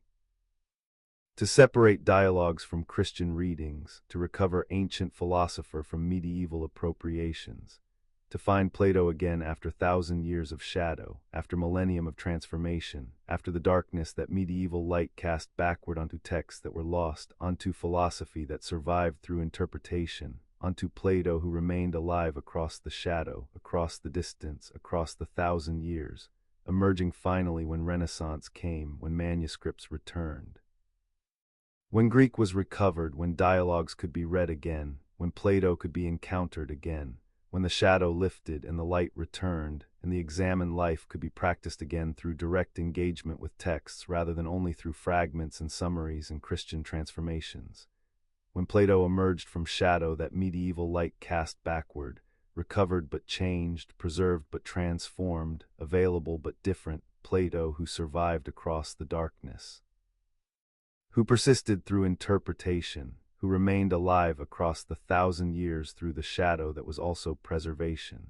through the darkness that was also light, through medieval interpretation that kept him alive when texts were lost, that maintained tradition when transmission failed, that ensured he would be remembered when manuscripts were missing, that prepared his recovery when Renaissance came, that cast shadow backward that was also light forward, that kept Plato alive across the medieval millennium. Across the shadow, across the darkness, across the gap between ancient and modern, ensuring that we receive him now, that we read him still, that we engage with dialogues that survived through interpretation, that were preserved through transformation, that come to us through the shadow that medieval light cast backward onto Plato, onto the texts, onto the philosophy that survived 1,000 years of darkness to emerge again when light returned, when Renaissance recovered what medieval had transformed. When modern scholarship distinguishes what ancient wrote from what medieval read, when we receive Plato through layers of interpretation but receive him nonetheless, read him through traditions that shaped him but read him still, engage with philosophy that survived through shadow but survived nonetheless, that persisted across darkness but persisted still, that remained alive through interpretation but remained alive, that comes to us now across the shadow, across the 1,000 years, across the medieval transformation. Across the Renaissance recovery, across all the readings that have shaped how we understand him, across the shadow that medieval light cast backward that kept him alive, that ensured his survival, that maintained the tradition, that preserved the examined life, that transmitted the philosophy, that kept Plato alive across the darkness so that we receive him now, so that we read him still, so that we engage with him philosophically, so that the examined life continues, so that wisdom is pursued. So that forms are contemplated, so that beauty is sought, so that the good is loved, so that philosophy lives, so that Plato matters, so that the dialogues speak, so that the academy's spirit continues, so that the shadow that medieval light cast backward has lifted, leaving us the texts, leaving us the tradition, leaving us the philosophy, leaving us Plato. Education was not peripheral to Plato's philosophy but was central, was perhaps the heart of everything he wrote, was what the Republic was ultimately about even when it seemed to be about justice or politics or metaphysics, was about the formation of souls, about turning them from darkness toward light, about transforming human beings through learning, about making people capable of wisdom and virtue through the right kind of teaching, about redeeming society by educating its citizens, about healing the city by healing the souls that constitute it, about making the examined life possible by teaching people to examine, by showing them how to question and think and pursue wisdom, by creating communities devoted to learning, by establishing institutions that preserve and transmit what matters most. Education in Plato's vision was not about filling empty vessels with information, not about training people to perform tasks efficiently, not about credentialing or socializing or preparing for careers.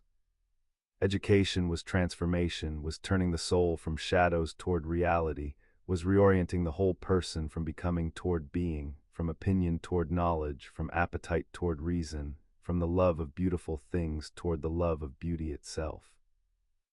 Education was the ascent from the cave, was the climb from sensible particulars toward eternal forms, was the journey that philosophy names and that the examined life practices, was becoming who we are capable of becoming when we pursue wisdom rather than remaining content with ignorance, when we love truth rather than accepting comfortable illusions, when we examine rather than sleeping unexamined in the cave where prisoners mistake shadows for reality because they have never been taught to question,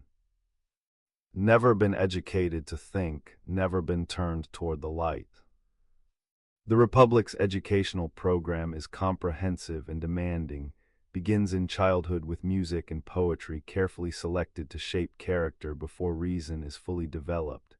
continues with physical training that disciplines body and cultivates courage, proceeds through mathematical sciences that prepare mind for abstract thought, culminates in dialectic that examines first principles and ascends toward the form of the good.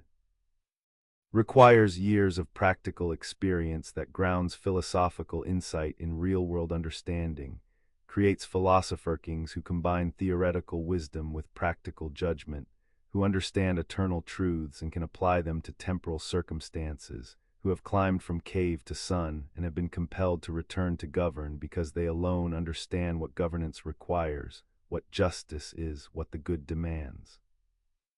Each stage serves purpose. Early education shapes soul before reason can distort it, habituates children to love what is noble and hate what is base, creates emotional and spirited foundations that philosophical education will build upon, ensures that when reason develops it will not have to fight against corrupted character, but will work with dispositions already oriented rightly. Mathematics trains mind to think about abstractions, to grasp eternal truths that do not change, to understand through reason rather than through sense perception, to see beyond particular examples toward universal patterns, to recognize that knowledge requires stable objects while opinion deals with changing things.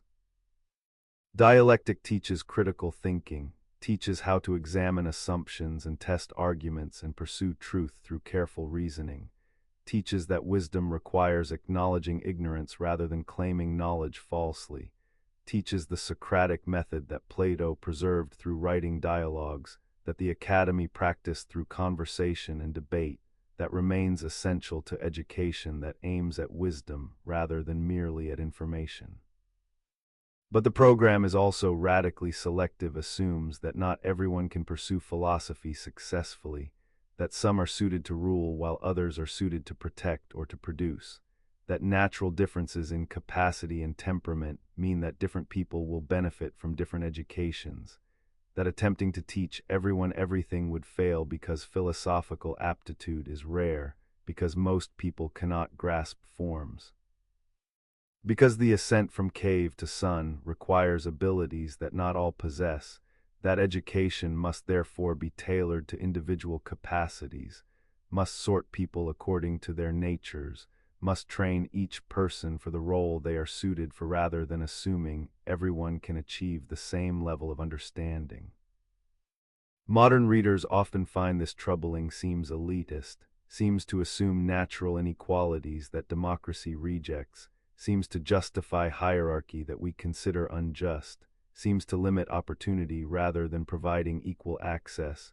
seems to track people into roles based on assumptions about their capacities that may be wrong or that may reflect social prejudices rather than natural differences. The objections are serious, raise questions about whether Plato's educational vision is compatible with democratic values, whether his assumptions about natural differences are justified, whether his confidence that education can identify philosophical potential is warranted, whether sorting people into classes serves justice or serves only those who benefit from hierarchy. But what remains compelling even when we reject the elitism is Plato's insight that education is transformative, that it shapes character and not just intellect, that it makes people capable of living well rather than merely preparing them to earn living, that it should aim at wisdom and virtue rather than only at skills and information, that the examined life requires education that teaches people to think critically and to question assumptions and to pursue truth rather than accepting what they are told. That democracy requires educated citizens who can examine their beliefs and their leaders and their society. That freedom requires wisdom to use it well. That autonomy requires education that makes autonomy possible by teaching people to think for themselves rather than merely conforming to what others believe or what society demands. Plato believed that education could save individuals from ignorance and vice, could save cities from injustice and corruption, could transform society by transforming souls, could make the examined life widespread rather than being practice of rare individuals, could create communities devoted to wisdom rather than to power or wealth or pleasure, could make philosophy into social reality rather than being only individual achievement. The belief was optimistic, perhaps too optimistic, perhaps underestimated how resistant humans are to being educated, how difficult transformation is, how rare philosophical aptitude is, how easily education can become indoctrination or can fail to achieve its aims or can be corrupted by serving interests other than wisdom. But the optimism inspired created the academy that lasted 900 years, created educational ideal that universities still aspire to even when they fall short, created vision of education as transformation that remains attractive even when realization proves difficult, created the belief that teaching matters profoundly, that how we educate determines what we become, that investing in learning is investing in human flourishing. That wisdom is worth pursuing and is accessible through education, rather than being reserved for those born into privilege or blessed by divine revelation or possessing innate genius that education cannot provide. The academy embodied Plato's educational vision, was community devoted to learning, was institution that preserved and transmitted wisdom, was school that trained not just intellects but whole persons, that taught mathematics and dialectic and virtue, that practiced philosophy as way of life rather than as academic subject, that made education into shared pursuit rather than individual achievement, that created tradition that could survive individuals, that could maintain standards across generations, that could keep alive the examined life when particular philosophers died, that could be institution rather than remaining only charisma of individual teachers who could not be replaced when they were gone. Modern education owes enormous debt to Plato, the idea of curriculum that progresses through stages, the belief that education should be comprehensive rather than merely vocational, the conviction that critical thinking matters more than memorization, the emphasis on preparing citizens rather than only training workers, the vision of university as community of scholars devoted to learning, the practice of Socratic questioning in classrooms. The ideal of liberal arts education that values wisdom over utility, the faith that education can transform individuals and through them can transform society, the optimism that teaching can redeem, that learning can liberate, that wisdom can be taught even though Socrates doubted whether virtue could be taught, even though Plato acknowledged that philosophical aptitude is rare, even though the examined life remains difficult and most people resist examination, resist being shown their ignorance. Resist the painful ascent from comfortable shadows toward uncomfortable light. But Plato also knew education's limits, knew that not everyone will pursue wisdom even when given opportunity, knew that most will prefer cave to sun because shadows are comfortable and light is painful,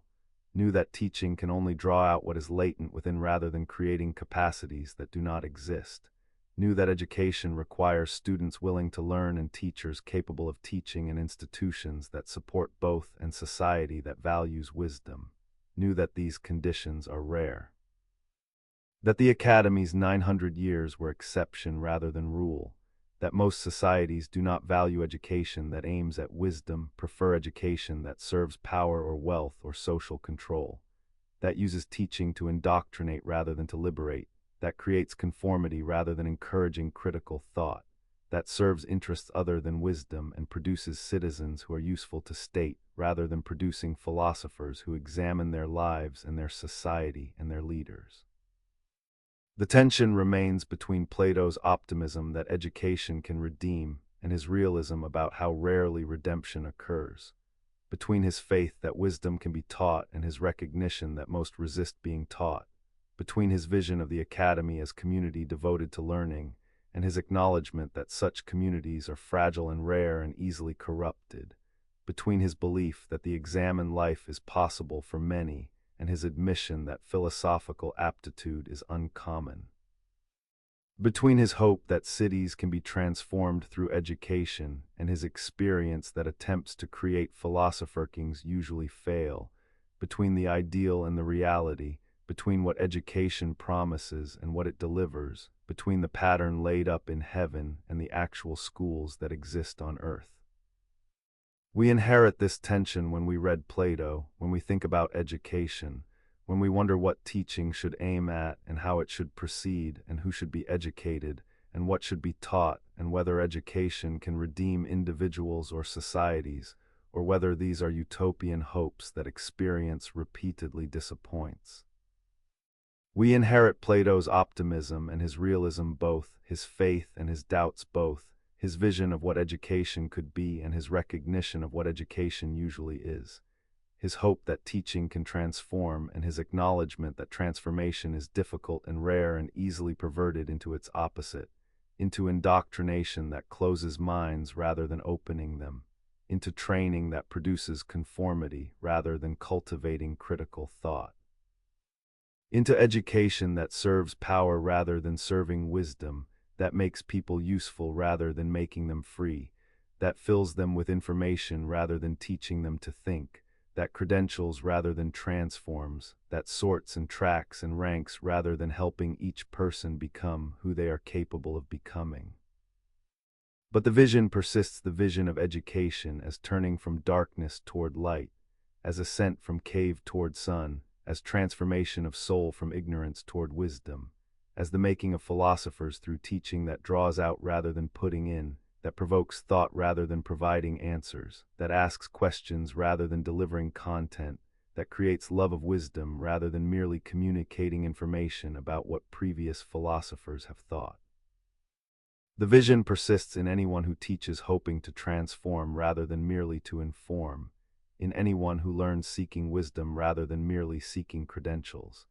in anyone who examines their life believing that examination matters, that thinking carefully about how to live makes life better, that wisdom is worth pursuing even when pursuit brings no material reward, no career advancement, no social status, nothing except the examined life itself, the transformation itself. The wisdom itself, which Plato believed was its own reward, was what makes us most fully human, was the highest good that education aims at when education serves its proper purpose, when teaching aims at redemption rather than at utility, when learning pursues truth rather than pursuing advantage, when the examined life becomes not just individual practice but social reality, becomes not just rare achievement but common pursuit.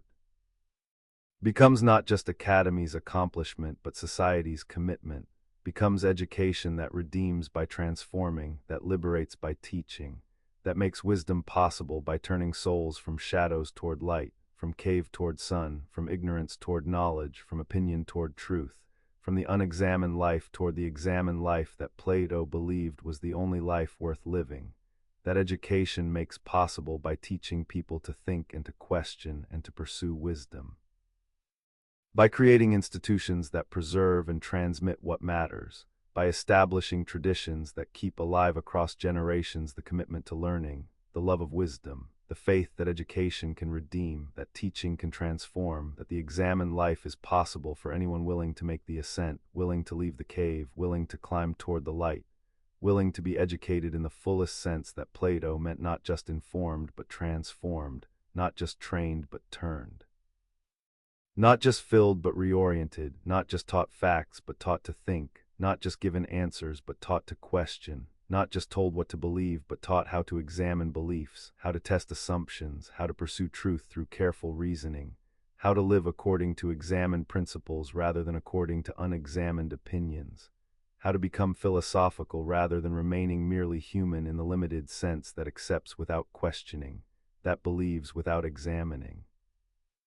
That lives without thinking carefully about how to live, that stays in the cave because leaving is difficult, that prefers shadows because light is painful, that resists education because transformation is uncomfortable, that refuses redemption because redemption requires changing and changing is hard, and most people prefer what is familiar even when what is familiar is ignorance. Even when shadows are all they know, even when the cave is prison, they call it home because it is comfortable, because they know it.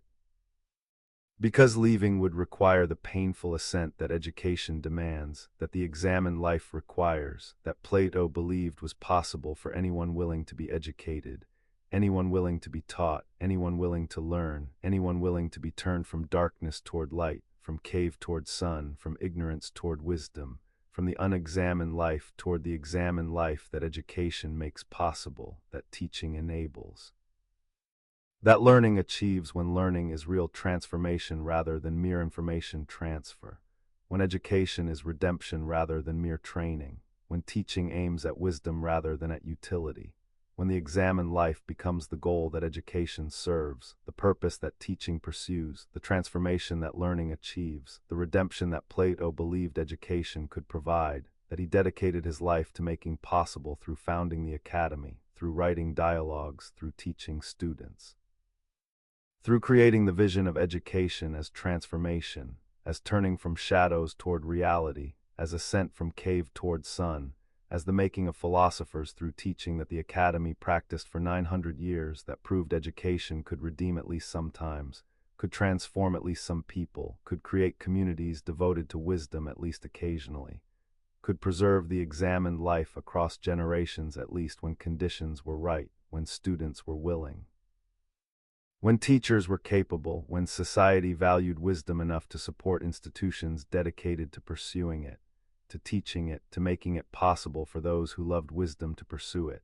to learn it, to live according to it, to become philosophers not just by studying philosophy but by living philosophically, by examining their lives, by pursuing wisdom, by climbing from cave toward sun, by making the ascent that education enables, that teaching makes possible, that Plato believed could redeem. That he devoted his life to making real, that the academy embodied, that his dialogues preserve, that we inherit when we read Plato, when we think about education, when we wonder whether teaching can transform, whether learning can liberate, whether education can redeem, whether Plato was right that wisdom can be taught, that the examined life can be learned, that philosophy can be education, that teaching can be transformation, that redemption is possible through learning, through thinking, through examining. Through pursuing wisdom, through living philosophically, through making the ascent that Plato described, that the academy practiced, that education enables when education serves its highest purpose, when teaching aims at transformation rather than at information, when learning pursues wisdom rather than pursuing credentials, when the examined life becomes the goal, the purpose, the achievement that education makes possible, that Plato believed could redeem us, that he taught could transform us, that he showed could make us wise.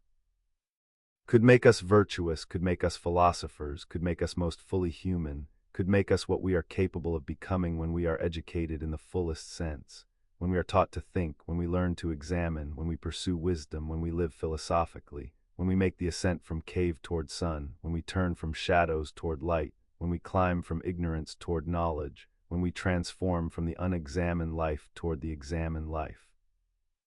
When education redeems as Plato believed it could, as he taught it should, as he showed it sometimes does when conditions are right, when we are willing, when we love wisdom enough to pursue it, when we value truth enough to seek it, when we honor the examined life enough to live it, when we believe with Plato that education can redeem, that teaching can transform, that the educator who taught that teaching could redeem was right, that wisdom can be taught, that philosophy can be learned, that the examined life is possible.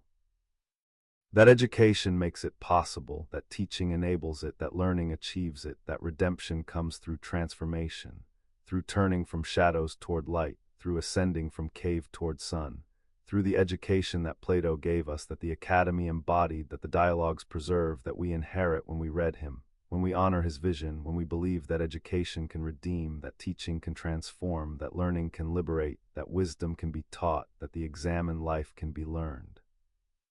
That philosophy is education, that the educator who taught that teaching could redeem showed us what education should be, what teaching should aim at, what learning should achieve, what redemption requires, what transformation means, what the examined life is, what philosophy enables, what wisdom pursues, what the educator who believed that teaching could redeem gave us when he founded the Academy, when he wrote the dialogues, when he taught that education is transformation, that teaching is turning from darkness toward light.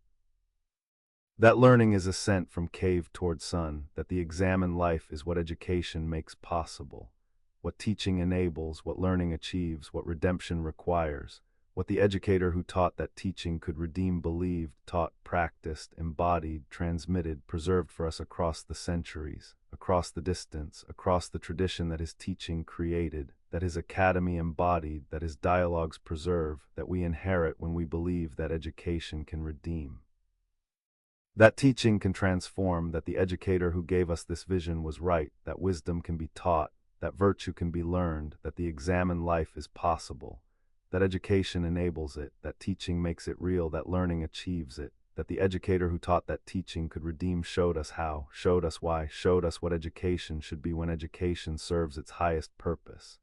when teaching aims at redemption, when learning pursues transformation, when the examined life becomes the goal. When philosophy is education, when wisdom is taught, when virtue is learned, when souls are turned from darkness toward light, when education redeems as Plato the educator taught it could, believed it should, showed it sometimes does, gave us the vision that education can redeem, that teaching can transform, that the educator who believed this, who taught this, who lived this, who founded the academy to make this real, who wrote dialogues to preserve this, who dedicated his life to showing that teaching could redeem. That education could transform, that wisdom could be taught, that virtue could be learned, that the examined life could be made possible through education, through teaching, through the redemption that comes from turning souls from shadows toward reality, from cave toward sun, from ignorance toward wisdom, from the unexamined life toward the examined life that the educator who taught that teaching could redeem gave us as vision, as promise, as possibility, as the highest calling, as what education should be, as what teaching should aim at. As what learning should achieve, as redemption through transformation, as liberation through examination, as wisdom through education, as the examined life through teaching, as philosophy through learning, as all that Plato the educator gave us when he taught that teaching could redeem, when he believed that education could transform, when he showed us that the examined life is possible, that wisdom can be taught, that virtue can be learned, that redemption comes through education, that transformation comes through teaching. That liberation comes through learning, that the examined life comes through the education that the educator who taught that teaching could redeem gave us, preserved for us, transmitted to us. The vision that education can redeem, that teaching can transform, that learning can liberate, that wisdom can be taught, that the examined life can be learned, that the educator who believed this was right, that Plato the teacher showed us the way. That education as he conceived it can redeem, can transform, can liberate, can make us wise, can make us virtuous, can make us philosophical, can make us capable of the examined life, can make us what we are meant to become, what we can become through the education that redeems, through the teaching that transforms, through the learning that liberates, through the examination that makes us wise, through the philosophy that the educator who taught that teaching could redeem gave us as vision, as calling, as possibility, as promise, as the highest human achievement, as education that redeems, teaching that transforms. Learning that liberates, wisdom that saves, virtue that makes us good, philosophy that makes us wise, the examined life that makes us fully human. All this the educator who taught that teaching could redeem gave us, showed us, preserved for us. Plato, the educator, the teacher who believed in teaching, who founded the academy, who wrote the dialogues, who showed us that education can redeem, that teaching can transform, that wisdom can be taught, that the examined life can be learned, that philosophy is education. That the educator who taught that teaching could redeem was right, and